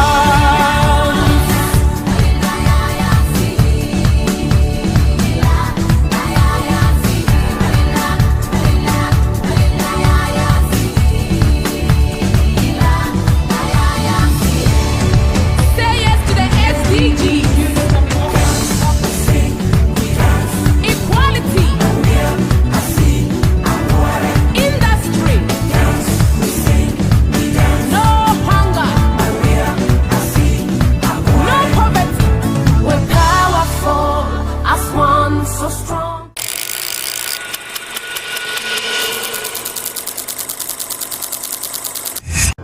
Powerful as one, so strong, courageous, we fearless, and yes, we can. Do your best, play your part.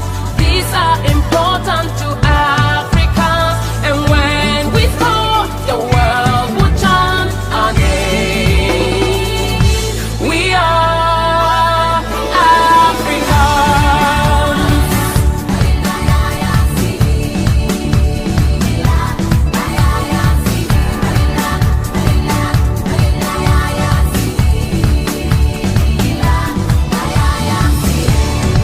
Say yes to the SDGs. Equality. Industry.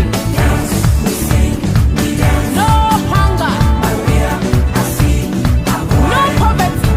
We're powerful as one, so strong.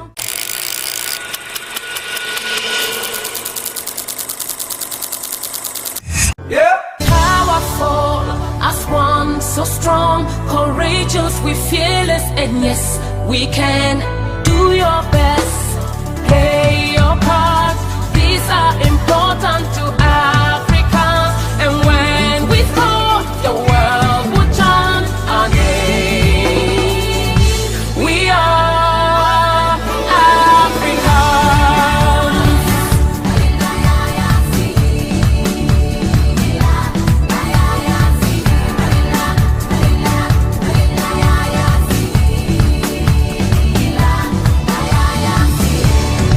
Say yes to the SDGs. Equality. Industry. Collaborating with the government of Ghana to ensure meaningful child participation in all future endeavors.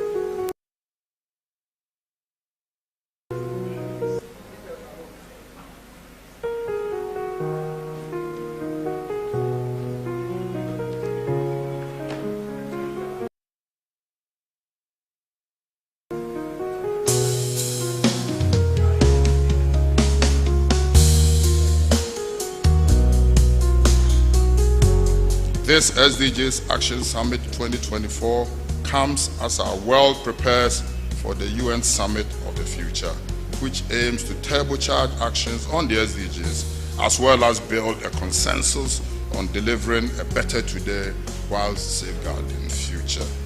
And of course, this summit is also expected to create a platform for collaboration. We are bringing together people from all across the world with different backgrounds. And so this summit will provide that platform for people to share experience, exchange ideas, and potentially collaborate to be able to achieve the goals. And the leadership of Nana Akufo-Addo, President, in pulling together African leaders around this agenda is extremely symbolic and powerful. UNICEF stands ready to continue collaborating with the government of Ghana to ensure meaningful child participation in all future endeavors.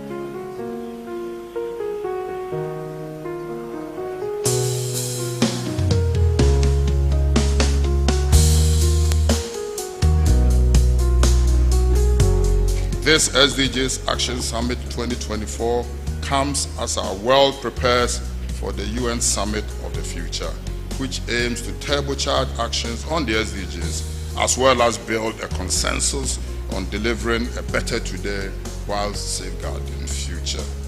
And of course, this summit is also expected to create a platform for collaboration. We are bringing together people from all across the world with different backgrounds. And so this summit will provide that platform for people to share experience, exchange ideas, and potentially collaborate to be able to achieve the goals.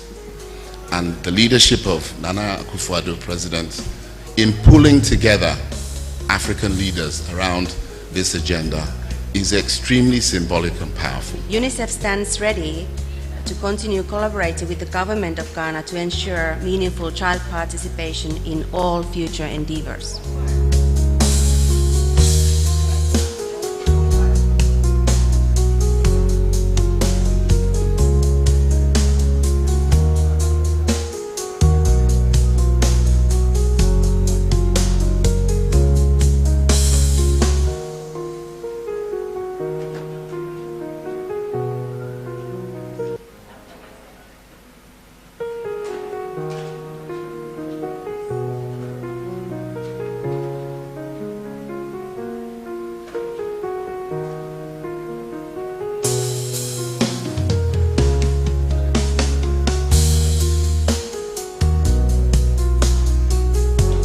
This SDGs Action Summit 2024 comes as our world prepares for the UN Summit of the Future, which aims to turbocharge actions on the SDGs, as well as build a consensus on delivering a better today while safeguarding.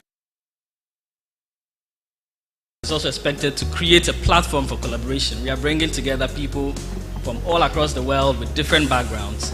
And so this summit will provide that platform for people to share experience, exchange ideas, and potentially collaborate to be able to achieve the goals. And the leadership of Nana Akufo-Addo, President, in pulling together African leaders around this agenda is extremely symbolic and powerful. UNICEF stands ready to continue collaborating with the government of Ghana to ensure meaningful child participation in all future endeavors.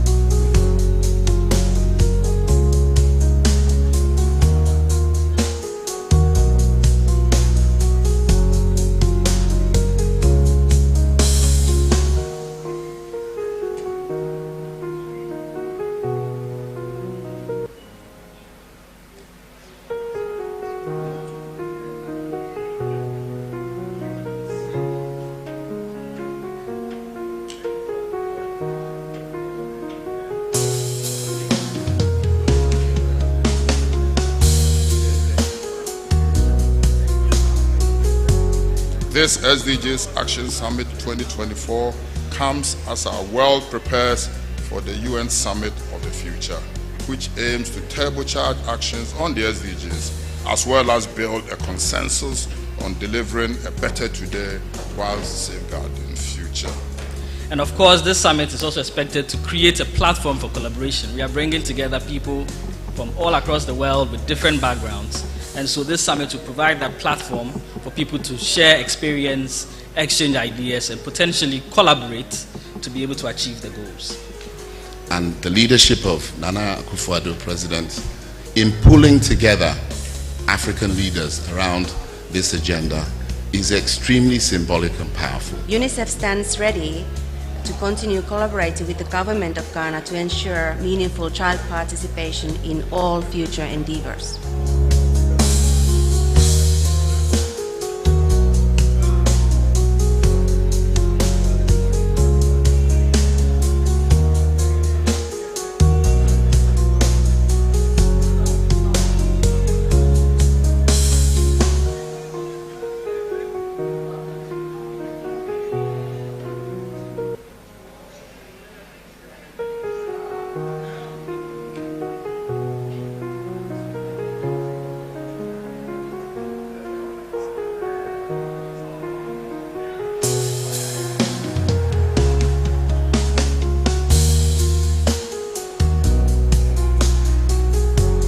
This SDGs Action Summit 2024 comes as our world prepares for the UN Summit of the Future, which aims to turbocharge actions on the SDGs, as well as build a consensus on delivering a better today while safeguarding the future.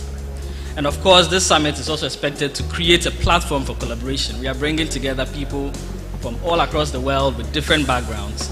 And so this summit will provide that platform for people to share experience, exchange ideas, and potentially collaborate to be able to achieve the goals. And the leadership of Nana Akufo-Addo, President, in pulling together African leaders around this agenda is extremely symbolic and powerful. UNICEF stands ready to continue collaborating with the government of Ghana to ensure future endeavors.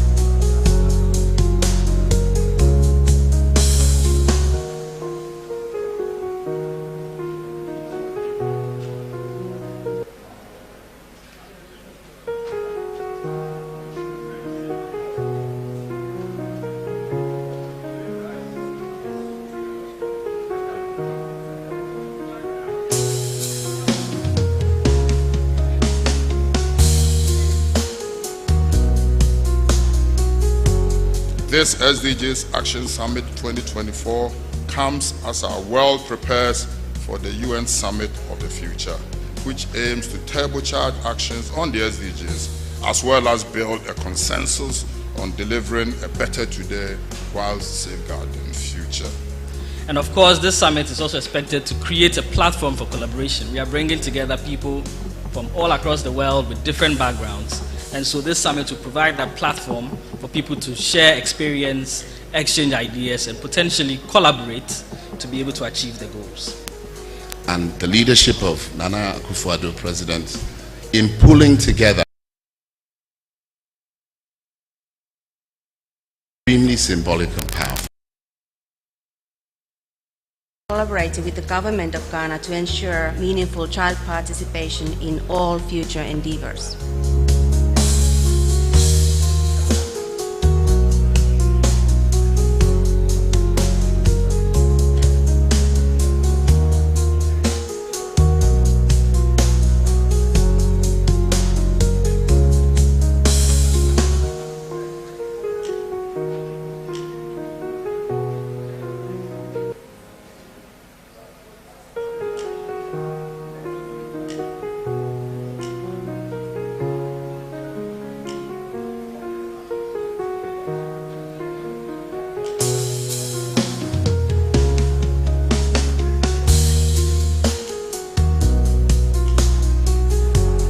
This SDGs Action Summit 2024 comes as our world prepares for the UN Summit of the Future, which aims to turbocharge actions on the SDGs, as well as build a consensus on delivering a better today while safeguarding the future. And of course, this summit is also expected to create a platform for collaboration. We are bringing together people from all across the world with different backgrounds. And so this summit will provide that platform for people to share experience, exchange ideas, and potentially collaborate to be able to achieve the goals.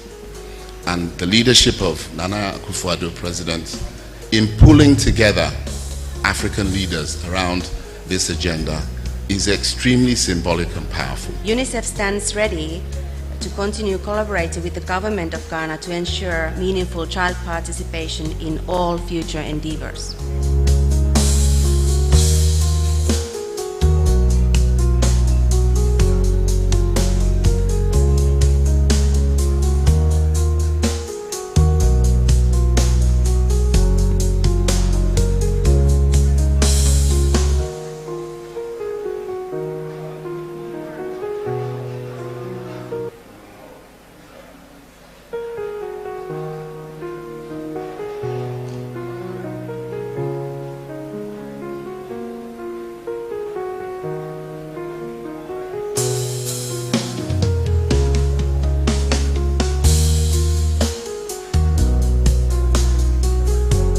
This SDGs Action Summit 2024 comes as our world prepares for the UN Summit of the Future, which aims to turbocharge actions on the SDGs, as well as build a consensus on delivering a better today while safeguarding the future.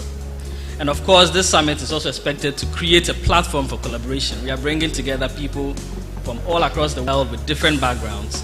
And so this summit will provide that platform for people to share experience, exchange ideas, and potentially collaborate to be able to achieve the goals.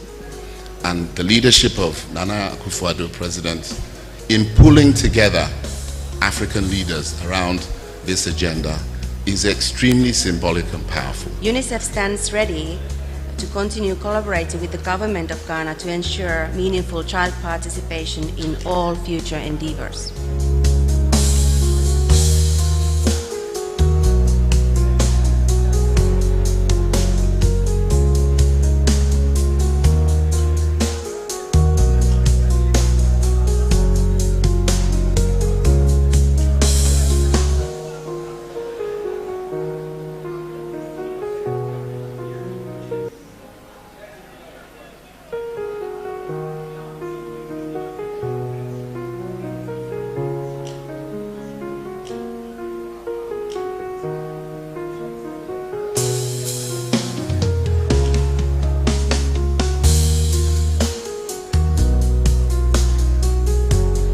This SDGs Action Summit 2024 comes as our world prepares for the UN Summit of the Future, which aims to turbocharge actions on the SDGs, as well as build a consensus on delivering a better today while safeguarding the future. To create a platform for collaboration, we are bringing together people from all across the world with different backgrounds. And so this summit will provide that platform for people to share experience, exchange ideas, and potentially. And the leadership of Nana Akufo-Addo, President, in pulling together African leaders around this agenda is extremely symbolic and powerful. UNICEF stands ready to continue collaborating with the government of Ghana to ensure meaningful child participation in all future endeavors.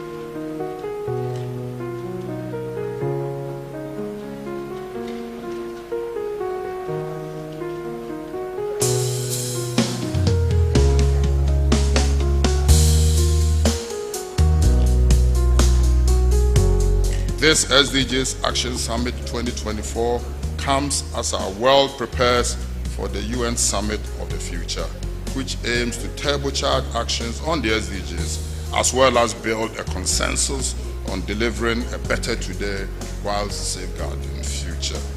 And of course, this summit is also expected to create a platform for collaboration. We are bringing together people from all across the world with different backgrounds. And so this summit will provide that platform for people to share experience, exchange ideas, and potentially collaborate to be able to achieve the goals. And the leadership of Nana Akufo-Addo, President, in pulling together African leaders around this agenda is extremely symbolic and powerful. UNICEF stands ready to continue collaborating with the government of Ghana to ensure meaningful child participation in all future endeavors.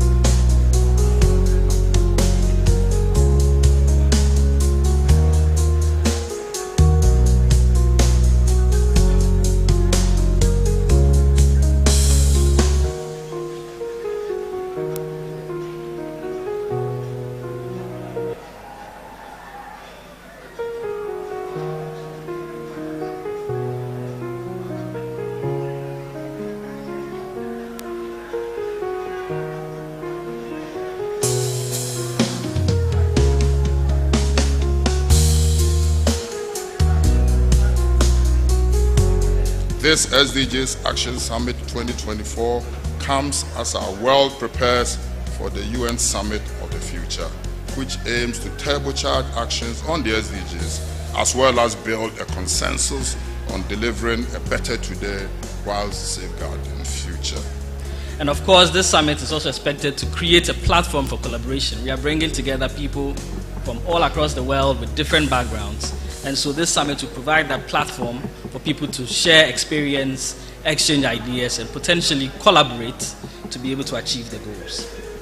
And the leadership of Nana Akufo-Addo, President, in pulling together African leaders around this agenda is extremely symbolic and powerful. UNICEF stands ready to continue collaborating with the government of Ghana to ensure meaningful child participation in all future endeavors.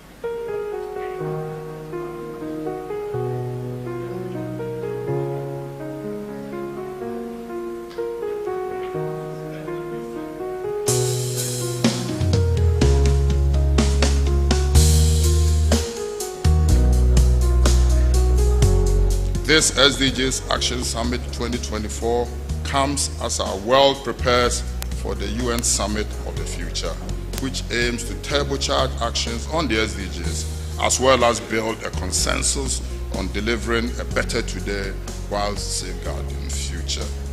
And of course, this summit is also expected to create a platform for collaboration. We are bringing together people from all across the world with different backgrounds. And so this summit will provide that platform for people to share experience, exchange ideas, and potentially collaborate to be able to achieve the goals.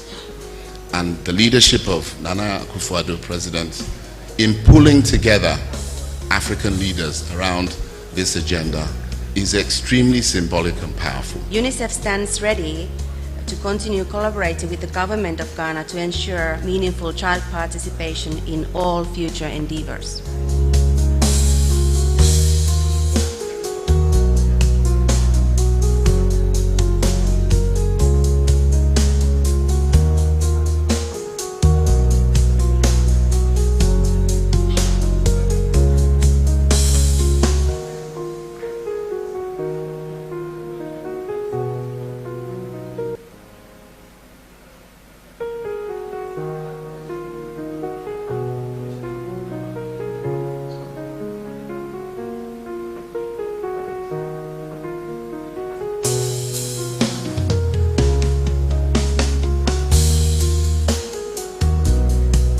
Halfway to 2030, this the promises SDGs enshrined Action in the Summit SDGs are in 2024 peril. comes as our Where do world we stand? prepares for the UN.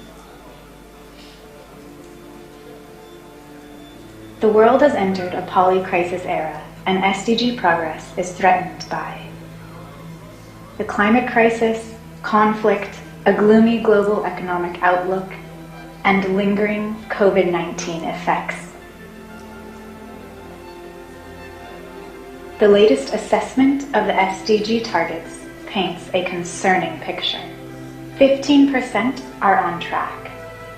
48% are moderately or severely off track, and 37% have stagnated or regressed. The world continues to grapple with lingering COVID-19 effects. 1 in 3 people worldwide struggle with moderate to severe food security. 25 million children missed out on routine immunizations in 2021, 6 million more than in 2019. And 4 in 5 countries studied saw learning losses.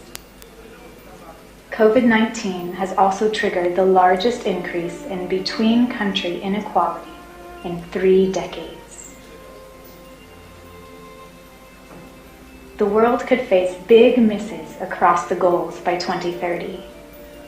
Under current trends, by 2030,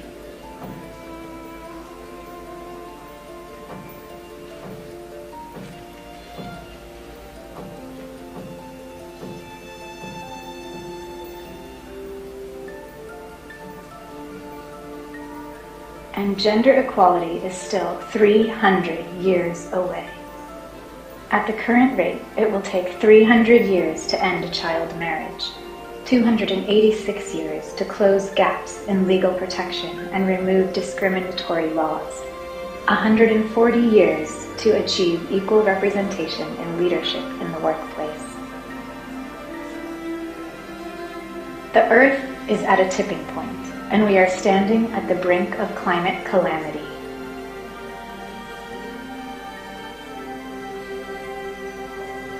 Heat waves, droughts, flooding, and wildfires have become far too frequent. The rate of sea level rise has doubled in the last decade, threatening hundreds of millions of people in coastal communities. We are at war with ourselves and nature.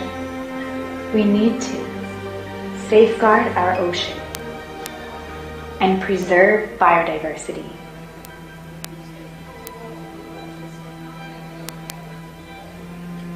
War and conflict are inflicting a devastating toll on the SDGs electricity between 2015 and 2021. 146 countries have already met or are on track to meet the under 5 mortality target. Effective HIV treatment has cut global AIDS-related deaths by 52% since 2010. Unleashing innovation and technologies powers progress. Medium-high and high technology industries demonstrated robust growth. 95% of the world has mobile broadband access, and 2 in 3 people use the internet. We must make the next 7 years count. We can and must turn things around. But the clock is ticking. To deliver a rescue plan for people and planet, the Secretary General has identified 5 key areas for urgent action. 1. Recommit to transformative SDG action. 2. Advance inclusive policies for equality. 3. Strengthen capacity for SDG progress. 4. Recommit financing SDGs for all. 5. Strengthen UN system for SDGs. World leaders will unite at the SDG Summit to forge a rescue plan anchored by 3 transformative breakthroughs: equipping governments and institutions for sustainable and inclusive transformation, prioritizing policies and investments that have multiplier effects across the goals, securing a surge in SDG financing and an enabling global environment for developing countries. For more information, please see the Sustainable Development Goals Report 2023 Special Edition.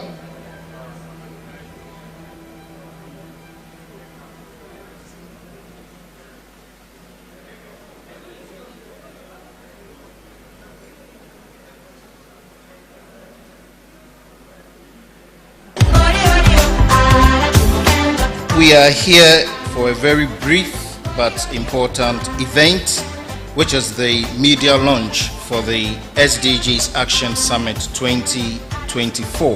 The tagline, Transforming Today, Safeguarding the Future. We are gathered here at a pivotal moment on our journey to achieve the SDGs, having gone past the midpoint of the 15-year time frame. Friends, the overarching objective of the summit is to reignite renewed commitment to the implementation of the SDGs and to catalyze bold and innovative actions necessary to put the SDGs on track across the continent. If we fail to achieve the SDGs, the repercussions will be felt across all sectors of our society. Economic stagnation, increasing inequality, and environmental degradation, just to name a few of the dark consequences we could face. Let us, all of us, continue to work together, but with a renewed commitment and a greater sense of purpose to transform today and safeguard the future. This summit really is to reinvigorate our commitment to the SDGs as a continent and mobilize action to be able to drive successful implementation of the SDGs by 2030. Our planet demands a long-term vision. We must consider the needs of future generations alongside those of the present. UNICEF stands ready to continue collaborating with the government of Ghana to ensure meaningful child participation in all future endeavors. Let us work together, all stakeholders here, from government to development partners, UN, civil society, academia, to ensure a future where every child thrives. The leadership of Nana Akufo-Addo, President, in pulling together African leaders around this agenda is extremely symbolic and powerful. Let me also assure you that the UN in Ghana stands entirely behind this project. Let me thank UNICEF for the summit that you are organizing, to UNDP, ECA, and the other agencies who are making inputs to this. A huge kudos to you. As I've always said, Ghana must be in front. The UN will be behind, supporting Ghana. For UNDP, the SDGs are integral to our DNA. We associate with the words to accelerate. We also associate with the words to turbocharge to achieve the SDGs. At Societe Generale Ghana, our CSR initiatives revolve around Sustainable Development Goal 6, which is clean water and sanitation, and Sustainable Development Goal 13, which is climate action. AGRA, we believe the broad and specific objectives of the summit aligns with our vision and mission. AGRA's vision is to see Africa feed itself and the world. And I can say that our interventions touch on at least 9 of the SDG goals. The National Development Planning Commission is very happy to partner on this SDGs Action Summit. It forms part of our priority endeavors this year. In this vein, we've been supporting with the whole process, especially with the Children's Model Summit, dialoguing with them on the key transitions for accelerating the implementation of the goals.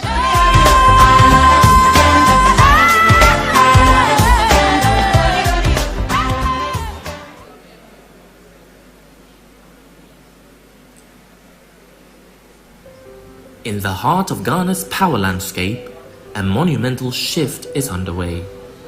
The relocation of the erstwhile Ameri power plant, now named Awomaso Thermal Power Station (ATPS), signifies not only the installation of an engineering infrastructure, but also a transformation in vision and capability by engineers from the Volta River Authority (VRA).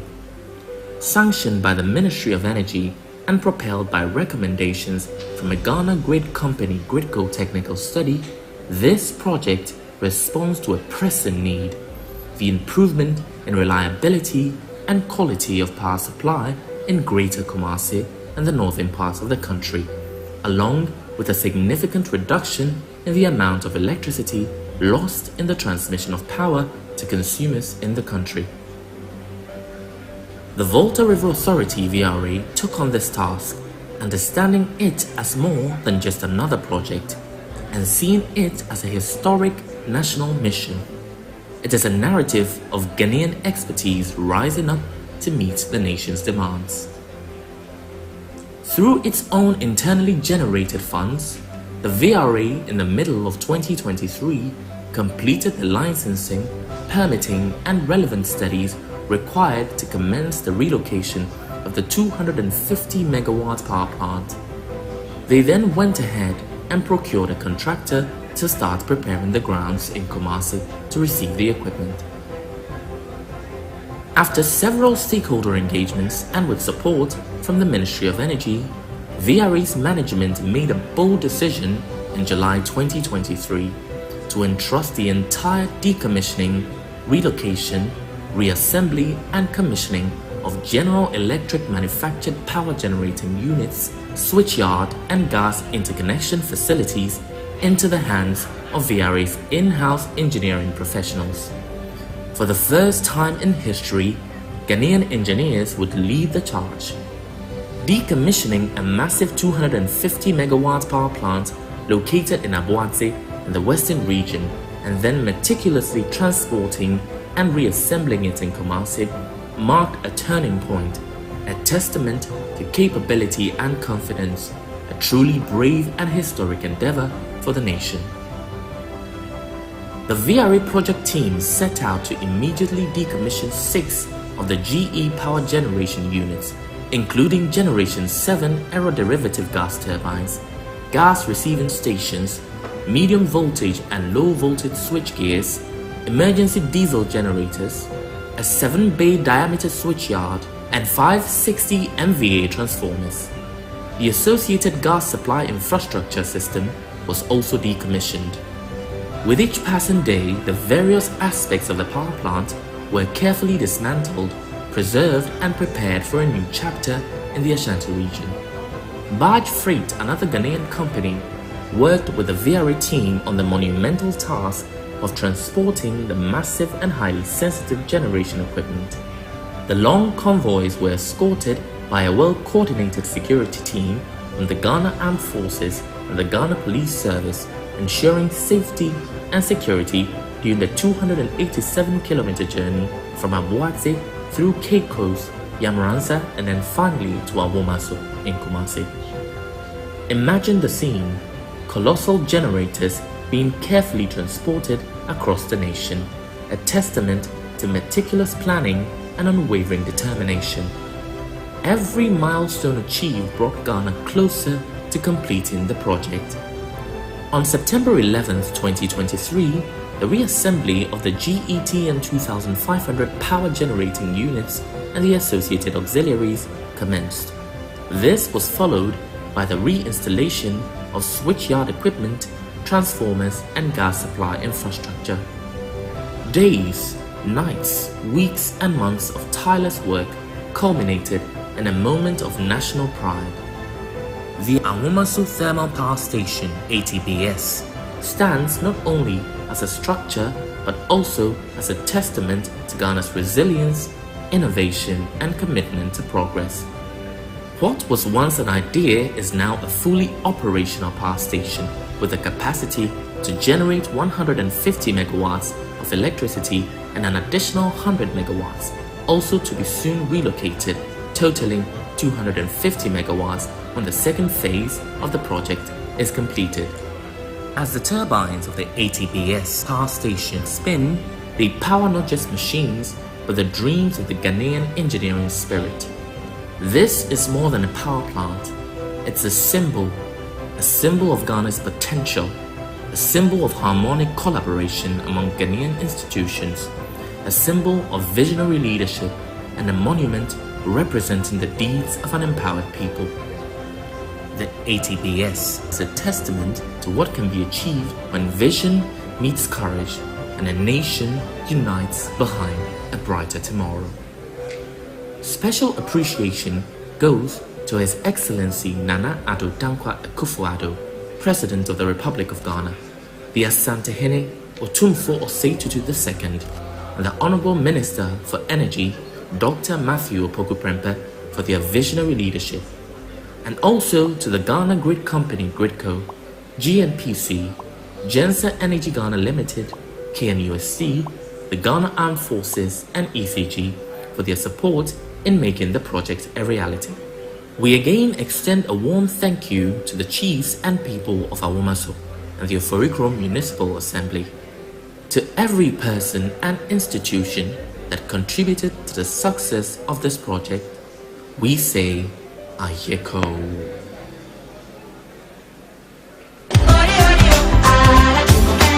We are here for a very brief but important event, which is the media launch for the SDGs Action Summit 2024. The tagline, Transforming Today, Safeguarding the Future. We are gathered here at a pivotal moment on our journey to achieve the SDGs, having gone past the midpoint of the 15-year time frame.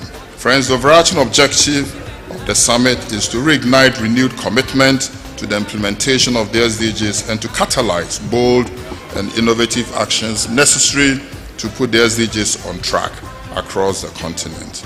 If we fail to achieve the SDGs, the repercussions will be felt across all sectors of our society. Economic stagnation, increasing inequality, and environmental degradation, just to name a few of the dark consequences we could face.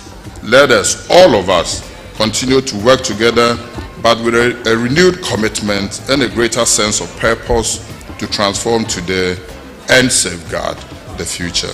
This summit really is to reinvigorate our commitment to the SDGs as a continent and mobilize action to be able to drive successful implementation of the SDGs by 2030. Our planet demands a long-term vision. We must consider the needs of future generations alongside those of the present.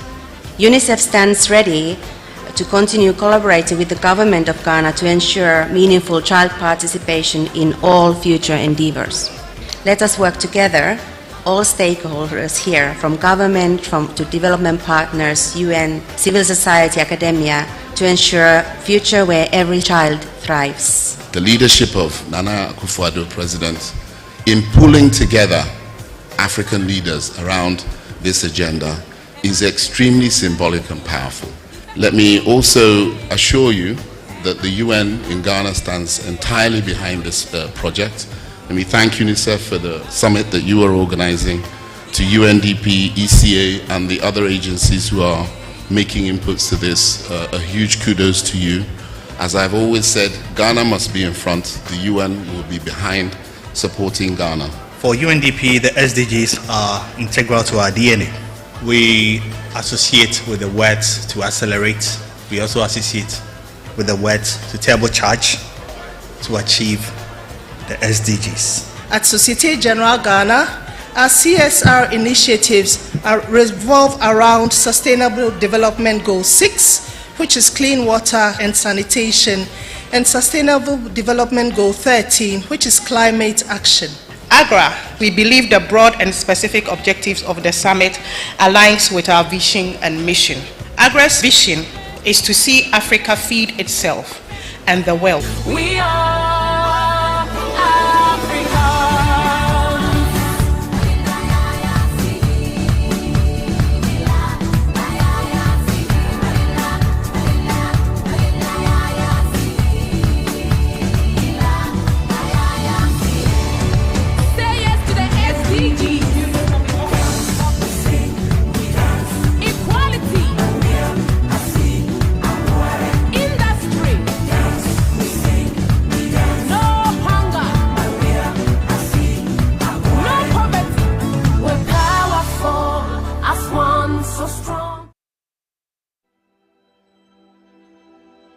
Halfway to 2030, the promises enshrined in the SDGs are in peril.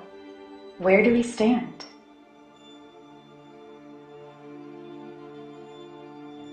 The world has entered a poly-crisis era, and SDG progress is threatened by the climate crisis, conflict, a gloomy global economic outlook, and lingering COVID-19 effects.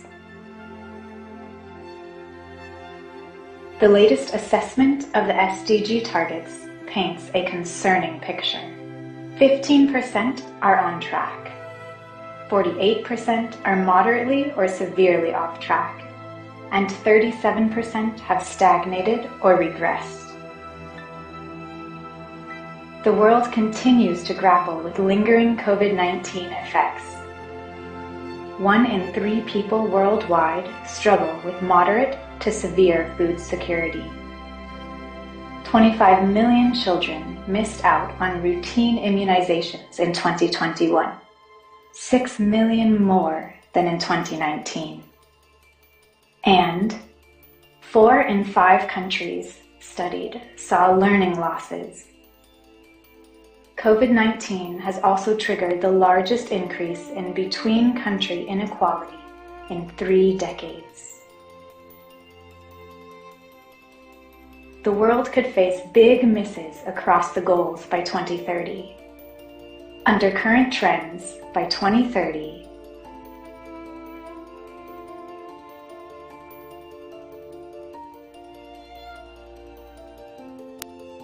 so let's finish hard.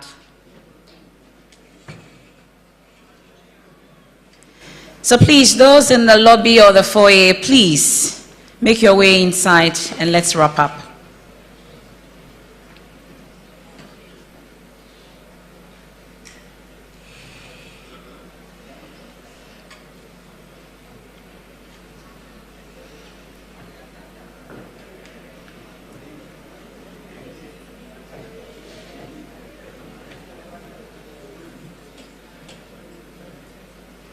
And as we settle, it looks like there's more goodies that are being shared. I think that can be done so that we can start the panel discussion without any interruptions. Ladies, you can start sharing so that we can settle in for the discussion.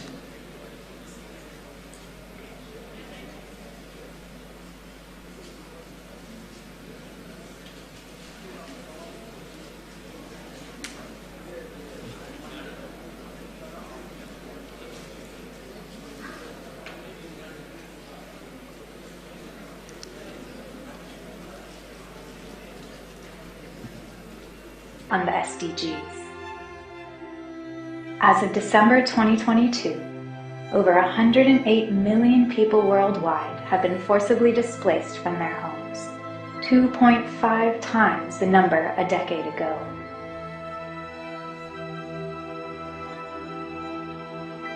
Developing countries and the world's poorest and most vulnerable are bearing the brunt. As of November 2022, 37 out of 69 of the poorest countries were in debt distress or at high risk of it. Progress in some areas illustrates promising potential for further advancements.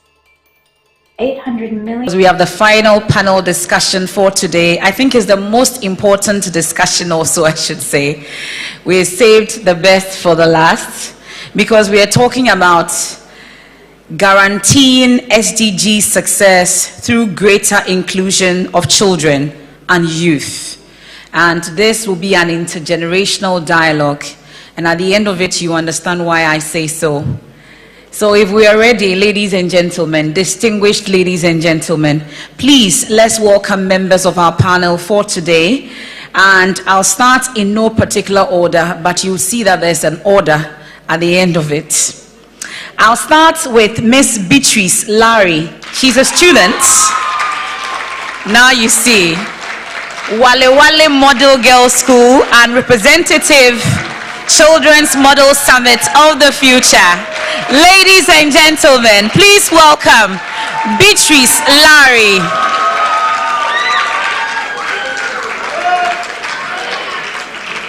Beatrice, please sit right next to me. Thank you. Wow. Okay. I'll now introduce Mr. Foster Awintiti Akugri. He's the founder and president, Hack Lab Foundation. Please, the same welcome. Please do it for the rest of my panel members.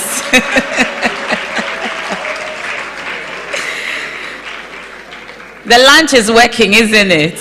So please, let me feel that you've eaten. And Foster will join us shortly. And then I'd like to also introduce to you Mamadou Biteye. He's the Executive Secretary, the Africa Capacity Building Foundation. Ladies and gentlemen, please welcome Mr. Biteye.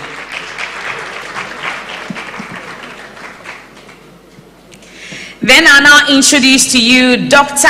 Betty Annan, Country Director, AGRA, one of our sponsors as well. Please welcome her. And I bet you're wondering who is the moderator for this one. Like I told you, I saved the best for the last, so I'm taking this one. So permit me to take this one, okay? Thank you. I thought I'll hear a round of applause for me.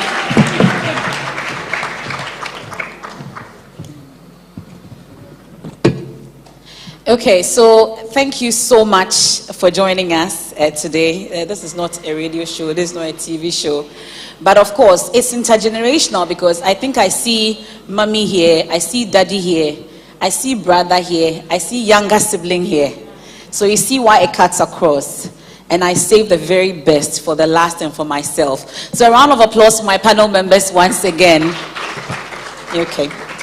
So I'm happy that Beatrice is here with us, and it's a good time to start with you. I think I want to, maybe we'll do a quick introduction of ourselves. Beatrice, is that fine? I will be interacting a lot more with Beatrice for obvious reasons, but let's do a quick introduction of ourselves. You have your microphones by you, so you tell me a bit more about yourself. Okay, yours is not there. You can take mine. My name is Larry Beatrice, and I'm from Northeast region, from Wale Wale. Okay.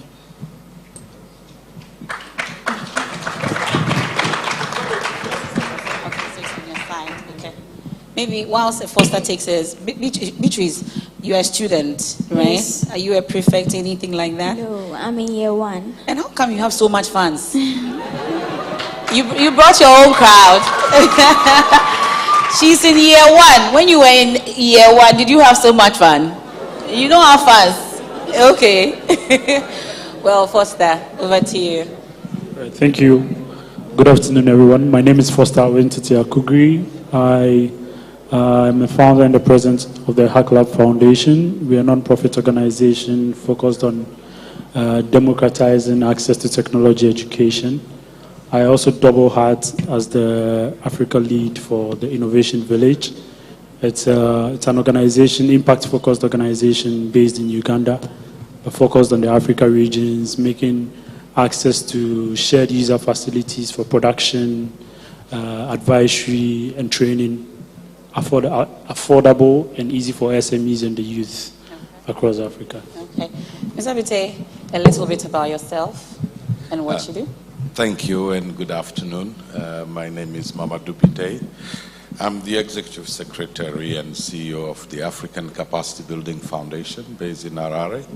It's a Pan-African institution belonging to 40 African states and 4 institutions whose mission is to build human capital through skills and also build institutions and generate knowledge, all what is required for Africans to lead capably on the development trajectory. Thank you. So my name is Betty Annan. I'm the country director for AGRA.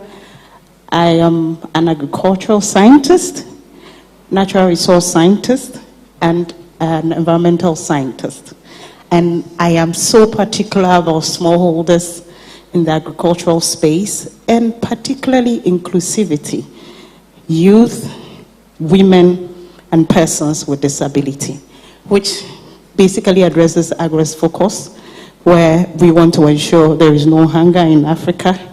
We want to make that deliberately inclusive. We bring in youth, women, children, I won't say children, but children are a critical component because nutrition is one of our focus areas. So household nutrition. So I'm very excited to be here because we are going to talk about youth. Thank you. And I must say this will be very interactive. We'll just have a brief chat. Then we can have a lot of questions from the audience and contributions, because we need a lot of contribution in terms of how we can leverage on greater inclusion of children and then of youth. So my panel here will need your engagement also when it comes to this. But we've been wondering, it's good that I'm very excited that we have Beatrice here with us, because at least she'll paint a better picture to us in terms of how they are not included or whether they are included. I know you do a lot of work when it comes to this area. Can you tell us why, when it comes to decision making, your age mates, your group, at least children and the youth are not involved? Do you know why? Thank you for the question given. So I'm going to explain my statement in an example. You know, in the Christmas seasons, our parents go to buy us Christmas dresses. So if my mother goes to buy me a Christmas dress and she likes the color blue and the style she likes it, then she brings it home and I said I don't like it. I don't like the color and everything. I will not use the gifts that she gave to me. So if my mother was to include me in what I like, what are the color I would like, she'll go to the market and buy what I like and what fits me, and I'll use it very well. So when it comes to real life things, if they are to include we the children in decision making, it will make it much easier, because if we make our decisions and what we the children we make is what makes us feel comfortable, and then if adults make it for us, they don't know what we want. So if we make our own decisions, we'll feel better and comfortable in it. Thank you. Interesting. Well, I'll come back to you, because the parents here are thinking that, sometimes we've been children before. So they feel this one fits you better. So that's why they buy it for you. But I'm sure you know why, at least you've been talking about it. We'll come to it and what you expect them to do going forward, right? To include you more. But Foster, you've heard from your little sister on this, really. At least you've also been through it to this point. How is it that decisions are made?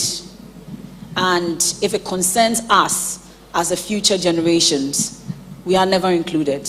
Do you know why? I think I'm going to start from a perspective of times and seasons, right? The time and season for which our parents were once kids varies from when they have had kids and the times and season they find themselves in. But we fall into the temptation of parenting from an angle of when we were kids and what was done to us. So we have two options as parents. And I'm speaking as a parent because I have a kid, right? We have two options as parents: to do what we know best from our childhood experiences, or to avoid what was done to us when we were kids. And most of the time, it may not be right for the circumstances or the times and season in which that child finds themselves. So we may have to allow ourselves as parents or as elderly people in a room or around the table to acknowledge the presence of a younger person's opinion in the room. Sometimes, because they are more current and more in touch with current affairs, they may save us more.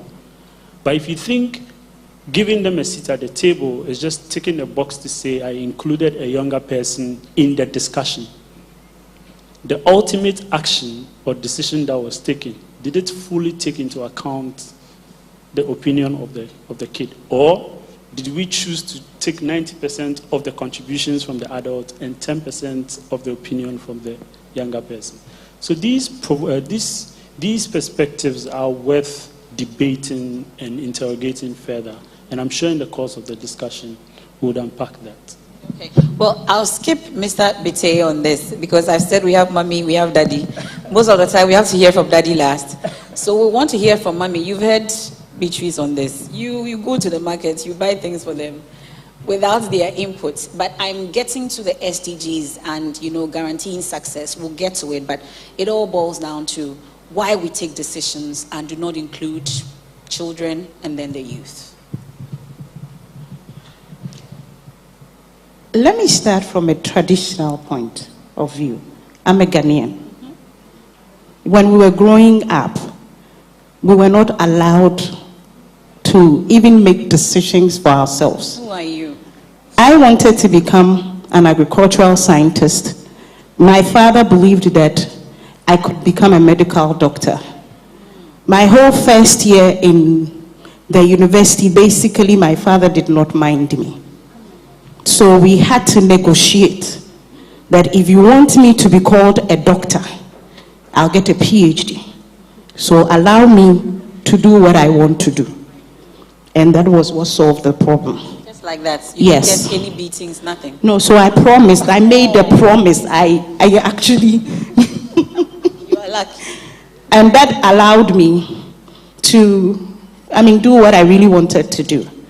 And I would say I have enjoyed working with farmers over, I'll say, the past 20 years.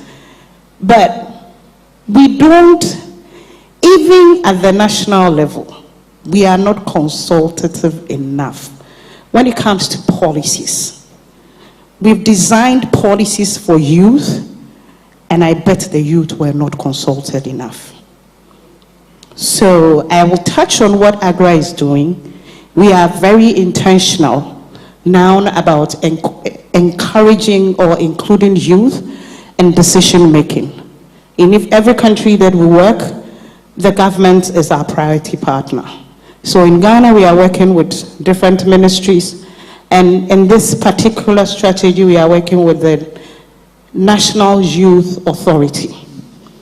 And we've partnered with MasterCard Foundation. We have programs in a number of countries. But in Ghana, our focus is on giving youth the voice to influence policies. We want to create enabling environment or support the transformation of our current environment to make it more attractive to use in the agribusiness, youth in the agribusiness space, and then also to make sure we help build institutional capacity to allow youth, and I would say women, to be included in policy making, in ensuring that whatever policies that we come up with as a country favors our youth.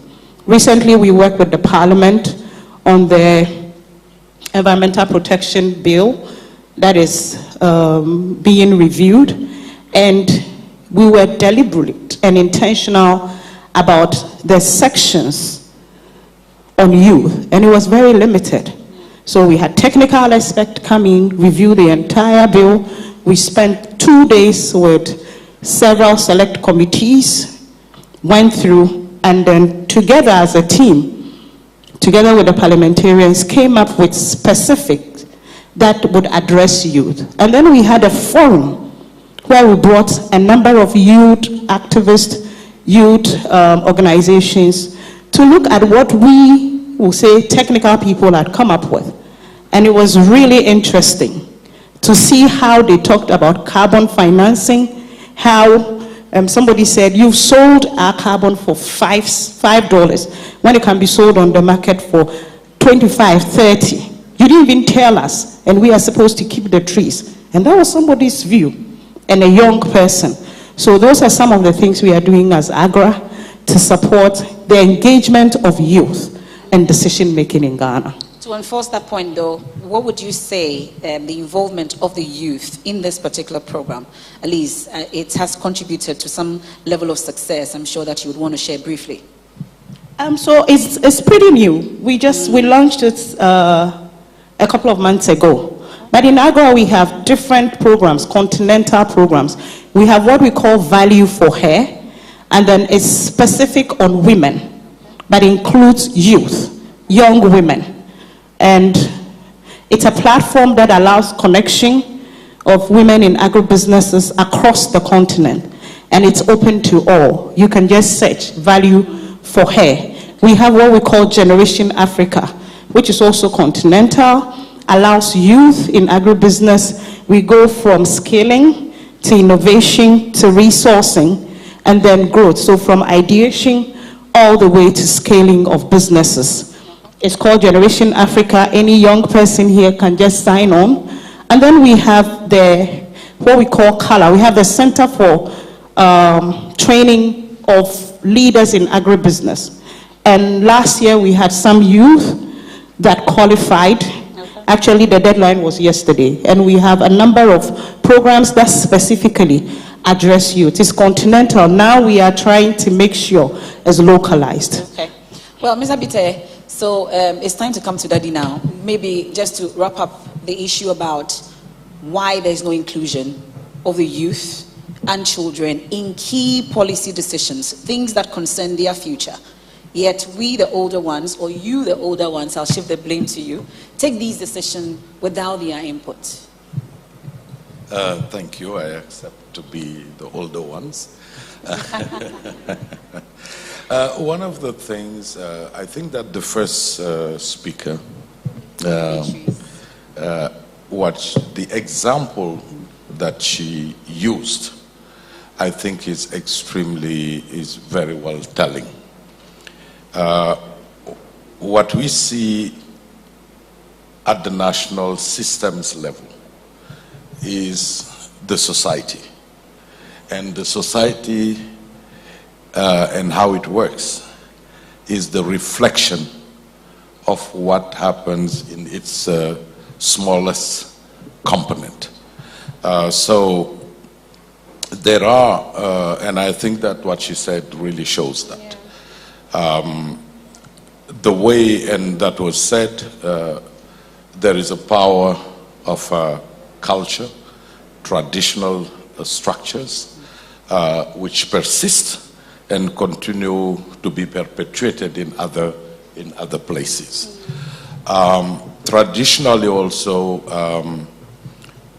there might be lack of appropriate structures that allow that. If you look at the traditional village level, you have the Arbra Palabre, where the leaders of the village come, usually only men. It's not just children and youth that are excluded, but also women are excluded to that. I would like perhaps to extrapolate a little bit based on factual experience. And I believe that decision making is about power. Economic power also plays a role in it. We have, in my experience, supported in Mali, Burkina Faso, others, what was called savings for change, building savings-led women's groups. And one of the outcomes through the evaluation, what women said, was that they were never included in the decisions or even in the discussions about the future or things, the affairs of the village. But once through these schemes, they gained economic power and financial power, then they were actually admitted and men will consult with them. So you can extrapolate that economic power also plays a role. Now, if we look at now society and how things work, oftentimes youth are not really represented in the platforms, whether it is parliament, whether it is other consultative structures that allow to capture meaningfully their input and have them being part of the decision making and part of forming what would go to decision making. So I think that that is important. And one more point is also what youth, because youth is not just the educated youth that we know, right? It is also those young people that are not in jobs and that are not in school, and actually that tend to be even more actually excluded and neglected.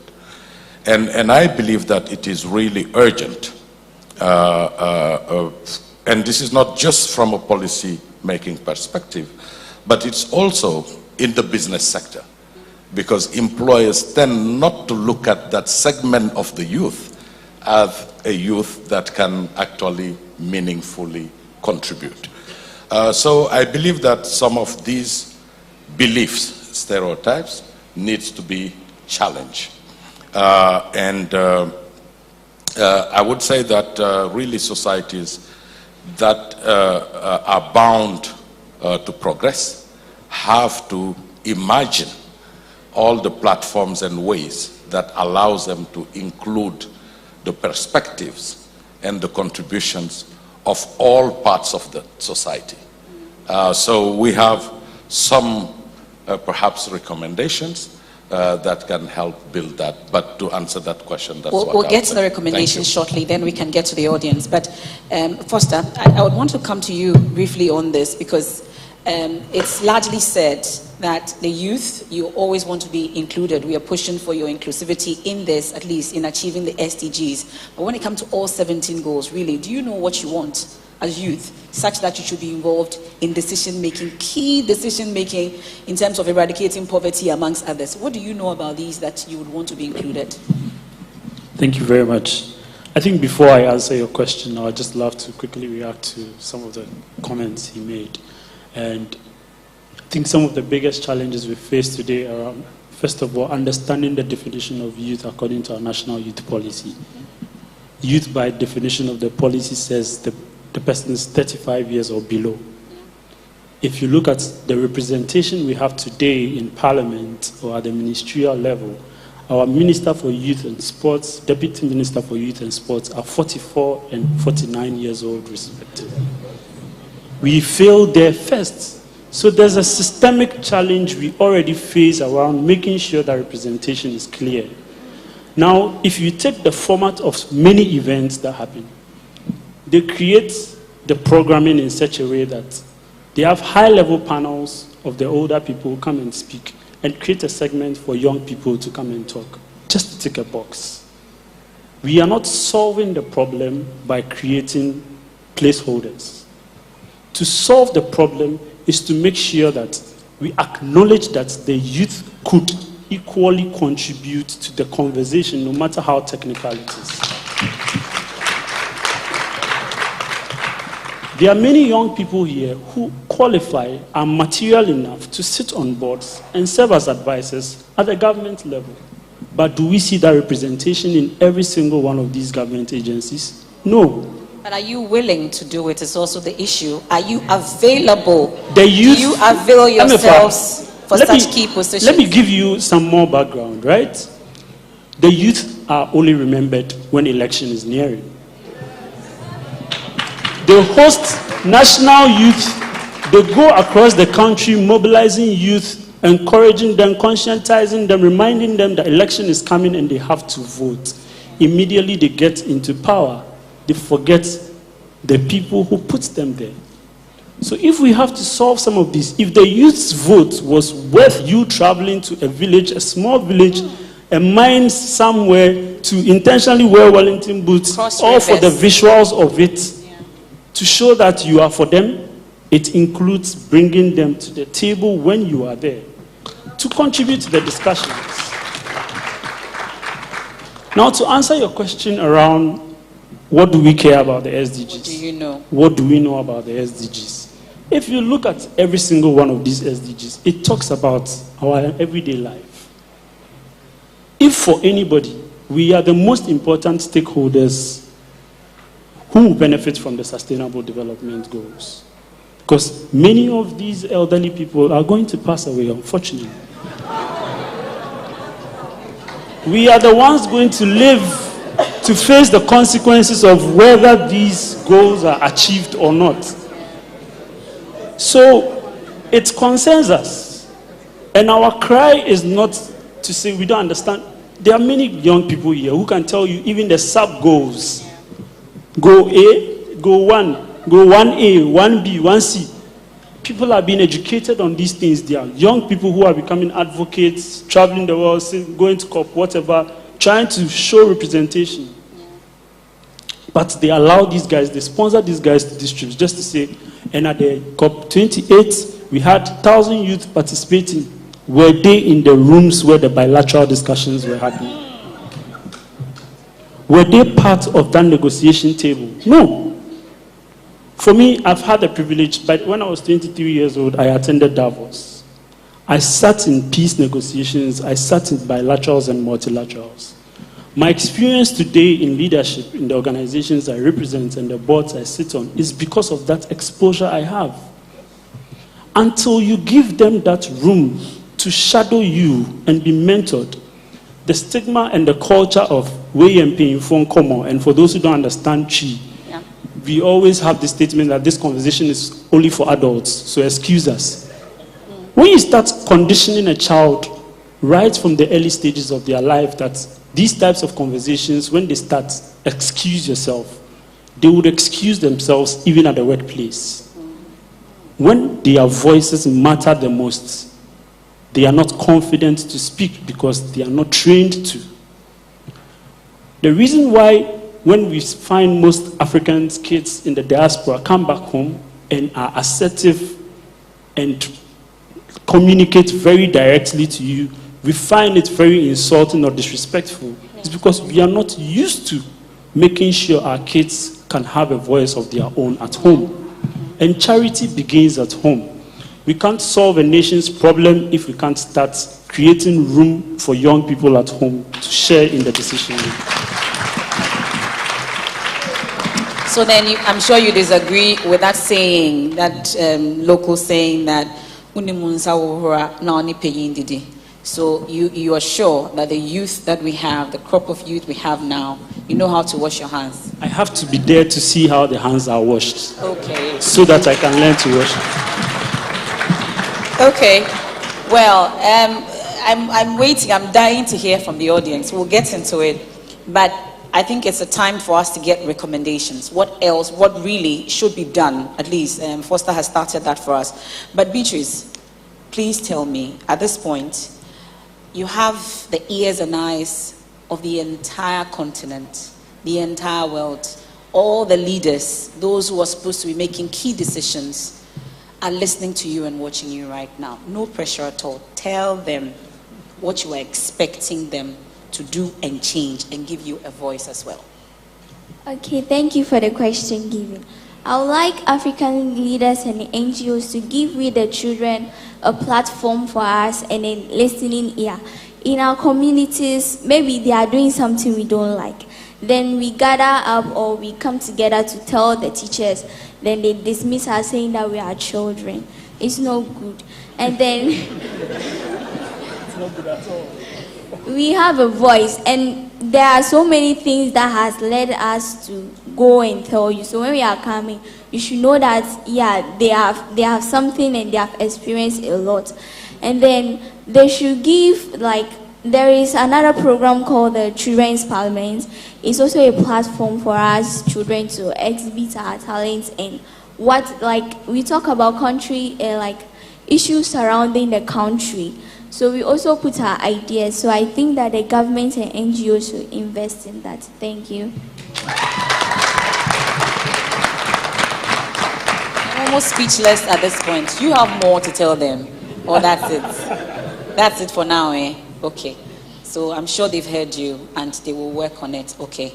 Does it demoralize you, at least, when they don't listen to you? When you go to your teacher and you tell them something, they say, what do you know? You don't know anything. Yeah. How does it make you feel? Next time I will not go to you again because I came to you and you send me back. I will not come back again. I will just keep everything inside and endure it. That's what we do. So if you give us a listening ear, we know that what we, the children, are doing, though you also care about what we are doing. It makes us feel important. Okay. Thank you. Really, so when you keep some of the issues in you, when they turn you away and you don't get to open up and tell them, what does it do to you? Do you get to tell other children? Do they give you bad advice? What happens? We usually just think like that. Then when we grow up, we'll be finding things difficult. I had a friend who is in this SS. When she goes there, she's like, her colleagues are asking questions and answering. They complain to them, like they are free with their teachers. But she's always quiet in class, lonely. So it actually affects us a lot. Some timid. Yes. Okay, we are sorry, okay? We are very sorry. But now let's, Beatrice, Dr. Anand, let me come to you on this, really. What then do we have to do? At least we are at the point of recommendation. We are hoping to guarantee some success by including children and youth. We know what the problems are now. What can we do differently? I will say I will sum that up in 4 words: scaling, innovation/technology. Let me say 5: mentorship.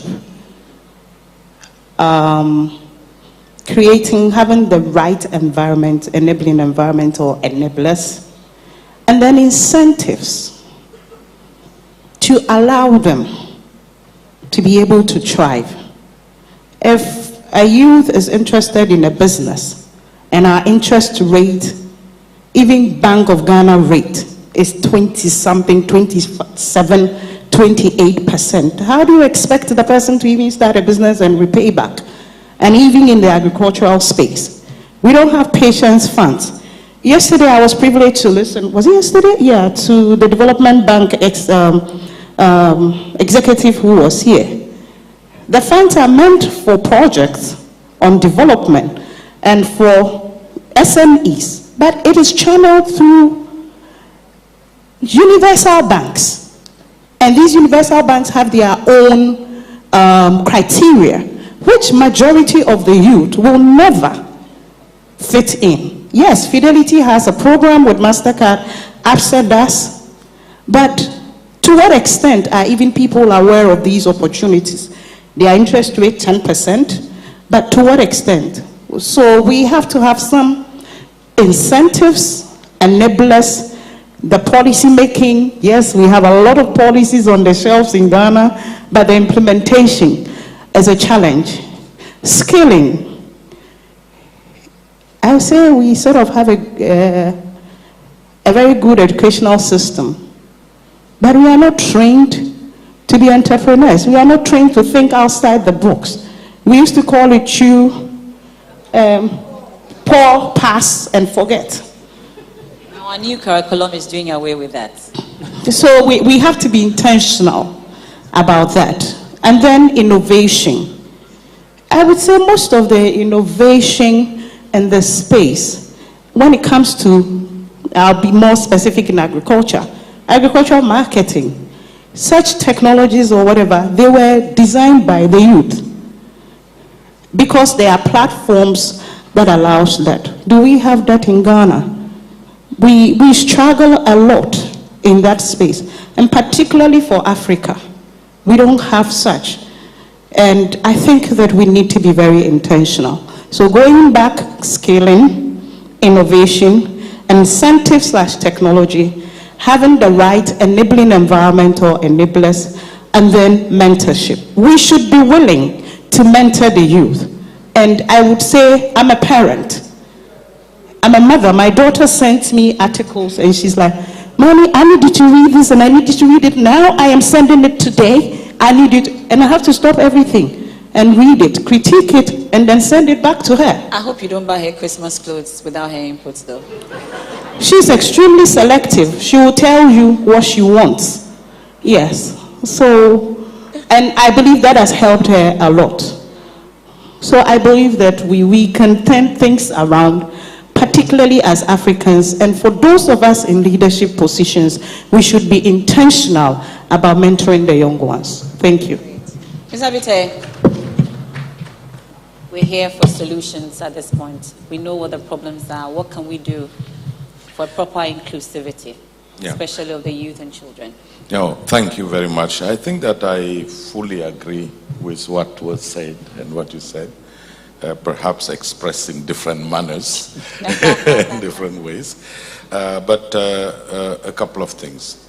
I think that there is an individual also responsibility. All of us as individuals, as parents, as young people, as children, as teachers or administrators or whatever the role that we play, we have an individual responsibility. I said earlier that the broader society is the reflection of what happens in smaller parts, which are the families. How do we take responsibility to install the intergenerational dialogue? We need to recognize every segment of society's contribution. If you take youth, they bring really fresh perspective. They bring wild ideas, which actually generate innovation. And actually, they have also the passion and to go through untraveled roads. And all of that brings innovation and new ideas.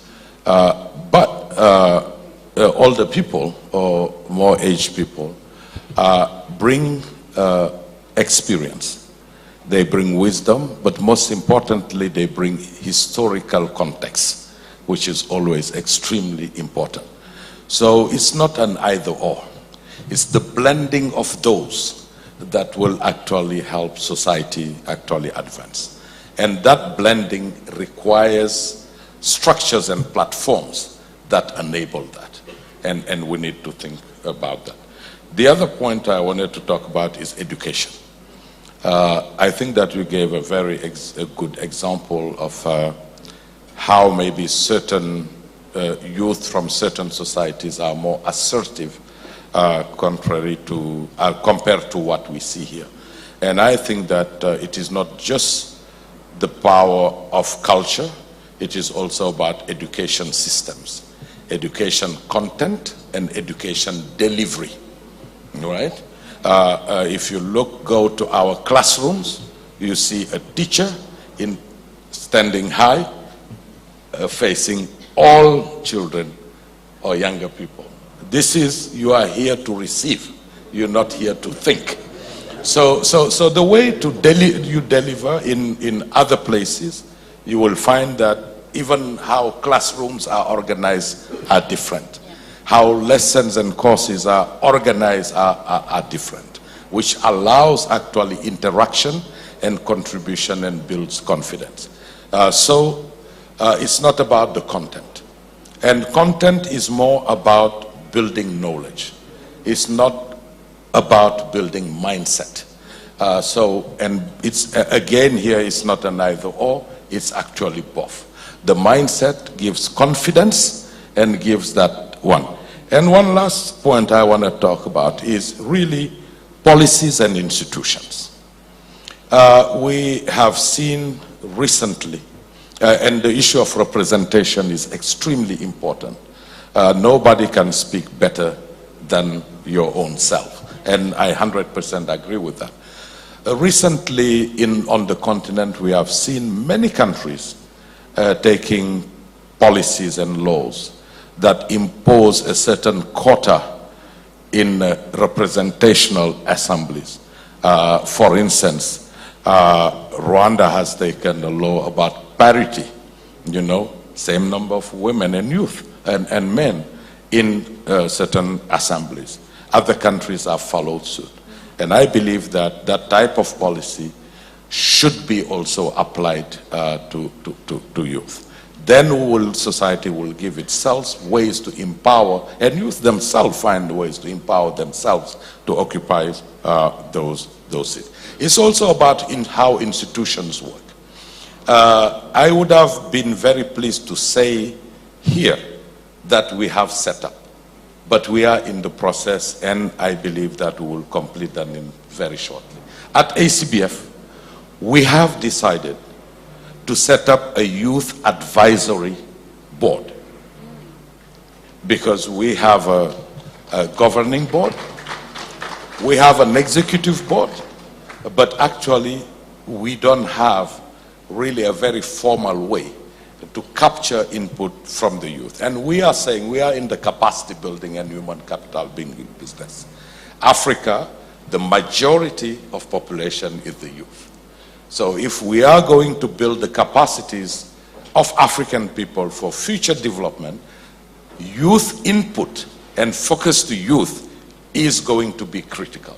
And this is why we have decided to start and build a youth advisory board. Okay. So those are some of the things I believe that we need to look and change and bring into institutions as well. It's not one thing, it's really a combination of solutions, actions that are going to start creating a solution and making a dent on the problem. Thank you. This side of the room didn't clap too much. No, it was this side. So that you, otherwise don't select them. Maybe you clap better, then you can be part of the youth advisory board. Okay. Well, Foster, your recommendations, what you think ought to be done, what should change for you? Thank you very much. So I think my first recommendation would be, again, rather than set up a youth advisory board, make the youth a representation on the main board. We find ourselves in the temptation of dedicating a source or a channel for young people, but they are part of the cluster. They are not just a segment. If you are creating an advisory panel for young people, then you should, then you should also create an advisory board for women. Then you should also create an advisory board for people with disability. That's the trend we are setting. To solve the problem isn't to create another structure. It's to dismantle what exists and rebuild. So it is not a derivative cause. It is the cause. So if you have to take an action or an activity, it shouldn't be a derivative activity. It has to be the main activity. So that is how we start to address some of these systemic issues. And of course, this is not just directed to Mr. BT. No. It's not to him. It's not to him. Just for clarity on that. It just happens to be that he talked about it. It's a general thing you talk about. And it cuts across everywhere. Number two is to the youth. If you demand a seat at the table, you should be materially ready to be at the table. Don't get up and join a demonstration because it will look good on your social media. Don't sit behind your phones and insult people in leadership roles because you don't understand the context they have to make the decisions they make. Sometimes their hands are tied. Leading a team of 2 is even difficult. Leading a team of 100, you consider all the variations. Everybody wants to be heard. Leading a nation, there are tribes, there are different temperaments of people, there are different people with political directions, there are different religious beliefs, etc. The variations are a lot. You have to be in the position as a leader to make the best decision that favors the majority all the time. The minority most likely suffers in this situation. In our case, it's the youth, right? We have to arm ourselves with the right information. We are in an age of information. If you have your facts, you can talk your way out of situations. If you think something is not going right, use your information as a tool to justify why you deserve what you deserve. The other forms and courses of actions are never effective. Dialogue is important, and sometimes you think what you asked for has not been received. It takes time for change to happen. You need to also acknowledge that there are systems and protocols designed to create stability in the chaos. If we did not agree on a constitution, the Christians will say they have a say. The Muslims will say they have a say. If we do not agree on policies and how they have to be enforced and designate people to make decisions on our behalf, imagine all of us going to Parliament. The level of chaos we anticipate. So we need to know that there are risks associated with going to vote and choosing a leader. And accepting responsibility for going to cast your vote for that leader. Don't put the entire blame on them.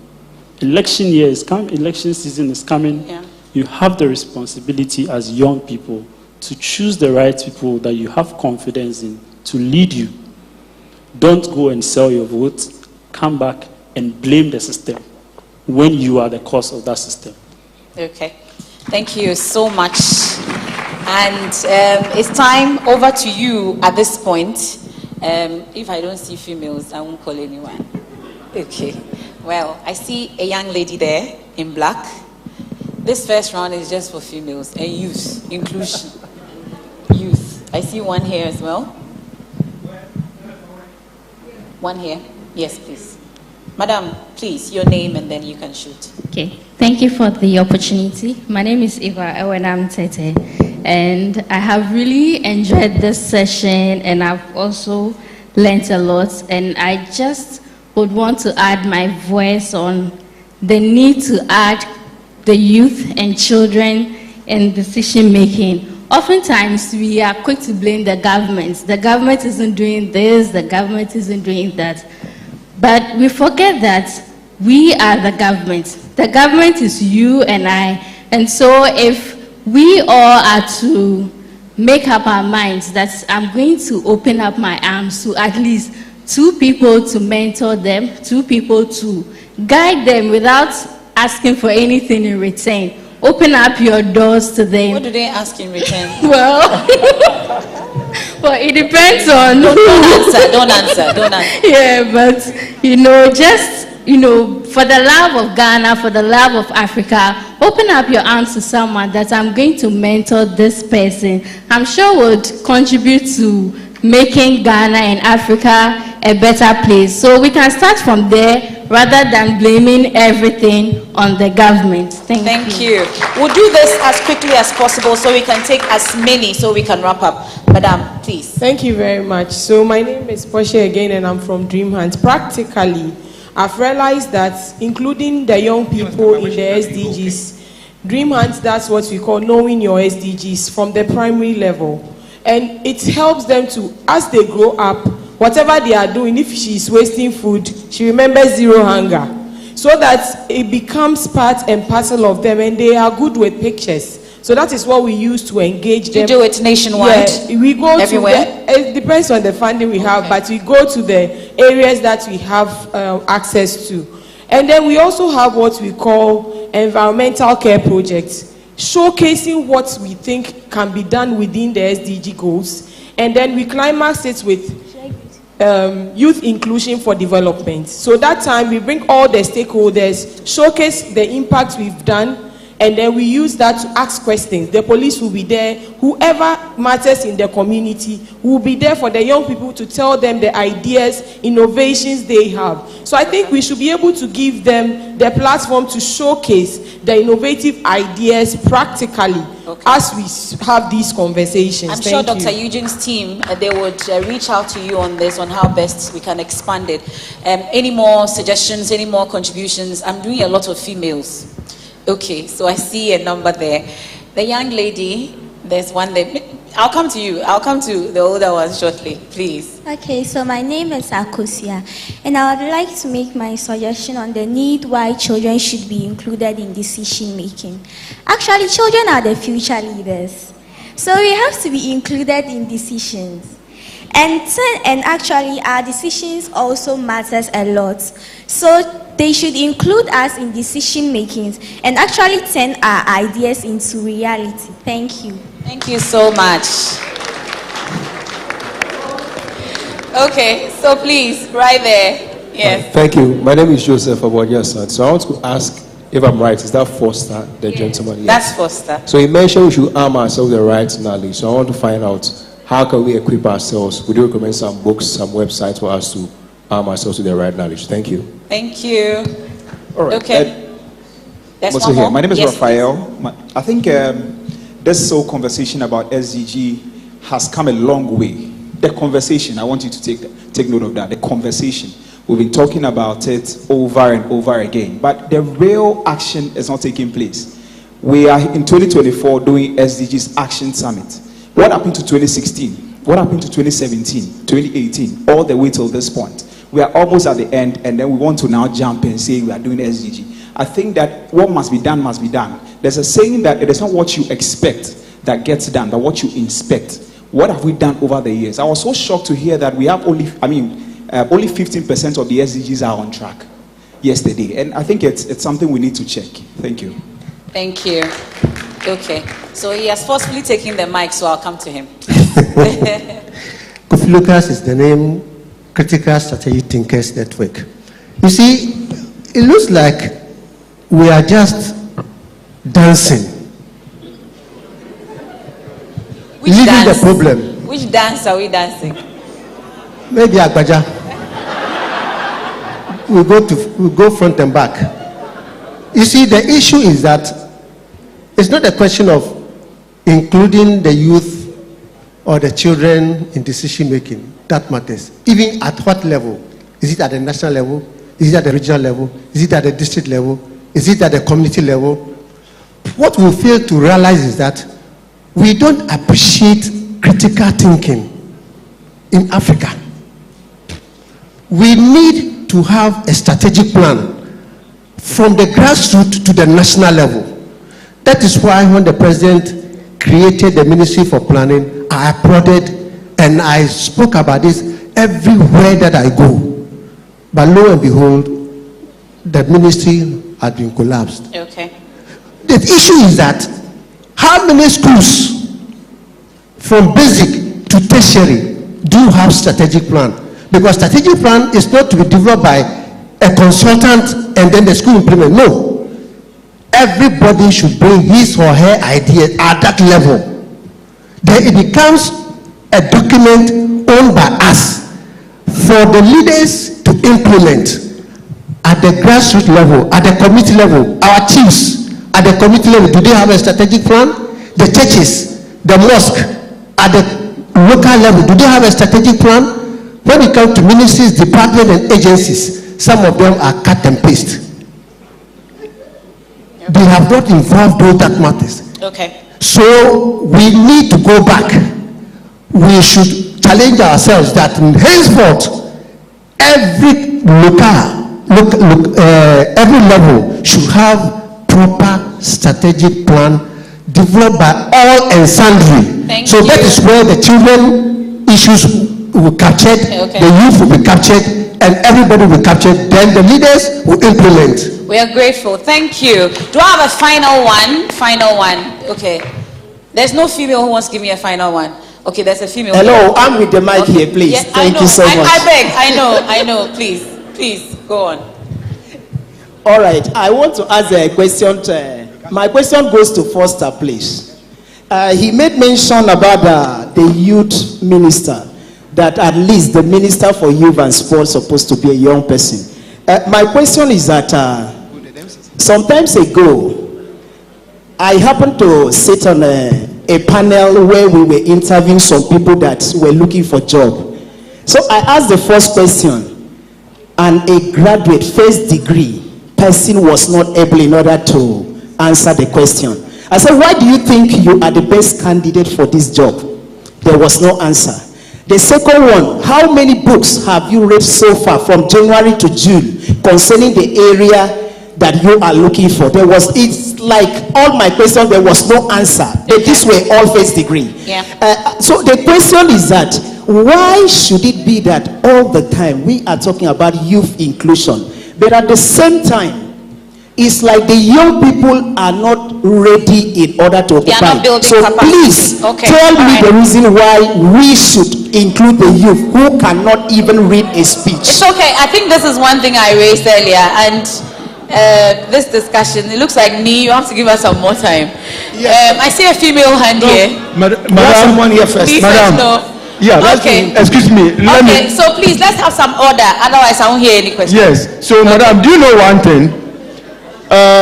It is painful to just think we should see the young to be included in decision making. That is rendering we the elderly useless. How? Wait. Is that what they said? If we do not think of how to evolve from this archaic system so that they will emulate what we are doing, they shouldn't take delight in just taking being in decision making. Rather, they should learn submissively. They are not learning. Yeah, the only thing, the elderly had a problem, and we have to rethink and evolve from the archaic system. Then the children will walk in our footsteps, rather than we sitting down to see the young ones to come and develop our system. Thank you very much. Nee, please don't give microphone when I haven't called. Okay, so her hand has been up. Please, let's go. Brief ones, so we can take as many. Foster. It has to do with what the guy said, right? Yes. It's a bit contradictory because I'm a youth. But there's this stereotype, the Gen Z generation. We're always sitting on social media. We are not ready to work. We work for 2 years and we move to another place. No, that is my point. It is true. So if you are sitting on the panel and you are saying that the youth are to be included in decision making, how do you assess that type of stereotype? What do you tell the youth? Like, what advice would you give as somebody who has gotten to a place where you feel like you are able to give some decisions? Because I don't know a lot of youth who I feel have enough knowledge, right, to be given decisions. Countrywide decisions. I thought he mentioned that he should build capacity. So for that particular stereotype, like, how do you assess that whole stereotype generally? Okay. Well, Nee, do I have your permission to take more questions, more contributions, please? We'll do a quick, maybe 2 or 3 of them. Okay, please come to this side of the room. We've stayed here for too long. Okay. I need help, please. Is it on? My microphone doesn't love you. Okay. Okay, my name is Peter Hayes, and I'm from Central Region of Ghana. Okay. Actually, I'm here to give some suggestion on what my uncle, Mr. Foster, said.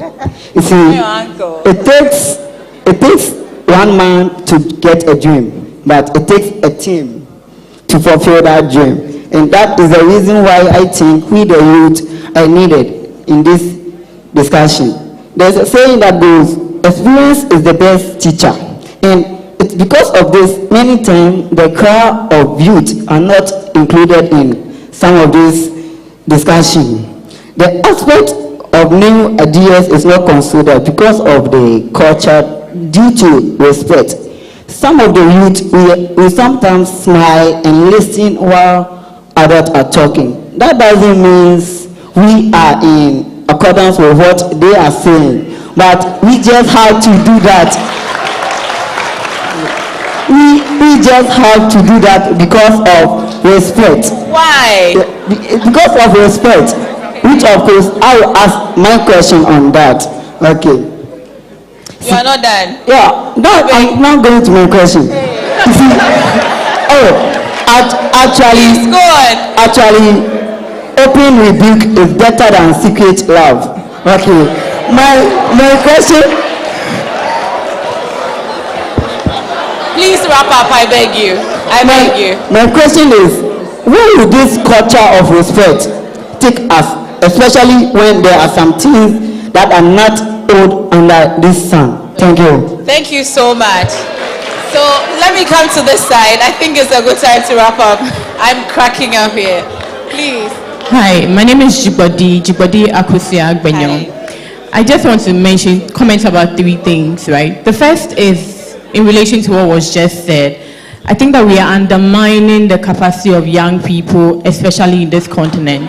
Because I have seen, maybe some people need to check their networks of young people, but I have seen young people birth ideas and grown it into something beautiful and impactful. How many of these young people have we given the opportunity to scale up and accelerate what they're already doing at the grassroots level? And so that narrative is just, the narrative that says young people do not have capacity is just a flawed narrative to consistently marginalize young people.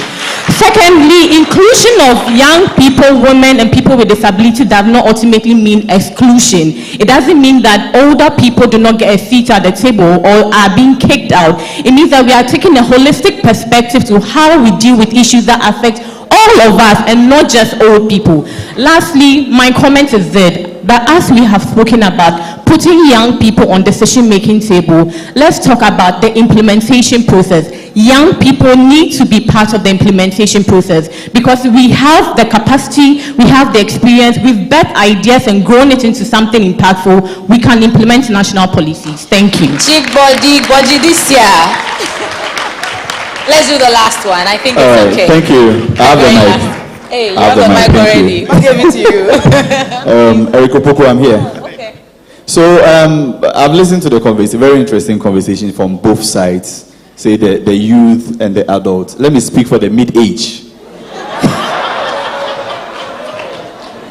All right, because we've actually been part and parcel of the transition, and I'm looking at from 1 to 17. There is actually an intangible asset that we are not making good use of. And I believe it's one of the reasons why we are trailing. And I like the fact that my friend had to echo the fact that we are doing only 15%. Who is doing the performance tracker? You understand? That is one thing we really have to do. But there is something we really have to pay attention to. And like I'm saying, I'm speaking as a mid-age person. The internet. We used to be underinformed before the year 2000. We used to be underinformed before the year 2000. Now we are actually overinformed. And one of the easiest platforms to accelerate the implementation or actualization of the 1 to 17 is the internet. And I'll just pick one of them. Quality education. I actually had my first foreign certificate free of charge through the internet. I was just surfing the internet, and there was this certificate program on mergers and acquisition in I don't want to mention the continent. And it's one of the things that have actually boosted my CV. So, like I said, I'm speaking for the mid-age, and my advice is both the youth and the adults, generation should make good use of the internet. Thank you very much. Thank you. Nee, with your permission, we've represented the mid-age. There's one here, I'm sure it will represent the upwardly mobile. Then we can wrap up at least. So fair representation. Thank you. Last one, please. Last one. My name is Obeth Buipahaganjode. I'm the Minister of Development from Namibia. Welcome. 70% of the 3 million people in Namibia are below the age of 30 years. 70%. In the African context, I'm an African. 1 billion of us, almost very soon, will be in the same age category. Imagine a poor Africa. Today, hunger, poverty, everything left to me. And if I was the president of the continent, I will unleash the power of the youth throughout the rest of the continent. And we shall abate poverty and all other sorts of ills. I leave it at that. Thank you. Are you sure you are not looking for youth votes in this room? No, we are heading for election at the end of the year. That's just by the way. I'm not looking for that. No, that's just by the way. I'm just telling you the power of the demographic dividend. In other words. Thank you so much. I think you are satisfied now, aren't you? Let's do a quick wrap on this, and then we can go for a quick coffee break, and then we can have our closing ceremony. So, Foster, Auntie Betty, Mr. Vite, and of course, Beatrice. 1 minute each, then we can wrap up. There were some key questions for you, though, Foster, on what we can do in terms of websites and all. Isn't that the question? I think it's a good time for you to just give a response to that, and then you wrap up in your 1 minute. All right, thank you very much. We have clearly demonstrated how divided we are as young people in this room. The different schools of thought clearly tells you the different segments amongst us as young people that demonstrate why we are not ready to sit at the table. There are many. The people who asked questions about whether we are good enough, or we are well educated, experienced enough to sit at the table. Question yourself first. Are you making decisions for yourself today? Do you think you need to be heard every time you have a conflict with your parents about a decision you have to take about your career, your personal life? You find yourself in conflict with your own friends, your community, your family members, your school, whatever organizations and associations you belong to. Are there not times when you are tested and you want to be heard? And in those times, what have you done? Did you make a decision? If you did, do you think it's not that same trait you require to sit in that room? Anything discussed in those rooms, aside from wisdom and historic experience, if you are well informed, you can contribute to the conversation. But again, to prepare us as young people, 1 minute. We need to understand that there's something called mentorship. And mentorship is not just about older people mentoring young people, but reverse mentorship also exists. We both learn from each other every day. The second thing is discipline. We don't have the discipline to listen. We don't have the decorum to sit in a diplomatic discussion. Diplomacy is being able to tell someone they are a fool without saying it. Knowing how to coordinate and conduct yourself in the rooms where these discussions are had would give you the opportunity to be heard. Not just heard, but actions taken because of what you said and how you carried yourself. Okay. They say you dress how you want to be addressed. So if you find yourself in that room and a conversation is going on and you have ideas, write them down. Wait for your turn to speak. There's a very powerful lesson Nelson Mandela teaches, which is the last person who speaks in the room carries the most weight. Why? They listen to everybody, they summarize everything everybody had to say, and they added probably just one thing, the cherry on the icing. Your contribution may just be the cherry on the icing, but because you were disciplined enough and had a decorum to wait for your turn, your cherry was worth it. So I'll leave you guys with just these few words. Thank you. The internet exists. The question about what do you need to read, there are so many leadership programs governments and development organizations are investing in for you. There's YALI, there's Global Shippers Community by the World Economic Forum, the UN, I think UNDP or is it the UNDP Youth Fellowship Program? Okay. How do you call it? Yoli. Yoli. Did you say Yoli? And all these programs exist. They invest thousands of dollars in making sure you are well equipped to be in these rooms and have the right character to sit there. Make sure you are Cost Foster during the short coffee break and get all that you need from him, because we are really out of time on that. Dr. Anand. Thank you. I'll touch, sorry. In closing, I'll touch on a few things I'd mentioned earlier that AGRA has, that a lot of youth can take advantage of. So for those that are interested in the agribusiness space, not only that, technology, ICT is part, please Google Generation Africa, AGRA. I don't see you writing on.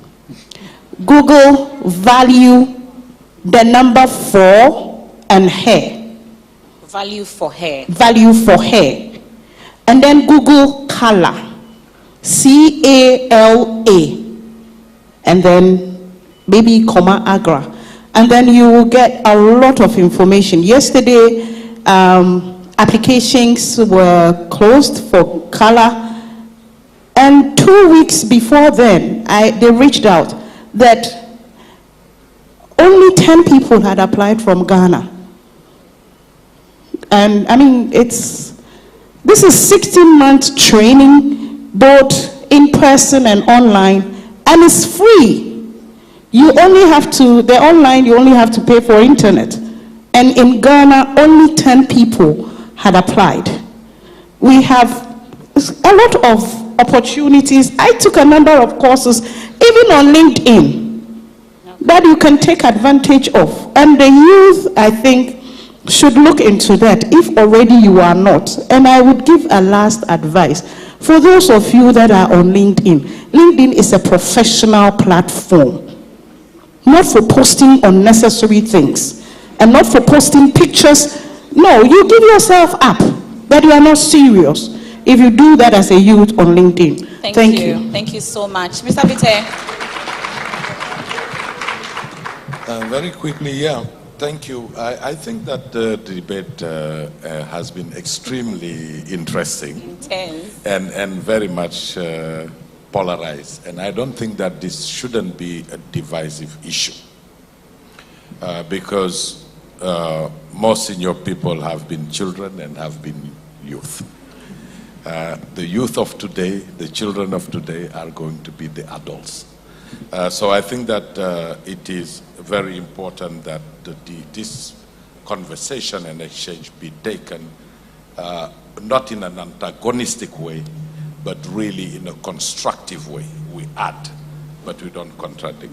The second thing, it seems to me that political power, decision making on the political space has been really a point of really big interest.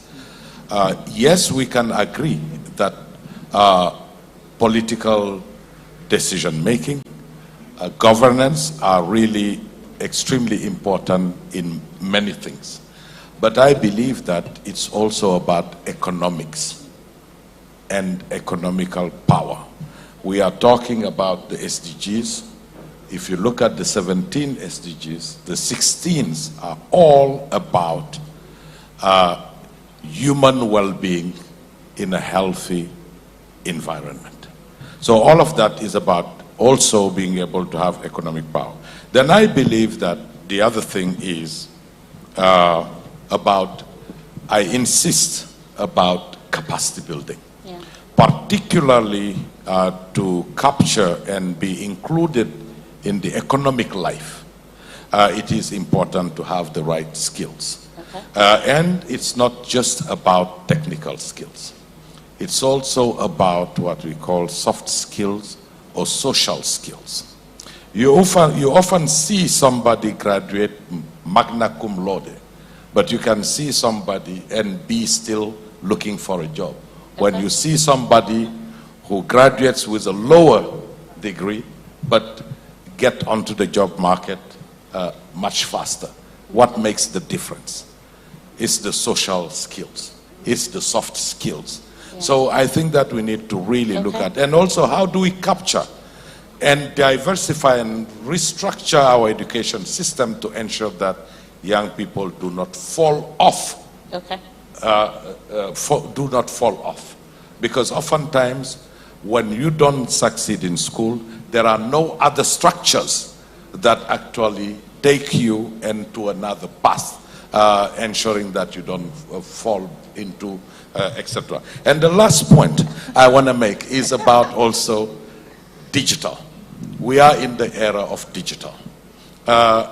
Recent research, 2020 data, says that in the next 10 years, 70% of wealth created in the world is going to be through digital platforms. How do we empower young Africa to be able to reap that and to be part of that?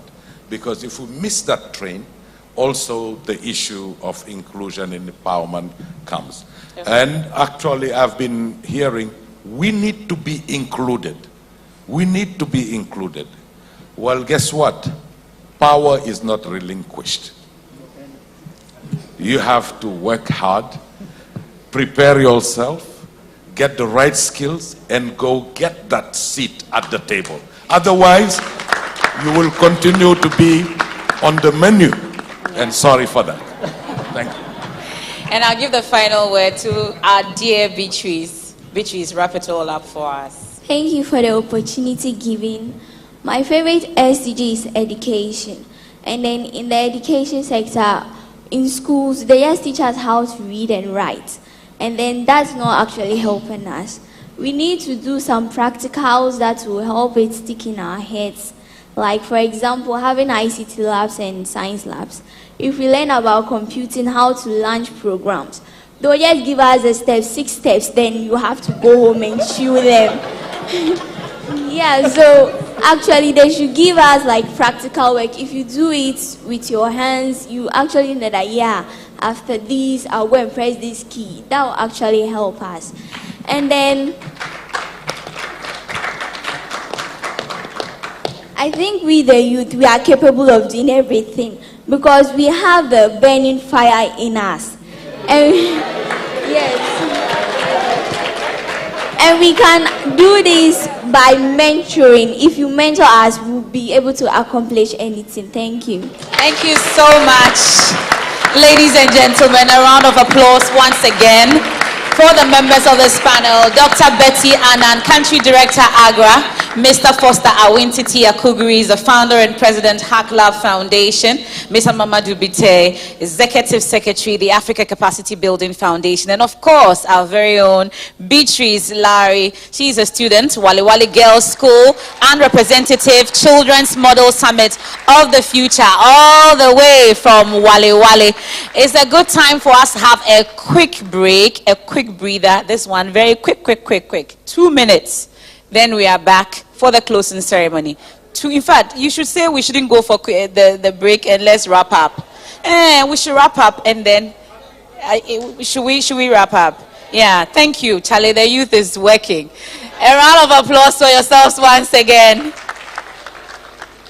Maybe we'll do a quick video, then I can just wrap up and then I'll come back with your closing ceremony, please.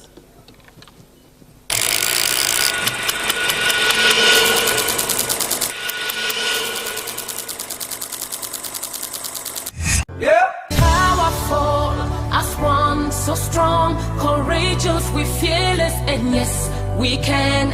Do your best, play your part. These are important to Africa, and when we score, the world will turn our name. We are Africans.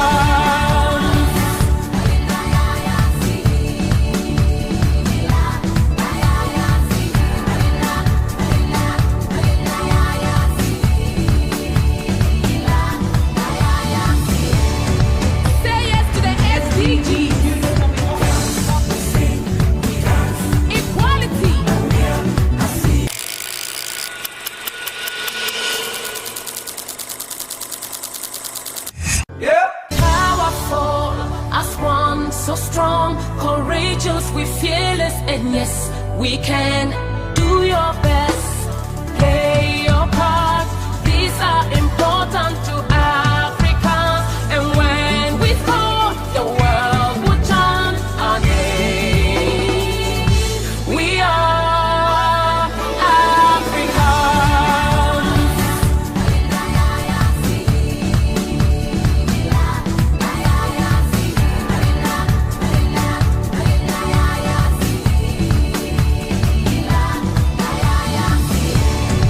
Say yes to the SDGs. Equality. Industry. No hunger. No poverty. We're powerful as one, so strong.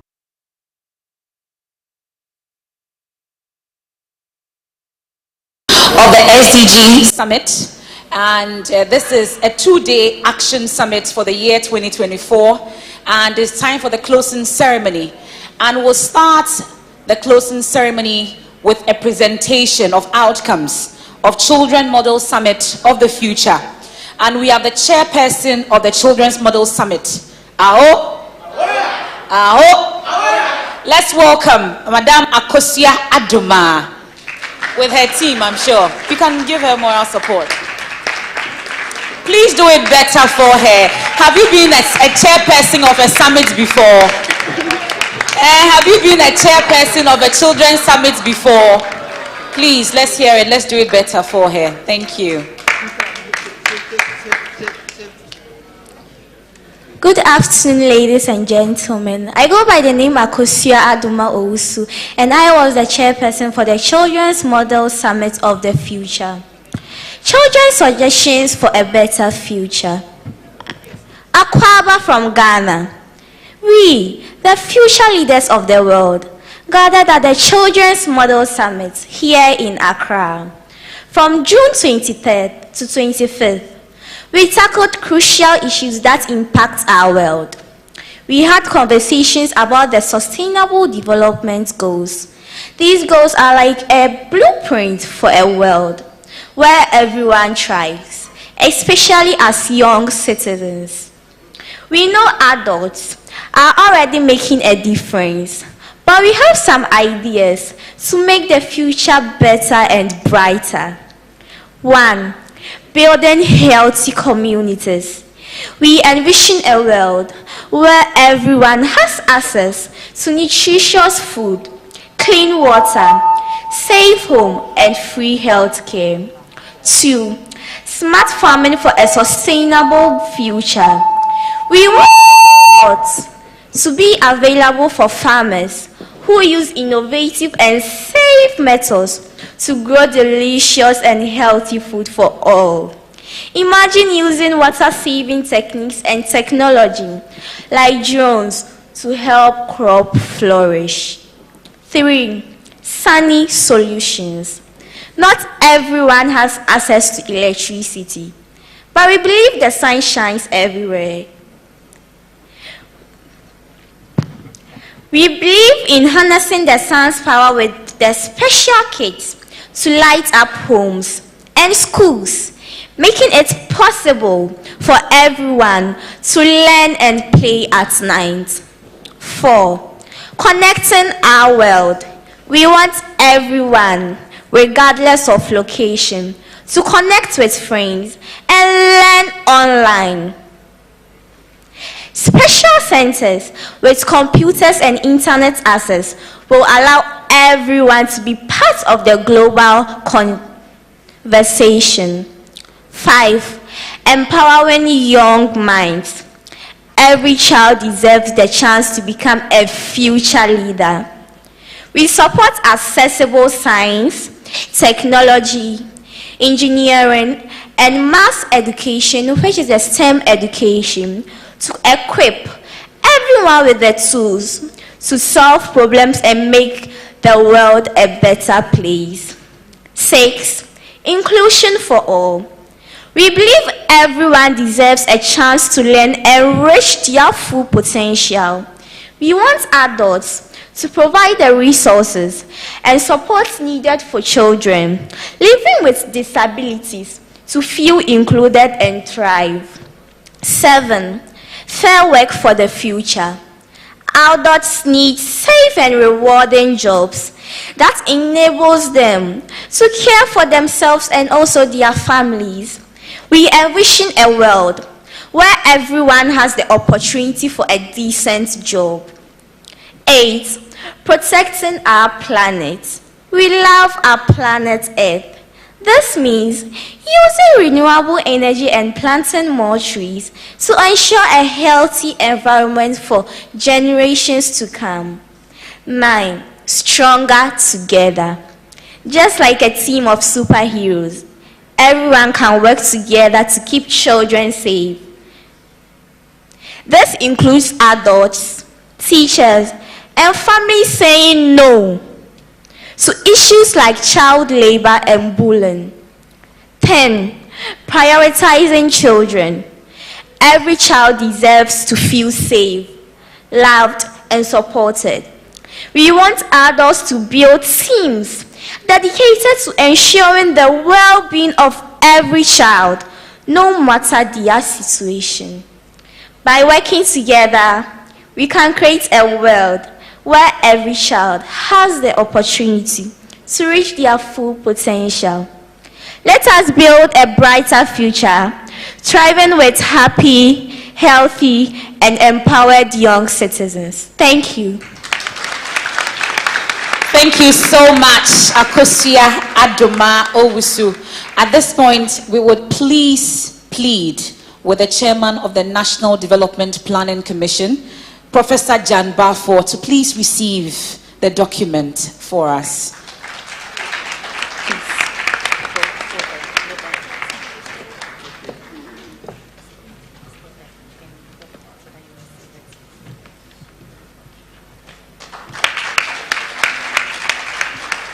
Thank you very much, Professor Jan Barfor. We are grateful.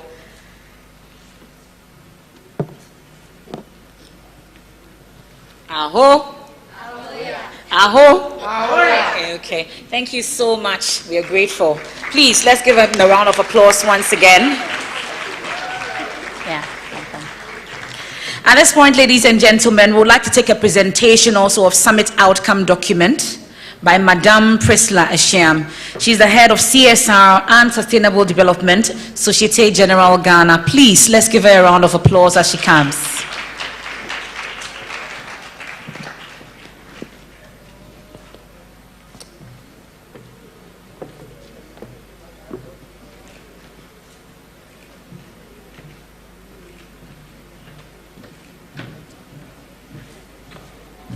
Thank you. That was a wonderful presentation by the children. So the adults as well, we are going to give the outcome of the summit as we've held it yesterday and today. Although in absentia, let me acknowledge His Excellency, the President of the Republic, Nana Addo Dankwa Akufo-Addo, for gracing the summit with his presence yesterday, evidencing his core commitment to the SDGs. Distinguished ladies and gentlemen, our host, the Special Advisor to the President on the SDGs, Dr. Eugene Owusu, standing on all existing protocols. All too soon, we are wrapping up and drawing the curtain on the 2024 SDGs Action Summit. Although this is coming at the tail end, it's a very crucial element because it seeks to ask the question, where do we go from here? During the question and answer time, we had a lot of people asking about actions since 2016, what has been done, what have we been tracking, XYZ, XYZ. So what we are about to share here is what we are taking away. What are we promising to do? Let me say it another way.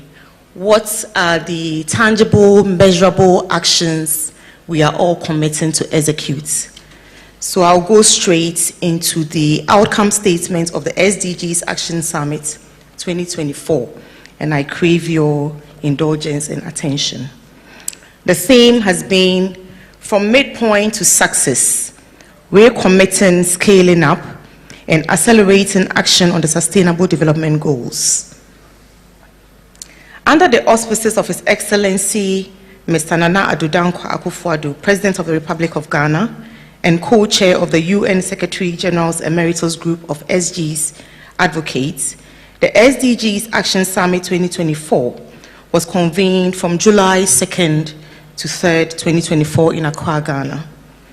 The summit themed From Midpoint to Success, recommitting, scaling up, and accelerating action on the Sustainable Development Goals. It brought together a diverse range of participants, including heads of states and governments, the senior leadership of the United Nations Development Programme, UN Economic Commission for Africa, UNICEF, African Development Bank, members of the Diplomatic Corps, private sector, development partners, CSOs, academia, and research institutions, traditional leaders, innovators, change makers, the youth, and the media, all were present. Please, let's give a round of applause for all of us staying all through. The summit engaged in profound reflections and productive discussions on various issues aimed at accelerating the implementation of the Sustainable Development Goals. These included: 1. The status of SDGs implementation in Africa. 2. Towards the summit of the future, accelerating Africa's development amid the gridlock. 3. Recommitting to the SDGs leadership, effective governance, bold ambitions, and doing business differently to drive success. 4. Scaling up action through policy, governance, and institutional reforms. 5. Rethinking investment pathways to turbocharge SDGs implementation. 6. Placing the private sector at the center of SDGs action, a key to success.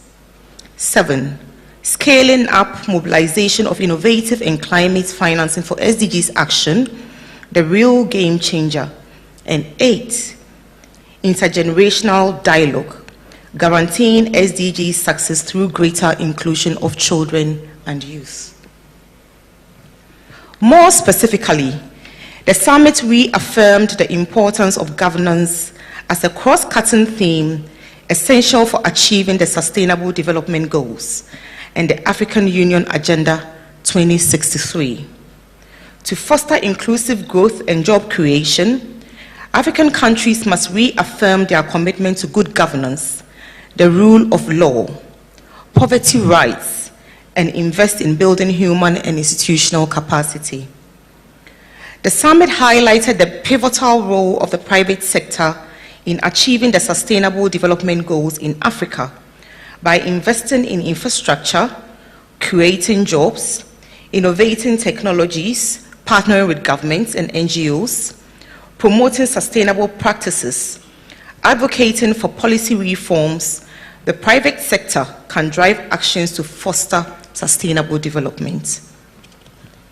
The summit emphasized the crucial role of transformative technologies such as artificial intelligence, blockchain, and the Internet of Things in achieving the Sustainable Development Goals.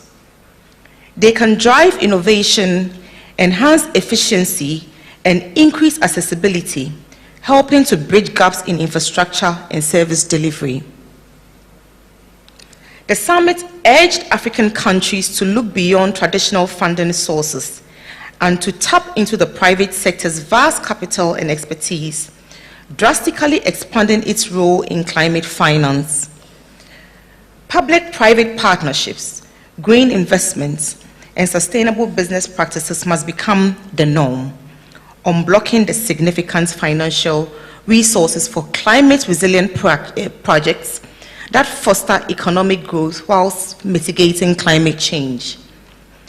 The summit highlighted Africa's youth and children as vital assets for the continent, and we saw that in the last plenary discussion.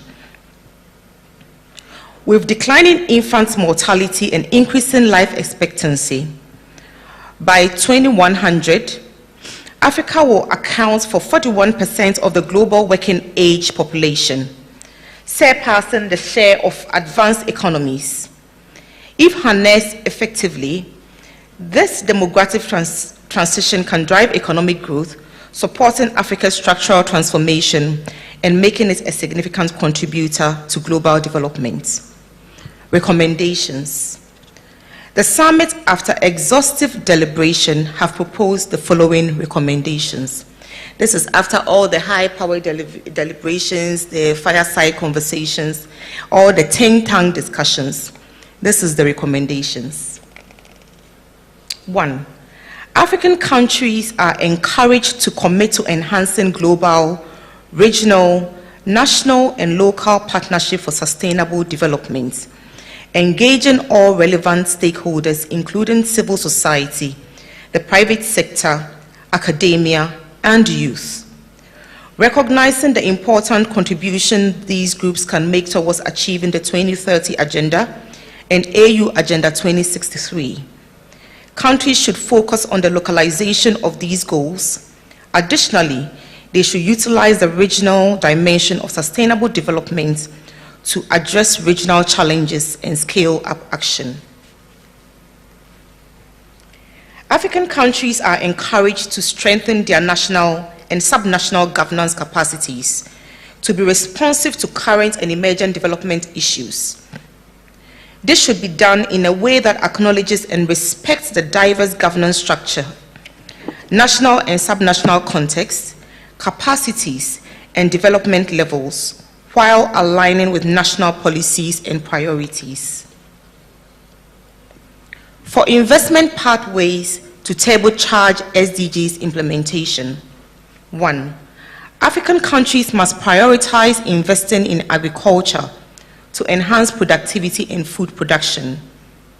This requires substantial support for smallholder farmers, granting them access to modern farmers' technique, high-quality seeds, fertilizers, irrigation systems, and essential agricultural infrastructure.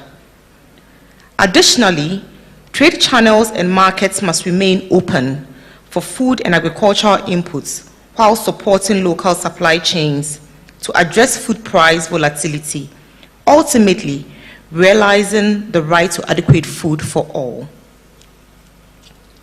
African countries are called upon to continue increasing investment in inclusive and equitable quality education and lifelong learning opportunities for all, including early childhood education, education for sustainable development, skills enhancement, affordable higher education, and vocational training.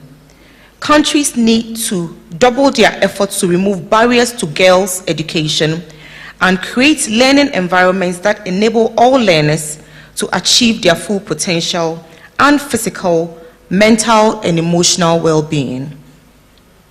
For placing the private sector at the center of SDGs action, African countries are urged to enhance the business and investing climate and create an enabling environment that supports private sector-driven industrialization, trade, and job creation. Additionally, countries are encouraged to nurture African micro, small, and medium-sized enterprises, what we often call the MSMEs, by improving access to skilled labor, finance, and managerial expertise.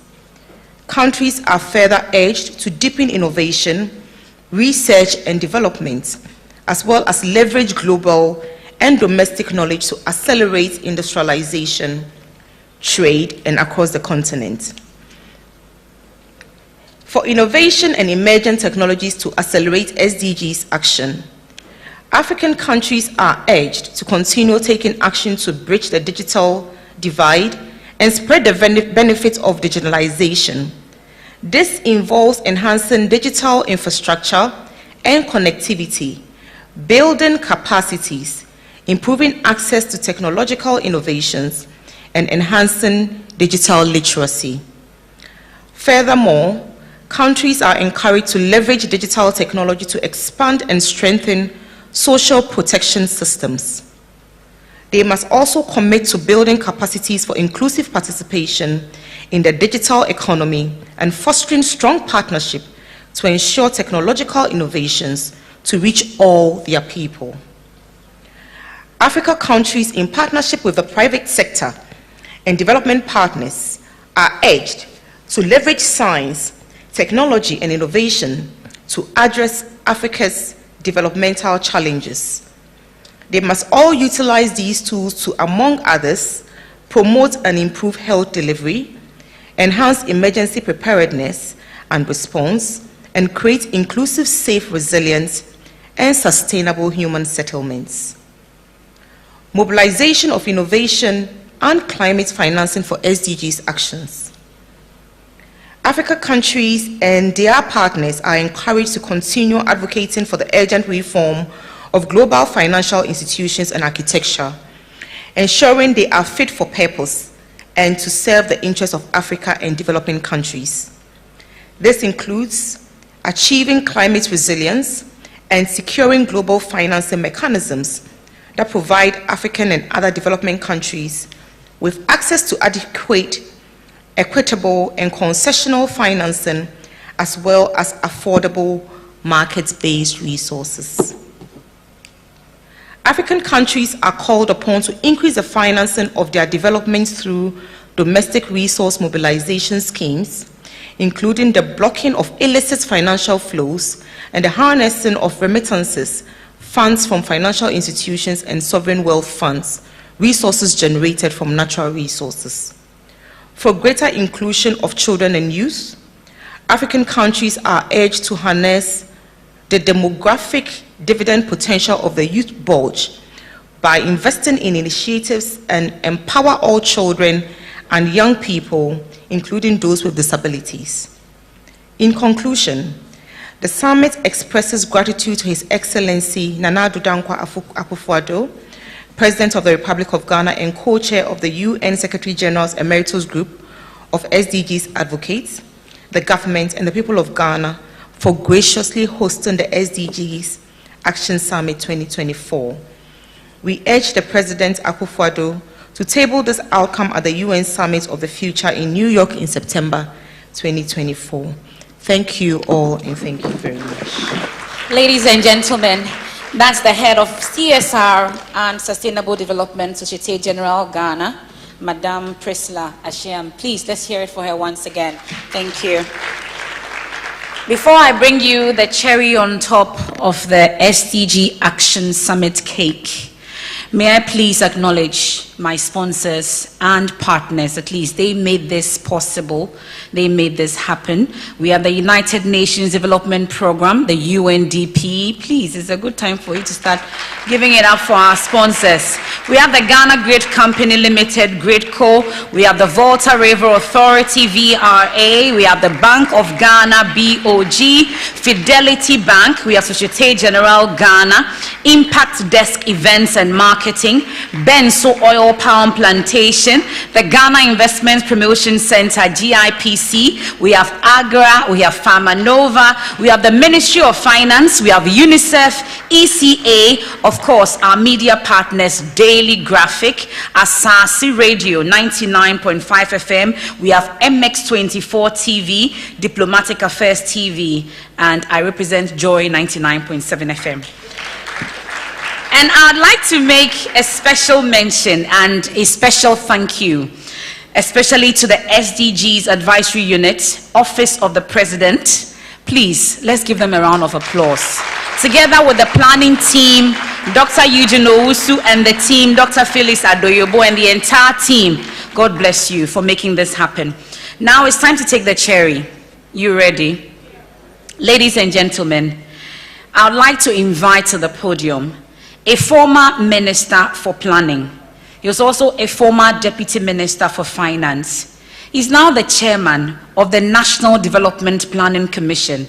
Ladies and gentlemen, please, let's welcome Professor George Janbafor for the closing remarks.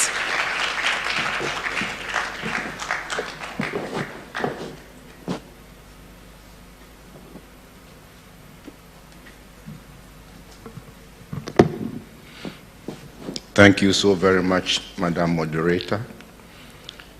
Nananum, who used to be here earlier on, Nime Name, the UN Secretary General's SDG advocate, Hindu Ibrahim, the UNDP Assistant Secretary General, the UN Resident Coordinator, the Secretary General of CVF and former President of Maldives,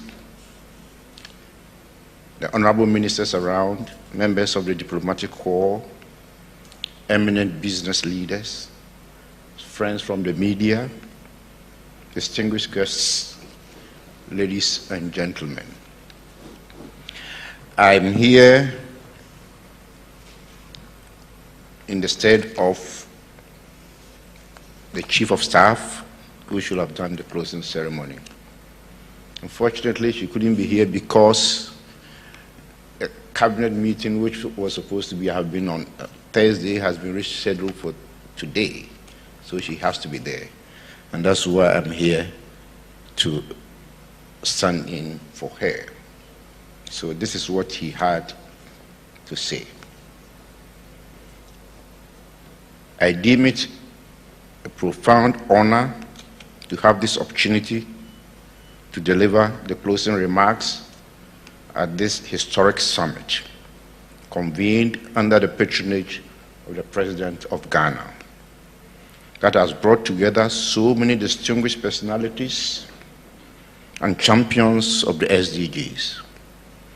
Over the past 2 days that we've gathered here to bring renewed vigor to drive implementation of the SDGs. I consider you not as just representatives of your respective nations and institutions, but as stewards of Africa's future, committed to the noble vision of the Sustainable Development Goals.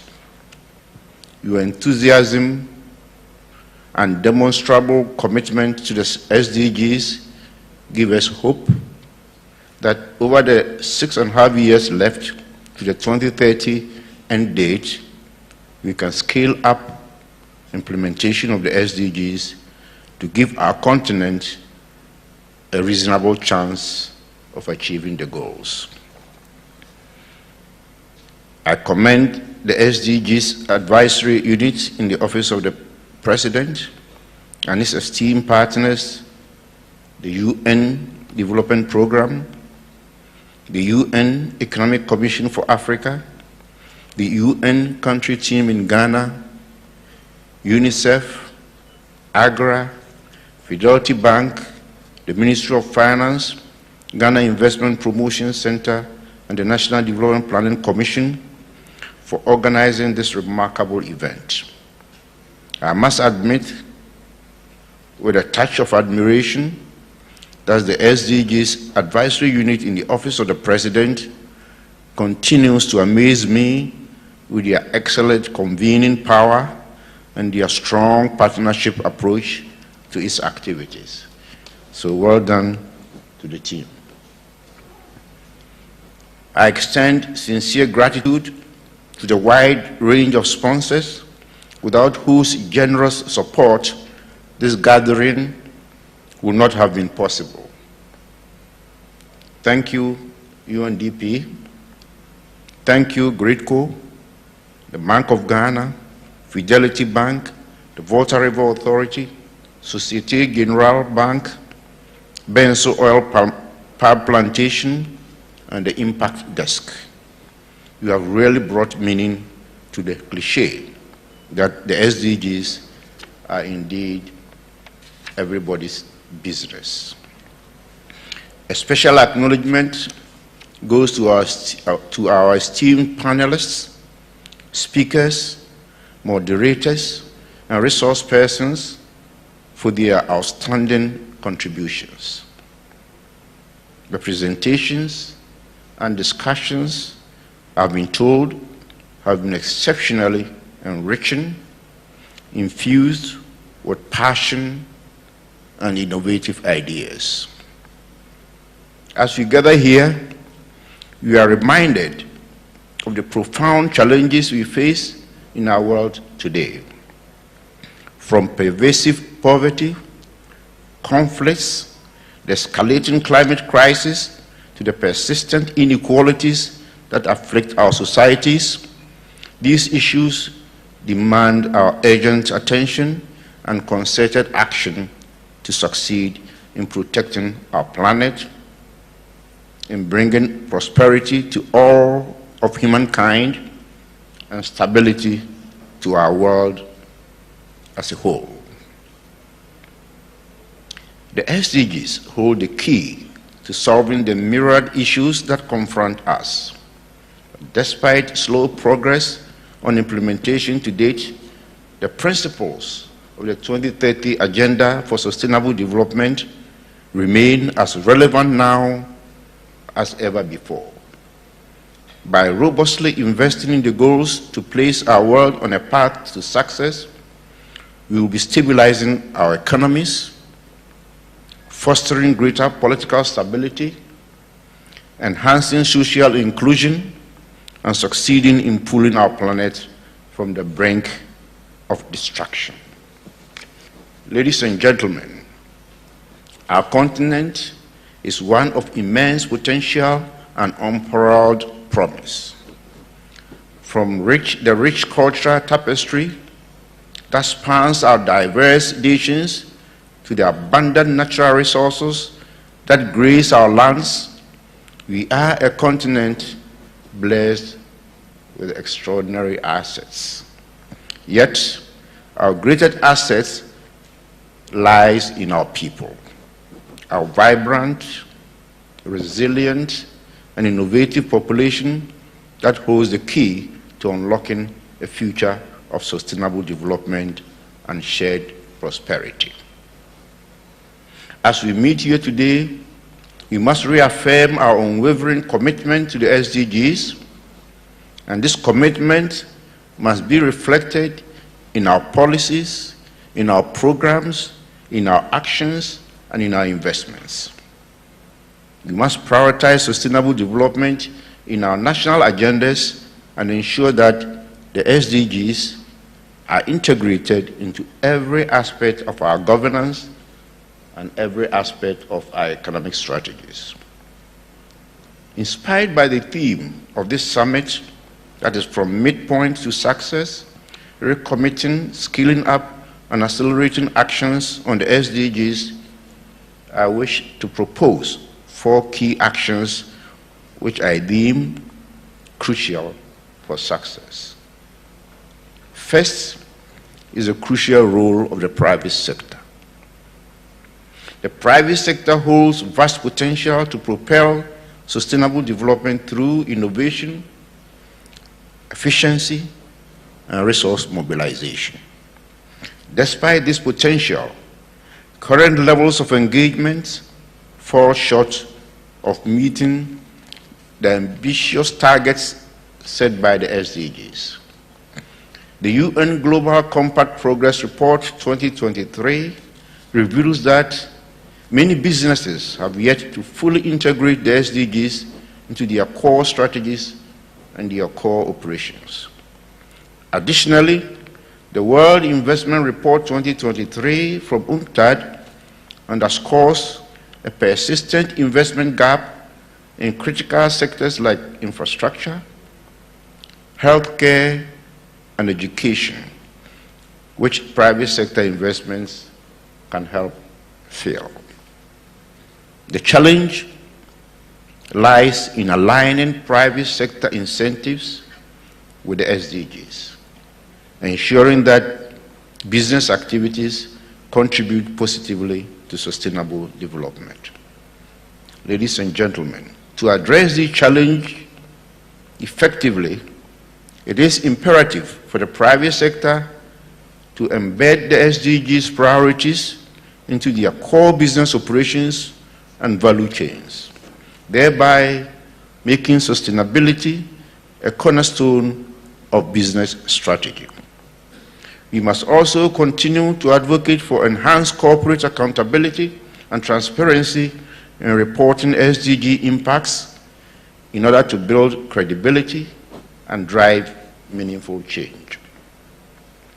Identify mechanisms to improve access to finance for sustainable projects, particularly for SMEs, is crucial. Financial institutions, for example, can offer preferential rates to SMEs with strong sustainability performance and provide green supply chain financing to facilitate short-term credit for suppliers while optimizing working capital for buyers. This approach will foster innovation and growth within this vital sector. As policymakers, it is our responsibility to collaborate consistently with the private sector to create an enabling environment through policies, regulatory frameworks, and incentives that align business interests with the SDGs. By doing so, we can attract and retain private investments to develop scalable solutions that not only yield financial returns, but also deliver positive social and environmental impacts. This collaborative approach will be pivotal in harnessing the full potential of the private sector as a catalyst for sustainable development. Ladies and gentlemen, the second key action is harnessing the transformative potential of innovation and emerging technologies. Innovation and emerging technologies hold immense promise for accelerating progress towards the SDGs, whether through renewable energy solutions that promote environmental sustainability, digital platforms that enhance education and healthcare access, or investments in R&D and innovation ecosystems. Technology offers us the tools to address our most pressing challenges comprehensively. One of the critical areas where innovation plays a pivotal role is in renewable energy solutions. By investing in research and development, we can enhance the efficiency and affordability of renewable energy solutions on the continent. Breakthroughs in energy storage, smart grids, and decentralized energy systems are making it possible to power communities sustainably, even in remote or underserved areas. Furthermore, in the realm of education and healthcare, digital platforms are revolutionizing service delivery and accessibility. Technology enables us to overcome barriers of distance and resources, particularly in rural and marginalized communities. Digital education platforms offer interactive learning experiences, personalized content delivery, and access to quality educational resources. This not only improves educational outcomes, but also enhances lifelong learning opportunities for all. The third key action is mobilizing climate financing.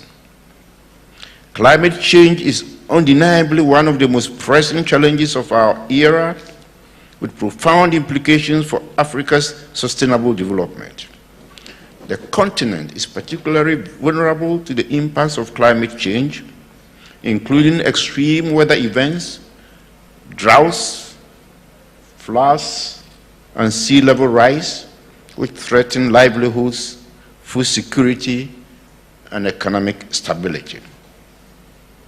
Addressing these challenges requires significant financial resources, and according to the Climate Policy Initiative, Africa requires $2.8 trillion from 2020 to 2030 for climate adaptation and mitigation efforts. However, inadequate climate finance inflows leave the continent facing a projected annual gap of between 200 and 400 billion US dollars. This deficit significantly jeopardizes Africa's capacity to adapt, enhance resilience, and mitigate the severe impacts of the climate change process. To address this challenge, it is crucial that we employ essential measures such as leveraging innovative financial instruments like the green bonds, carbon pricing, and climate funds. These instruments should be directed towards investments aimed at accelerating sustainable development across the continent. Ladies and gentlemen, from investing in renewable energy infrastructure to adopting climate-smart agricultural practices, these financial mechanisms will enable African countries to build adaptive capacity and mitigate the adverse impacts of climate change on vulnerable communities and promote sustainable development. The fourth and final key action is embracing greater inclusion. The success of the SDGs hinges on inclusivity. We must ensure that no one is left behind in our development journey. This means prioritizing the inclusion of children, youth, women, and marginalized communities in all our efforts. For instance, empowering women and children, ensuring their access to education, their access to health care and economic opportunities is not only a matter of human rights, but a catalyst for sustainable development. When women are empowered, communities thrive, economies grow, and societies become more resilient to challenges. Additionally, marginalized communities, including persons with disabilities and rural populations, face unique challenges that require targeted interventions. By addressing their specific needs and ensuring their full participation in development initiatives, we can build inclusive societies where everyone has the opportunity to thrive. By promoting gender equality, enhance youth participation, and supporting vulnerable populations, we can create a more equitable and just society. By empowering every individual to participate fully in decision-making processes and benefit equitably from development outcomes, we lay the foundation for a more resilient and a more prosperous future. Ladies and gentlemen, as I look through the program for the past 2 days, I am delighted to see that these 4 broad areas have framed much of your discussions. But the discussions should not end here. Collectively, we must package and leverage the outcome from this summit to significantly influence the discourse at the upcoming UN Summit of the Future. And I wish to assure you that the President, Nana Addo Dankwa Akufo-Addo, in his capacity as co-chair of the Emeritus Group of SDGs advocates, will strongly champion the key recommendations from the summit at the UN Summit of the Future. And indeed, I have received one from the youth, the children, and I've also received the one that actually came out of this meeting.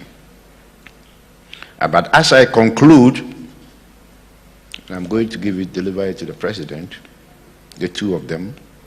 And as I conclude, I would like to once again thank our sponsors, the UNDP, GRIDCO, Bank of Ghana, Fidelity Bank, VRA, AGRA, Societe Generale, Ben Soil Palm Plantation, and Impact Desk for their support in organizing this special event. Congratulations to the UNDP, the United Nations country team in Ghana, Fidelity Bank, the Ministry of Finance, GIPC, ECA, the NDPC, and indeed the SDG Advisory Unit in the Office of the President for your efforts in putting together this SDGs Action Summit 2024. The road to achieving the SDGs is undoubtedly challenging, but it is also a road paved with immense possibilities. Africa stands at the threshold of a new era where sustainable development is not just a distant dream, but a tangible reality within our grasps. Let us seize this opportunity with courage and determination. Let us work together, guided by the spirit of solidarity and shared purpose, to build a future where every African, and I mean every African, can thrive. Together, we can turn the vision of the SDGs into reality and create a legacy of sustainable development for generations to come. Our shared vision is clear, that is, to create a prosperous, equitable, and sustainable Africa where every individual thrives. Achieving this vision demands collaboration, innovation, and inclusivity. It requires us to bridge gaps, break down barriers, and empower marginalized communities. By aligning our actions with our aspirations and scaling up implementation of the SDGs, we can unlock the full potential of our continent and bring prosperity to all Africans, while ensuring that no one is left behind. On that note, may God bless us all, and I thank you for your attention. Thank you so much, Professor George and Bafo. With all the thank yous said, I will humbly entreat us all to rise to our feet and give ourselves a round of applause for your time, your energy, your contribution, your insightful questions, and look forward to another Action Summit. At this point, SDGs Action Summit 2024 officially closed. I didn't hear a round of applause. We'll see you again next year. Have a good evening.